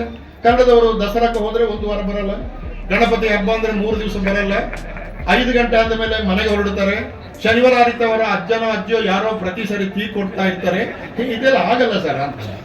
ಹಣ ಹಾಕಿದವರು ಹಣ ತೆಗಿಲಿಕ್ಕೆ. ನಮ್ಮ ಮನೋಜ್ ಅವರು ಬಹಳ ಚೆನ್ನಾಗಿ ಹೇಳಿದ್ರು ನೋಡಿ. ಉದ್ಯೋಗ, ಕನ್ನಡಿಗರಿಗೆ ಉದ್ಯೋಗ, ಇದು ಹೋಟೆಲ್ ಇದು ಹೇಳ್ತಾ ಇರೋದು. ಹೋಟೆಲ್ ನಲ್ಲಿ ಇಂಟರ್ವ್ಯೂ ಇಲ್ಲ, ಅಪ್ಲಿಕೇಶನ್ ಹಾಕಬೇಕಾಗಿಲ್ಲ. ಈಗ ಬೃಹತ್ ಬೆಂಗಳೂರು ಬರ್ತಾ ಇದೆ. ಬೃಹತ್ ಬೆಂಗಳೂರು ಬೆಳೀತಾ ಇದ್ದಾಗ ನಲ್ಲ ಹಾಕುವವರು, ಕಟ್ಟಡ ಕಟ್ಟುವವರು, ನೀರು ಹೋಗ್ಲಿಕ್ಕೆ ಪೈಪ್ ಹಾಕುವವರು ಯಾರು ಕನ್ನಡಿಗರೇ ಇಲ್ಲ. ಫುಲ್ ಬಿಹಾರಿಗಳು ಫ್ಯಾಮಿಲಿ ಸಮೇತ ಬರ್ತಾರೆ, ಮನೆ ಇರ್ತಾರೆ, ಕೊಟ್ಟ ಕೆಲಸ ಮುಗಿಸ್ತಾರೆ, ಸಂಬಳ ತಕೊಂಡು ಇನ್ನೆಲ್ಲಿಗೋ ಹೋಗ್ತಾರೆ. ಬೃಹತ್ ಬೆಂಗಳೂರು, ನಾನು 17 ಲೆಟರ್ ಬಂದಿದ್ದಾನೆ ಡೆಪ್ಟಿ CMಗೆ. ಇಲ್ಲಿ ಈ ತರ ಬೃಹತ್ ಬೆಂಗಳೂರು ಬರುವಾಗ ಕನ್ನಡವನ್ನು ಹೇಗೆ ಉಳಿಸಬೇಕು ಅಂತ ಅದನ್ನ ಅವರು ಕಮಿಷನರ್ಗೆ ಕೊಟ್ಟಿದ್ದಾರೆ. ಸ್ವಲ್ಪ ಕೆಲಸ ಆಗ್ತಾ ಇದೆ ಹಾಗೆ ಕೇಳಿದ್ದೆ. ಆದ್ರೆ ಅದಕ್ಕೆ ಬೇರೆ ಬೇರೆ ಆಯಾಮಗಳು ಇದೆ. ಉತ್ತರ ಅಷ್ಟು ಸುಲಭ ಅಲ್ಲ. ಸೊ ಕರ್ನಾಟಕ ಈ ಬಗೆಯ ಬಿಕ್ಕಟ್ಟುಗಳನ್ನು ಎದುರಿಸುವುದು ಇವತ್ತು ಹೊಸ್ತಲ್ಲ. ಚಾರಿತ್ರಿಕವಾಗಿ ಕರ್ನಾಟಕದ ನೀವು ಜಿಯೋ ಪೊಲಿಟಿಕಲ್ ಅದರ ಒಂದು ಸಿಚುವೇಶನ್ ನೋಡಿದರೆ ಕರ್ನಾಟಕ ಸಹಜವಾಗಿ ಇದು ಬಹುಭಾಷೆಗಳ ಬಹು ಸಂಸ್ಕೃತಿಗಳ ನಾಡಾಗಿ ಬೆಳೆದಿದೆ. ಒಂದು ಸರಳವಾಗಿ ಹೇಳುವುದಂತಂದ್ರೆ ಕರ್ನಾಟಕವನ್ನ ನಾವು ಇವತ್ತು ಸಂಪೂರ್ಣವಾಗಿ ಒಂದು ದಕ್ಷಿಣ ಭಾರತದ ರಾಜ್ಯ ಅಂತ ಕರೆಯುವುದು ಕಷ್ಟ. ನೀವು ಬೀದರದಿಂದ ಚಾಮರಾಜನಗರದ ಹೊರಗಿನ ಕರ್ನಾಟಕದ ಉದ್ದ 680 ಕಿಲೋಮೀಟರ್, ಚಾಮರಾಜನಗರದಿಂದ ಕನ್ಯಾಕುಮಾರಿವರೆಗಿರುವ ಜಾಗ 600 ಕಿಲೋಮೀಟರ್. ಅಂದ್ರೆ ಕರ್ನಾಟಕದಿಂದ ದಕ್ಷಿಣಕ್ಕೆ ಇನ್ನೊಂದು ಕರ್ನಾಟಕ ಹಿಡಿಯುವಷ್ಟು ಜಾಗ ಇದೆ. ತಮಿಳುನಾಡು, ಕನ್ಯಾಕುಮಾರಿ. ಈಗ ವಿಭಜನೆ ಆದಾಗ ಹೊರನಾಡು ಬಿಟ್ಟುಬಿಡಿ. ಈಗ ನಾನು 25 ವರ್ಷ ಡೆಲ್ಲಿಲಿದ್ದೆ. ನನ್ನ ಡೆಲ್ಲಿಯವರು ಕರೆದು ಕರ್ನಾಟಕ ವಾಲ ಅಂತ, ಕರ್ನಾಟಕದವರು ಕರೆದು ನನಗೆ ಡೆಲ್ಲಿ ವಾಲ ಅಂತ. ಈ ಸಾಂಸ್ಕೃತಿಕ ಅನಿಶ್ಚಿತತೆಯನ್ನ ಏಕೆ ರಾಮಾನುಜನ್ ಅವರು ಫ್ಲೋಟಿಂಗ್ ಐಲ್ಯಾಂಡ್ಸ್ ಅಂತ ಕರೆದರು. ತೇಲುವ ದ್ವೀಪಗಳು ಅಂತ ಬಹಳ ಒಳ್ಳೆ ಮೆಟಾಫರ್ ಅಲ್ಲಿ ಕರೆದರು. ತೇಲುವ ದ್ವೀಪಗಳು ಅಂದ್ರೆ ನೀವು ಅಲ್ಲಿ ಹೋದಾಗ ಬೇರೆ, ಇಲ್ಲಿ ಬಂದಾಗ ಬೇರೆ. ಇದು ಕ್ರಿಯೇಟಿವ್ ಆಗಿ ಬರುವುದನ್ನು ಅವರು ಬಹಳ ಒಳ್ಳೆಯ ಒಂದು ಕವನ ಬರೆದಿದ್ದಾರೆ. ಸಮಯ ಇಲ್ಲದ್ರಿಂದ ನಾನು ಆ ಕವನವನ್ನು ಓದುವುದಿಲ್ಲ. ಏಕೆ ರಾಮಾನುಜನ್ ಹೊರನಾಡ ಕನ್ನಡಿಗರ ಆತಂಕಗಳನ್ನ, ತೇಲುವ ದ್ವೀಪಗಳಾಗಿರುವ ತಮ್ಮ ಅನುಭವಗಳನ್ನ ಅತ್ಯದ್ಭುತವಾದ ಸಾಹಿತ್ಯವನ್ನಾಗಿಸಿದ ಬಹಳ ದೊಡ್ಡ ಲೇಖಕ. ನಾನು ಕೇಳುತ್ತಿರೋದು, ನಮ್ಮಲ್ಲಿ ಗಡಿಭಾಗಗಳು ಇದ್ದಾಗಲೂ ಕೂಡ ಈ ಬಗೆಯ ಲೇಖಕರು, ರಾಮಾನುಜನ್ ಮಟ್ಟದ ಲೇಖಕರನ್ನ ನಾವು ಯಾಕೆ ಪ್ರೊಡ್ಯೂಸ್ ಮಾಡ್ಲಿಕ್ಕೆ ಆಗಲಿಲ್ಲ? ಬೆಂಕಿ ಬಿದ್ದಿದ ಮನೆಗೆ ಓಡಿ ಬನ್ನಿ ಅಂತ ಕಯ್ಯಾರ ಕಿಂಜಣ್ರವರು ಹೇಳಿದ್ರು. ಬೆಂಕಿ ಬಿದ್ದಿದ ಮನೆಗೆ ಓಡಿ, ಅದು ಒಂದು ಆರ್ತನಾದ. ಅದು ಕಾಸರಗೋಡನ್ನು ಕಳ್ಕೊಂಡಾಗ ಒಬ್ಬ ಕವಿ ಹೇಳಬಹುದಾದಂತ ಅತ್ಯದ್ಭುತವಾದ ಮಾತು. ಅದಾಯ್ತು. ಅದು ಬಿಟ್ರೆ ಗಡಿ ಭಾಗಗಳಲ್ಲಿ ಸೃಷ್ಟಿಯಾಗುವಂತ ಆತಂಕಗಳು ಅದು ಒಂದು. ಎರಡನೆಯದ್ದು ಸಾಂಸ್ಕೃತಿಕ ಅಸ್ಮಿತೆ. ಇವರ ಸಂಸ್ಕೃತಿ ಬಹುಭಾಷೆಗಳ ನಡುವೆ ಹೇಗಿರ್ತದೆ. ಮೂರನೆಯದು ಬಿಕ್ಕಟ್ಟುಗಳು. ನೀವು ಗಾಡ್ ಫಾರ್ ಸ್ಮಾಲ್ ಥಿಂಗ್ಸ್ ಅಂತ ಅರುಂಧತಿ ರಾಯ್ ನೋಡಿದ್ರೆ ಕೇರಳದಲ್ಲಿರುವ ಸಾಮಾಜಿಕ ಬಿಕ್ಕಟ್ಟುಗಳು, ಇದೇ ಬಿಕ್ಕಟ್ಟುಗಳು ಅದನ್ನು ಹೆಂಗೆ ಸಾಹಿತ್ಯ ಮಾಡಿದ್ರು ಎಂಬುದು ಗೊತ್ತಾಗ್ತದೆ. ಸಾಂಸ್ಕೃತಿಕ ಕೊಡುಕೊಳ್ಳುವಿಕೆ. ನೀವು ಎಷ್ಟೇ ಬೈದ್ರು ಕೂಡ ಗಡಿ ಭಾಗದಲ್ಲಿ ನನ್ನ ಒಳಗೆ ಸ್ವಲ್ಪ ಮರಾಠಿ ಬಂದಿರ್ತದೆ. 7:45 ಬಜೆ ಬನ್ನಿ ಅಂತಾರೆ. ನಾನು ಅಲ್ಲಿ ಹೋದ್ರೆ ಕನ್ನಡವೇ, ಅವನ ಪ್ರಕಾರ ಕನ್ನಡವೇ. ನಾನು ಬೀದರಕ್ಕೆ ಹೋದ್ರೆ ಉರ್ದು ಸೇರಿಸಿ ಮಾತಾಡ್ತಾರೆ. ಈ ಸಾಂಸ್ಕೃತಿಕ ಕೊಡುಕೊಳ್ಳುವಿಕೆ ಆ ಕಡೆ ಕನ್ನಡವೂ ಅಲ್ಲದ, ಈ ಕಡೆ ಮರಾಠಿಯೂ ಅಲ್ಲದ, ಅಥವಾ ಈ ಕಡೆ ಕನ್ನಡವೂ ಅಲ್ಲದ, ಆ ಕಡೆ ಉರ್ದು ಅಲ್ಲದ ಒಂದು ಥರ್ಡ್ ಕಲ್ಚರ್ ಅನ್ನ ಸೃಷ್ಟಿ ಮಾಡ್ತದಲ್ಲ. ಇದರ ಬಗ್ಗೆ ಸಾಹಿತ್ಯ ಸಮ್ಮೇಳನದಲ್ಲಿ ಸ್ವಲ್ಪ ಚರ್ಚೆ ಆಗಬೇಕು ಮತ್ತು ನಮ್ಮ ಲೇಖಕರು ಅದರ ಕಡೆಗೆ ಗಮನ ಹರಿಸಬೇಕು ಅಂತ. ನಮ್ಮ ಅಧ್ಯಕ್ಷರು ರೋಹಿದಾಸ್ ನಾಯ್ಕರು ನಿನ್ನೆ ಭಾಷಣ ಮಾಡುವಾಗ ನಾನು ಆನ್ಲೈನ್ ಅಲ್ಲಿ ಕೇಳ್ತಾ ಇದ್ದೆ. ಬರಗೂರು ಭಾಷಣವನ್ನು ಕೂಡ ನಾನು ಆನ್ಲೈನ್ ಅಲ್ಲಿ ಕೇಳ್ತಾ ಇದ್ದೆ. ಅವರೊಂದು ಮಾತು ಹೇಳಿದರು, ಕನ್ನಡವನ್ನ ಅಸ್ಪೃಶ್ಯನಾಗಿ ನೋಡ್ತಾ ಇದ್ರು ಅವ್ರ ಭಾಷಣದಲ್ಲಿ. ಏನ್ ಸರ್, ನಿನ್ನೆ ತಮ್ಮ ಅಧ್ಯಕ್ಷ ಭಾಷಣದಲ್ಲಿ ಬೇರೆ ಕೊಂಕಣಿ ಮಾತಾಡ್ತಾ ಇದ್ರು, ಮರಾಠಿ ಮಾತಾಡ್ತಾ ಇದ್ರು, ಕನ್ನಡವನ್ನ ಅಸ್ಪೃಶ್ಯನಾಗಿ. ಈಗ ಎರಡು ಮುಖ ಇದೆ. ಕನ್ನಡದವರು ಬೇರೆ ಭಾಷೆಯನ್ನು ಅಸ್ಪೃಶ್ಯನಾಗಿ ನೋಡ್ಬೋದು, ಅಥವಾ ಕನ್ನಡದವರನ್ನು ಬೇರೆ ಭಾಷೆಯವರ ಅಸ್ಪೃಶ್ಯನಾಗಿ ನೋಡ್ಬೋದು. ಈ ಒಂದು ಅಲಕ್ಷ್ಯ ಇದೆಯಲ್ಲ, ಭಾಷೆಯ ಕುರಿತಾದಂತ ಅಲಕ್ಷ್ಯ, ನನ್ನ ನಾಡಿನಲ್ಲಿ, ನನ್ನ ಭಾಷಾ ಪ್ರದೇಶದಲ್ಲಿ ನಾನೇ ಅಲಕ್ಷ್ಯಕ್ಕೆ ಒಳಗಾದಾಗ ಹುಟ್ಟುವ ಭಾವಗಳನ್ನ ಯಾರು ಕನ್ನಡ ಸಾಹಿತ್ಯದಲ್ಲಿ ಪ್ರಬುದ್ಧವಾಗಿ ಹಿಡಿದಿಟ್ಟಿದ್ದಾರೆ ಅಥವಾ ಹಿಡಿದಿರ್ಲಿಕ್ಕೆ ನಮಗೆ ಯಾಕೆ ಆಗಲಿಲ್ಲ? ಯಶವಂತ ಚಿತ್ತಾಲರ ಯಶಸ್ಸು ಎಲ್ಲಿದೆ, ಗಂಗಾಧರ ಚಿತ್ತಾಲರ ಯಶಸ್ಸು ಎಲ್ಲಿದೆ ಎಂಬುದನ್ನ ಸಾಹಿತ್ಯ ಸಮ್ಮೇಳನದಲ್ಲಿ ನಾವು ಅಭ್ಯಾಸ ಮಾಡಿದ್ರೆ ಸ್ವಲ್ಪ ಚೆನ್ನಾಗಿರ್ತದೆ ಅಂತ ಕಾಣ್ತದೆ. ಇದಕ್ಕೆ ಬೆಸ್ಟ್ ಉದಾಹರಣೆ ಮೆಕ್ಸಿಕೋ ಮತ್ತು US ಅಮೆರಿಕದ ನಡುವಿನ ಭಾಗದ ಬರಹಗಾರಗಳು. ಎರಡೇ ಹೆಸರು ಹೇಳ್ತಾನೆ. ಒಬ್ಬ ಗ್ಲೋರಿಯಾ ಎಂಬವನು ಒಂದು ಪುಸ್ತಕ ಬರ್ತಾನೆ, ಬೋರ್ಡರ್ ಲ್ಯಾಂಡ್ಸ್ ಗ್ಲೋರಿಯಾ ಅಂತ. ಇನ್ನೊಬ್ಬ ಲೂಯಿಸ್ ಅಂತ ಒಬ್ಬ ಬರೀತಾನೆ, ಅವ ಡೆವಿಲ್ಸ್ ಹೈವೇ ಅಂತ ಬರೀತಾನೆ, ಡೆವಿಲ್ಸ್ ಹೈವೇ.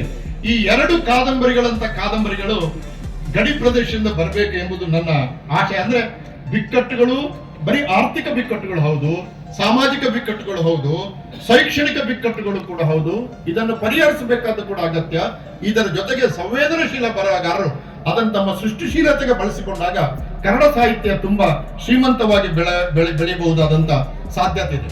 ಕೊನೆಯ 2 ನಿಮಿಷ ಒಂದನ್ನೆಲ್ಲ ನಾನು ಹೇಳಿದ್ದು, ಈ ಬಹುಭಾಷಿಕತೆಯಲ್ಲಿ ಈಗ ನೋಡಿ, ಸಂವಿಧಾನ ಭಾಷಾವಾರು ಪ್ರಾಂತಗಳು ತಯಾರಾದಾಗ, ಸೃಷ್ಟಿಯಾದಾಗ ಗಡಿಭಾಗದ ಒಳಭಾಗದ ನಡುವಿನ ಜನರ ಸಮಸ್ಯೆಗಳು ಹುಟ್ಟಿಕೊಳ್ತವೆ ಎಂಬುದನ್ನು ಗ್ರಹಿಸಿದೆ.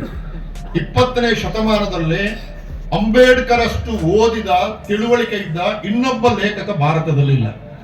ಇಡೀ ಉತ್ತರ ಕನ್ನಡದ ಜಾನಪದ ಮಾಹಿತಿಗಳಲ್ಲಿ ಸಿಗುವಾಗೆ ಮಾಡಿದ್ರೆ ಅದೊಂದು ಜಾನಪದ ಅಧ್ಯಯನ ಕೇಂದ್ರ ಕೂಡ ಆಗ್ಬಹುದು. ಮತ್ತೆ ಒಂದು ಬೇರೆ ಬೇರೆ ಕಡೆ 7-8 ಟ್ರಸ್ಟ್ಗಳು ಇರುವಾಗ ಧಾರವಾಡದಲ್ಲಿ ಎಷ್ಟು ಟ್ರಸ್ಟ್ಗಳಿವೆ ಸರ್? 8-10 ಟ್ರಸ್ಟ್ಗಳಿವೆ. ಆದ್ರೆ ಉತ್ತರ ಕನ್ನಡಕ್ಕೆ ಒಂದು ಕೂಡ ಟ್ರಸ್ಟ್ಗಳಿವೆ. ಅದನ್ನ ನೀವು ಆದಿತ್ತು ಅಥವಾ ವಾಸನೆಯವರು ಆಮೇಲೆ ನನಗೆ ಹೇಳಿ ಅದನ್ನ ನಾವು ಬೇಕಾದ್ರೆ ಅದನ್ನ ಸರ್ಕಾರದ ಮಟ್ಟದಲ್ಲಿ ಮಾಡಿ ಅದನ್ನ ಮಾಡಬಹುದು ಎಂಬುದು ಒಂದು. ಬುಡಕಟ್ಟು ಅಧ್ಯಯನ ಕೇಂದ್ರವಾಗಿ ಏನಾದ್ರು ಮಾಡಬಹುದು. ಎರಡನೇದು ಜಿಲ್ಲಾವಾರು ಪ್ರಶಸ್ತಿಗಳದು ಬಂತು, ಅದು ನಿಜ. ಅದು ಈಗ ನಾವು ಒಂದು ಏನ್ ತೀರ್ಮಾನ ತಗೊಳ್ತೇವೆ ಅಂದ್ರೆ 31 ಜಿಲ್ಲೆಗಳಿಗೆ 31 ಪ್ರಶಸ್ತಿ ಕಡಿಮೆ ಹೋಗ್ಲೇಬೇಕು ಅಂತ ಒಂದು ತೀರ್ಮಾನ ತಗೊಳ್ತೀವಿ. ಅದು ಹಾಗಾಗಿ ಒಂದು ಪ್ರಶಸ್ತಿ ಬಂದೇ ಬರುತ್ತೆ. ಆದ್ರೆ ಯಾವ ಏರಿಯಾಕ್ಕೆ ಬರಬೇಕು ಎಂಬುದು ಸಮಸ್ಯೆ. ನೋಡಿ, ಈ ಸರ್ತಿ ನಾವು ಯಾರ ಹೆಸರು ಹೇಳಿದೀವಿ ಅವೆಲ್ಲ ಬೇಡ. ಆದ್ರೆ ಯಕ್ಷಗಾನಕ್ಕೆ 3 ಪ್ರಶಸ್ತಿ ಉತ್ತರ ಕನ್ನಡಕ್ಕೆ ಬಂತು. 3 ಪ್ರಶಸ್ತಿ ಬಂತು ಯಕ್ಷಗಾನಕ್ಕೆ. ಬಡಗುತಿಟ್ಟಿಗೆ, ತೆಂಕುತಿಟ್ಟಿಗೆ ಒಂದು ಬರಲಿಲ್ಲ. ನಾವು ಸ್ವಲ್ಪ ಬ್ಯಾಲೆನ್ಸ್ ಮಾಡಕ್ಕೆ ಟ್ರೈ ಮಾಡಿದ್ವಿ. ಉತ್ತರ ಕನ್ನಡ ಬಡಗುತ್ತಿ, ನಾನು ದೊಡ್ಡ ಯಕ್ಷಗಾನದ ಅಭಿಮಾನಿ, ಒಂದು 30 ವರ್ಷ ಯಕ್ಷಗಾನ ಕುಣಿದಿದ್ದೀನಿ ಕೂಡ, ಅದು ಬೇರೆ. ಆದ್ರೆ ಬಡಗುತಿಟ್ಟಿಗೆ 3 ಪ್ರಶಸ್ತಿ ಬರಲಿ, ಒಂದಾದ್ರೂ ತೆಂಕುತಿಟ್ಟಿಗೆ ಕೊಡಿ ಅಂತ. ಈಗ ನಾನು ದಕ್ಷಿಣ ಕನ್ನಡ ಜಿಲ್ಲೆಗೆ ಹೋದ್ರೆ ನಾಯಿಗೆ ಬೈತಾರೆ ನನಗೆ. ಅಲ್ಲಿ ಕೂತಿದ್ದೀನಿ, ನೀನು ಯಕ್ಷಗಾನ ಕಲಾವಿದ ಅಂತ ಹೇಳ್ತೀನಿ, ನಿಮಗೆ ಒಂದು ಪ್ರಶಸ್ತಿ ಕೊಡ್ಲಿಲ್ಲ. ಇಲ್ಲಿ 3 ಪ್ರಶಸ್ತಿ ಬಂದಿದ್ದು, ಇವರು ಹೇಳುದು ನಮಗೆ ಪ್ರಶಸ್ತಿ ಬರಲಿಲ್ಲ ಅಂತ. ಈಗ ಈ ಬಿಕ್ಕಟ್ಟುಗಳನ್ನ ನಾವು ಪರಿಹರಿಸ್ಕೊಳ್ಬೇಕಾಗ್ತದೆ. ಅಂದ್ರೆ ಹಂಚಿ ಹೋಗ್ಬೇಕು ಅಂತ ಅರ್ಥ ಆಯ್ತು ನನಗೆ. ಸಾಹಿತ್ಯಕ್ಕೆ ಬರಬೇಕು ಅಥವಾ ಬೇರೆ ಬೇರೆ ಏರಿಯಾಕ್ಕೆ ಬರಬೇಕು, ಹೀಗೆ ಜಿಲ್ಲೆಗಳಿಗೆ ಕೊಡಬೇಕು ಅಂತಿದೆ. ಆದ್ರೆ ಕೊಡುವಾಗ ಹೆಚ್ಚು ಕಮ್ಮಿ ಆಗ್ತದೆ, ನೋಡೋಣ. ನಾವು ಅಲ್ಲಿ ಇರ್ತೀವಿ, ಪ್ರಯತ್ನ ಮಾಡ್ತೀವಿ. ಆಮೇಲೆ ಇನ್ನೊಂದು ಕನ್ನಡ ಕಲಿಕಾ ಕೇಂದ್ರ ಕನ್ನಡ ಅಭಿವೃದ್ಧಿ ಪ್ರಾಧಿಕಾರದ ಅಂಡರ್ನಲ್ಲಿ ಬರ್ತದೆ. ನಾನು ಒಂದು ಕೇಂದ್ರ ಇಲ್ಲಿ ಶುರು ಮಾಡಿದ್ದಾರೆ. ಒಟ್ಟು 40 ಕೇಂದ್ರಗಳು ಬೇರೆ ಬೇರೆ ಕಡೆ ಕೆಲಸ ಮಾಡ್ತೇವೆ ಸರ್. ತಾವು ಗಡಿ ಭಾಗದಲ್ಲಿ ಕನ್ನಡ ಕಲಿಕಾ ಕೇಂದ್ರ ಎಲ್ಲಿ ಬೇಕು ಅಂತ ನನಗೆ ಒಂದು ಪಟ್ಟಿ ಕೊಟ್ರೆ, ನಾನು ಕನ್ನಡ ಕಲಿಕಾ ಕೇಂದ್ರ ಎಷ್ಟಾದ್ರು 10 ಆದ್ರೆ 10, 15 ಆದ್ರೆ 15 ಅದು ನಾನು ಮಾಡ್ತೇನೆ. ಅದಕ್ಕೆ ನನ್ನ ಹತ್ರ ಬೇಕಾದಂತ ಸೂತ್ರಗಳಿವೆ. ಪಠ್ಯಕ್ರಮವನ್ನು ಸರಳಗೊಳಿಸಿದೀವಿ ನಾವು. ನಮ್ಮ ಹಳೆಯ ಗ್ರಾಮರ್ಗಳಿದೆಯಲ್ಲ, ಅವೆಲ್ಲ ಆಗಲ್ಲ. ಈ ಹೊಸಬರಿಗೆ ಹೇಳಿಕೊಡ್ಬೇಕಾದ್ರೆ ಸರ್ವನಾಮಗಳು ನಾನು, ನೀನು, ಅವನು, ಅವಳು, ಅವರು, ಅದು ಒಂದು 9 ಇದೆ. ಆಮೇಲೆ ನಾಮಪದಗಳು ಜನಗಳಿಗೆ ಗೊತ್ತಿದೆ. ಕುರ್ಚಿ, ಬೆಂಚು, ಮೈಕು ಎಲ್ಲ ನಾಮಪದಗಳು ಗೊತ್ತಿದೆ. ಈ ಸರ್ವನಾಮಗಳು ಮತ್ತು ನಾಮಪದಗಳನ್ನು ಕನೆಕ್ಟ್ ಮಾಡ್ಲಿಕ್ಕೆ ಕೊಟ್ರೆ ಕನ್ನಡ ಬಂತು. ಈಗ ಇದು ಮೈಕ್ ಅಂತ ಹೇಳ್ಬೇಕು, ಇವನು ಮೈಕ್ ಅಂತ ಹೇಳ್ಬಾರ್ದು. ಅವನು ಪುರುಷೋತ್ತಮ, ಅವಳು ಪುರುಷೋತ್ತಮ ಅಂತ ಹೇಳ್ಬಾರ್ದು. ನಾಮಪದ, ಸರ್ವನಾಮ ಮತ್ತು ನಾಮಪದಗಳಿಗೆ ಈಗ ಏನಾಗಿದೆ ಅಂದ್ರೆ MA ಮಟ್ಟದಲ್ಲಿಯೇ ಸರ್ವನಾಮ ಮತ್ತು ನಾಮಪದಗಳ ಕಾಂಟ್ಯಾಕ್ಟ್ ತಪ್ಪಿ ಹೋಗುತ್ತೆ. PhD ಥೀಸಿಸ್ ಬರುತ್ತಲ್ಲ ನನಗೆ ಇವ್ಯಾಲ್ಯೂಯೇಷನ್ಗೆ, ನಾನು ಸಾಯಂಕಾಲ ಪೇಟೆಗೆ ಹೋಗುತ್ತದೆ ಅಂತ ಬರೀತಾನೆ. ಅವ ಬರೀತಾನೆ, ಅದನ್ನ ಯಾರೋ ಟೈಪ್ ಮಾಡ್ತಾನೆ, ಅವನ ಗೈಡ್ ಓದ್ತಾನೆ, ಇದನ್ನ ಪುರುಷೋತ್ತಮ ಬಿಳಿಮಲವರಿಗೆ ಇವ್ಯಾಲ್ಯೂಯೇಷನ್ಗೆ ಕಳಿಸಿ ಅಂತ ನೋಟಿಸ್ ಮಾಡ್ತಾನೆ. ನನಗೂ ಬರ್ತದೆ, ಈ ಥೀಸಿಸ್ ಬಹಳ ಚೆನ್ನಾಗಿದೆ, ಇವನಿಗೆ PhD ಕೊಡಬಹುದು ಅಂತ ನಾನು ಬರೀತಾನೆ. ಯಾರಿಗೂ ಕೂಡ ಅವನು ಪೇಟೆಗೆ ಹೋಗುತ್ತದೆ ಅಂತ ಬರೆದ ತಪ್ಪು ಅಂತ ಯಾರಿಗೂ ಅನಿಸೋದು. ಅಂದ್ರೆ ಕನ್ನಡದ ಸ್ವಂತ ಮುರಿದಿದೆ ಅಂತ. ಇದನ್ನು ಎಲ್ಲಿಂದ ಸರಿ ಮಾಡೋದು, ಏನ್ ಮಾಡೋದು ನನ್ನ ಹತ್ರ ಕೇಳಬೇಡಿ ದಯವಿಟ್ಟು. ನನ್ನ ಹತ್ರ ಉತ್ತರ ಇಲ್ಲ, ಅದು ಆಗ್ತಾ ಇರೋದು. ಹಾಗಾಗಿ ಒಂದು ಸರಳವಾದ ಸರ್ವನಾಮಗಳು, ನಾಮಪದಗಳು, ಕ್ರಿಯಾಪದಗಳು, ಇವುಗಳ 3ರ ಒಂದು ಸುಸಾಂಗತ್ಯ, ಆಮೇಲೆ ಬೇಕು, ಬೇಡ, ಹೋಗು, ಬಾ, ಈ ತರದ ಸರಳವಾದ ಪದಗಳ 36 ಗಂಟೆಗಳಲ್ಲಿ ಕನ್ನಡ ಹೇಳಿಕೊಡುವ ಯೋಜನೆಯನ್ನು ನಾವು ಸಿದ್ಧಪಡಿಸಿದ್ದೇವೆ. ಬೆಂಗಳೂರಿನಲ್ಲಿ ಈಗಾಗಲೇ ಸುಮಾರು 3,000 ನಾನ್ ಕನ್ನಡಿಗ ಕನ್ನಡ ಕಲಿತು ಕನ್ನಡದಲ್ಲಿ ವ್ಯವಹಾರ ಮಾಡ್ತಾ ಇದ್ದಾರೆ. ಗಡಿ ಭಾಗದಲ್ಲಿ ಅಂತದಿದ್ರೆ ತಾವು ಖಂಡಿತ ಹೇಳಿ, ನಾನು ಅದನ್ನ ಆದ್ಯತೆಯಿಂದ ಮಾಡ್ತೇನೆ. ಆಮೇಲೆ ಸಾಹಿತ್ಯ ಭವನದ ಬಗ್ಗೆ ಈಗಾಗಲೇ ನಮ್ಮ ಅಧ್ಯಕ್ಷರು ಹೇಳಿದ್ರು. ಕಾರವಾರದಲ್ಲಿ ನಾವು ಬಂದಾಗ ಅಲ್ಲೊಂದು ಕನ್ನಡ ಭವನ ಒಂದು ಇದ್ದದ್ದು, ಅದು ಯಾರದರ ಒಡೆತನ, ಕನ್ನಡದವರ ಜಿಲ್ಲಾಧಿಕಾರಿಗಳು ಗೊಂದಲ ಇದೆ, ಅದರ ಬಗ್ಗೆ ಒಂದು ರಿಪೋರ್ಟ್ ಕೊಡಿ ನನಗೆ ಅಂತ ಹೇಳಿದ್ದೀನಿ. ನಾನು ರಿಪೋರ್ಟ್ ಜಿಲ್ಲಾಧಿಕಾರಿಗಳಿಗೆ ಕೇಳಿದೆ. ಆಮೇಲೆ ನಾನು ಮತ್ತು ನಮ್ಮ ಗಡಿ ಪ್ರಾಧಿಕಾರದ ಅಧ್ಯಕ್ಷರು ಒಟ್ಟು ಸೇರಿ ಜಿಲ್ಲಾಧಿಕಾರಿಗಳಿಗೆ ಒಂದು ಪತ್ರವನ್ನು ಬೆಂಗಳೂರಿಗೆ ಹೋದ ತಕ್ಷಣ ಬರೀತೀವಿ. ಕಾರವಾರದಲ್ಲಿ ಒಂದು ಕನ್ನಡ ಭವನ ಆಗ್ಬೇಕಂದು, ಸಾಹಿತ್ಯ ಭವನ ಆಗ್ಬೇಕಂದು ಬಹಳ ಅಗತ್ಯ, ಸೂಕ್ತವಾದ ಜಾಗೆಯನ್ನು ಅವ್ರಿಗೆ ಕೊಡಿ ಅಂತ ಹೇಳ್ತಾರೆ. ಸಾಹೇಬರು ಅದಕ್ಕೆ ಬೇಕಾದಂತ ಅವರಿಂದ ಆದಷ್ಟು ಹಣ ಇತ್ಯಾದಿಗಳನ್ನ ಅವರು ಕೊಡ್ತಾರೆ. ನೋಡೋಣ, ಅದೊಂದು ಪ್ರಯತ್ನ. ಅದು ಮಾಡ್ಲಿಕ್ಕೆ ಆಗದ ಕೆಲಸ ಅಲ್ಲ, ಅಷ್ಟೇ ಹೇಳುದು ನಾನು. ಆದ್ರೆ ಸ್ವಲ್ಪ ಕೆಲಸ ಮಾಡಬೇಕು ನಾವೆಲ್ಲ. ಮಂಜೇಶ್ವರದ ಕೆಲವು ಏನಾಗಿದೆ ಗೊತ್ತಾ, ಕೆಲವು ಕಡೆ ಈಗ ಬೆಳಗಾಮು, ಮಂಜೇಶ್ವರದಲ್ಲಿ ಗೋವಿಂದ ಪೈ ಭವನ ಬಂದಿದೆ. 1 ಕೋಟಿ ರೂಪಾಯಿ ಕರ್ನಾಟಕ ಸರ್ಕಾರ ಕೊಟ್ಟಿದೆ, 1 ಕೋಟಿ ರೂಪಾಯಿ ಕೇರಳ ಸರ್ಕಾರ ಕೊಟ್ಟಿದೆ. ಇನ್ನೊಂದು 50 ಲಕ್ಷ ಮೊಯ್ಲಿಯವರಿದ್ದಾಗ ಮಾಡಿದ್ದಾರೆ, ಎಲ್ಲ ಆಗಿದೆ. ಆದ್ರೆ ಲೈಟ್ ಹಾಕಿಲ್ಲ. ಅದರ ಸಲುವಾಗಿ 3 ವರ್ಷದಿಂದ ಕಟ್ಟಡ ಉದ್ಘಾಟನೆ ಆಗಿದೆ. ಅಲ್ಲ, ಉದ್ಘಾಟನೆ ಆಗಿದೆ, ಕೆಲಸ ಮಾಡಕ್ಕಾಗಲ್ಲ.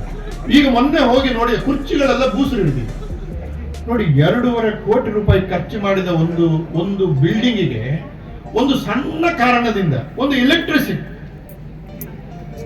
ಕನೆಕ್ಷನ್ ಕೊಡ್ಲಿಕ್ಕೆ, ಅದು ಕೇರಳದವರು ಹೇಳೋದಂತ ಕರ್ನಾಟಕದವರು ಕೊಡ್ಲಿ ಅಂತ, ಕರ್ನಾಟಕದವರು ಹೇಳೋದ ಕೇರಳದವರು ಕೊಡ್ಲಿ ಅಂತ, ಕೋಣ ಮೆರಡು ಹೊರ ಗಿಡವೆಂಗೆ ಬಿಡುತ್ತೆಂಬ ಕ್ಷೋಣಿ ಆಡುವಾಗ ಹಂಗೆ ಆಗೋಗಿದೆ. ಈ ತರ ಸುಮಾರಿದೆ ಕರ್ನಾಟಕದಲ್ಲಿ, ಸುಮಾರಿದೆ. ಇನ್ನೊಂದು ಏನಾಗಿದೆ ಹೇಳ್ಬಿಡಿ, ಕೊನೆಯ ಮಾತು. ಇವತ್ತು ಜಾತಿ ಸಂಘಟನೆಗಳು ತುಂಬಾ ಬಲಿಷ್ಠವಾಗಿವೆ. ಇವತ್ತು ನೀವು ಯಾವ ಊರಿಗೆ ಹೋದ್ರೂ ಕೂಡ ಜಾತಿ ಸಂಘಟನೆಗಳ ಕಟ್ಟಡಗಳು ಇವೆ. ಮೊಗವೀರ ಭವನ ಇದೆ, ಶೆಟ್ರ ಭವನ ಇದೆ, ಒಕ್ಕಲಿಗರ ಭವನ ಇದೆ, ವಾಲ್ಮೀಕಿ ಭವನ ಇದೆ. ಕನ್ನಡ ಭವನ ಯಾರಿಗೆ ಬೇಕು? ಇದು ಬಾಂಬೆಯಲ್ಲಿ ಕರ್ನಾಟಕ ಸಂಘ ಇದೆ, ನಿಮಗೆ ಗೊತ್ತಿದೆ. ಅದು ಕಟ್ಟಕ್ಕೆ ಆಗ್ತಾ ಇಲ್ಲ ಅವರಿಗೆ. ಆದ್ರೆ 50 ಕೋಟಿಯ ಬಜೆಟ್, ಅದು 40 ಕೋಟಿ, ತುಂಬಾ ದೊಡ್ಡ ಕಟ್ಟಡ, ಕರ್ನಾಟಕ ಸಂಘ. ಆದ್ರೆ ಅದರ ಪಕ್ಕ ಭಟ್ರ ಭವನ, ಮೊಗವೀರ ಭವನ 5 ಸ್ಟಾರ್ ಹೋಟೆಲ್ಗಳಾಗಿ ಬಂದಿದೆ.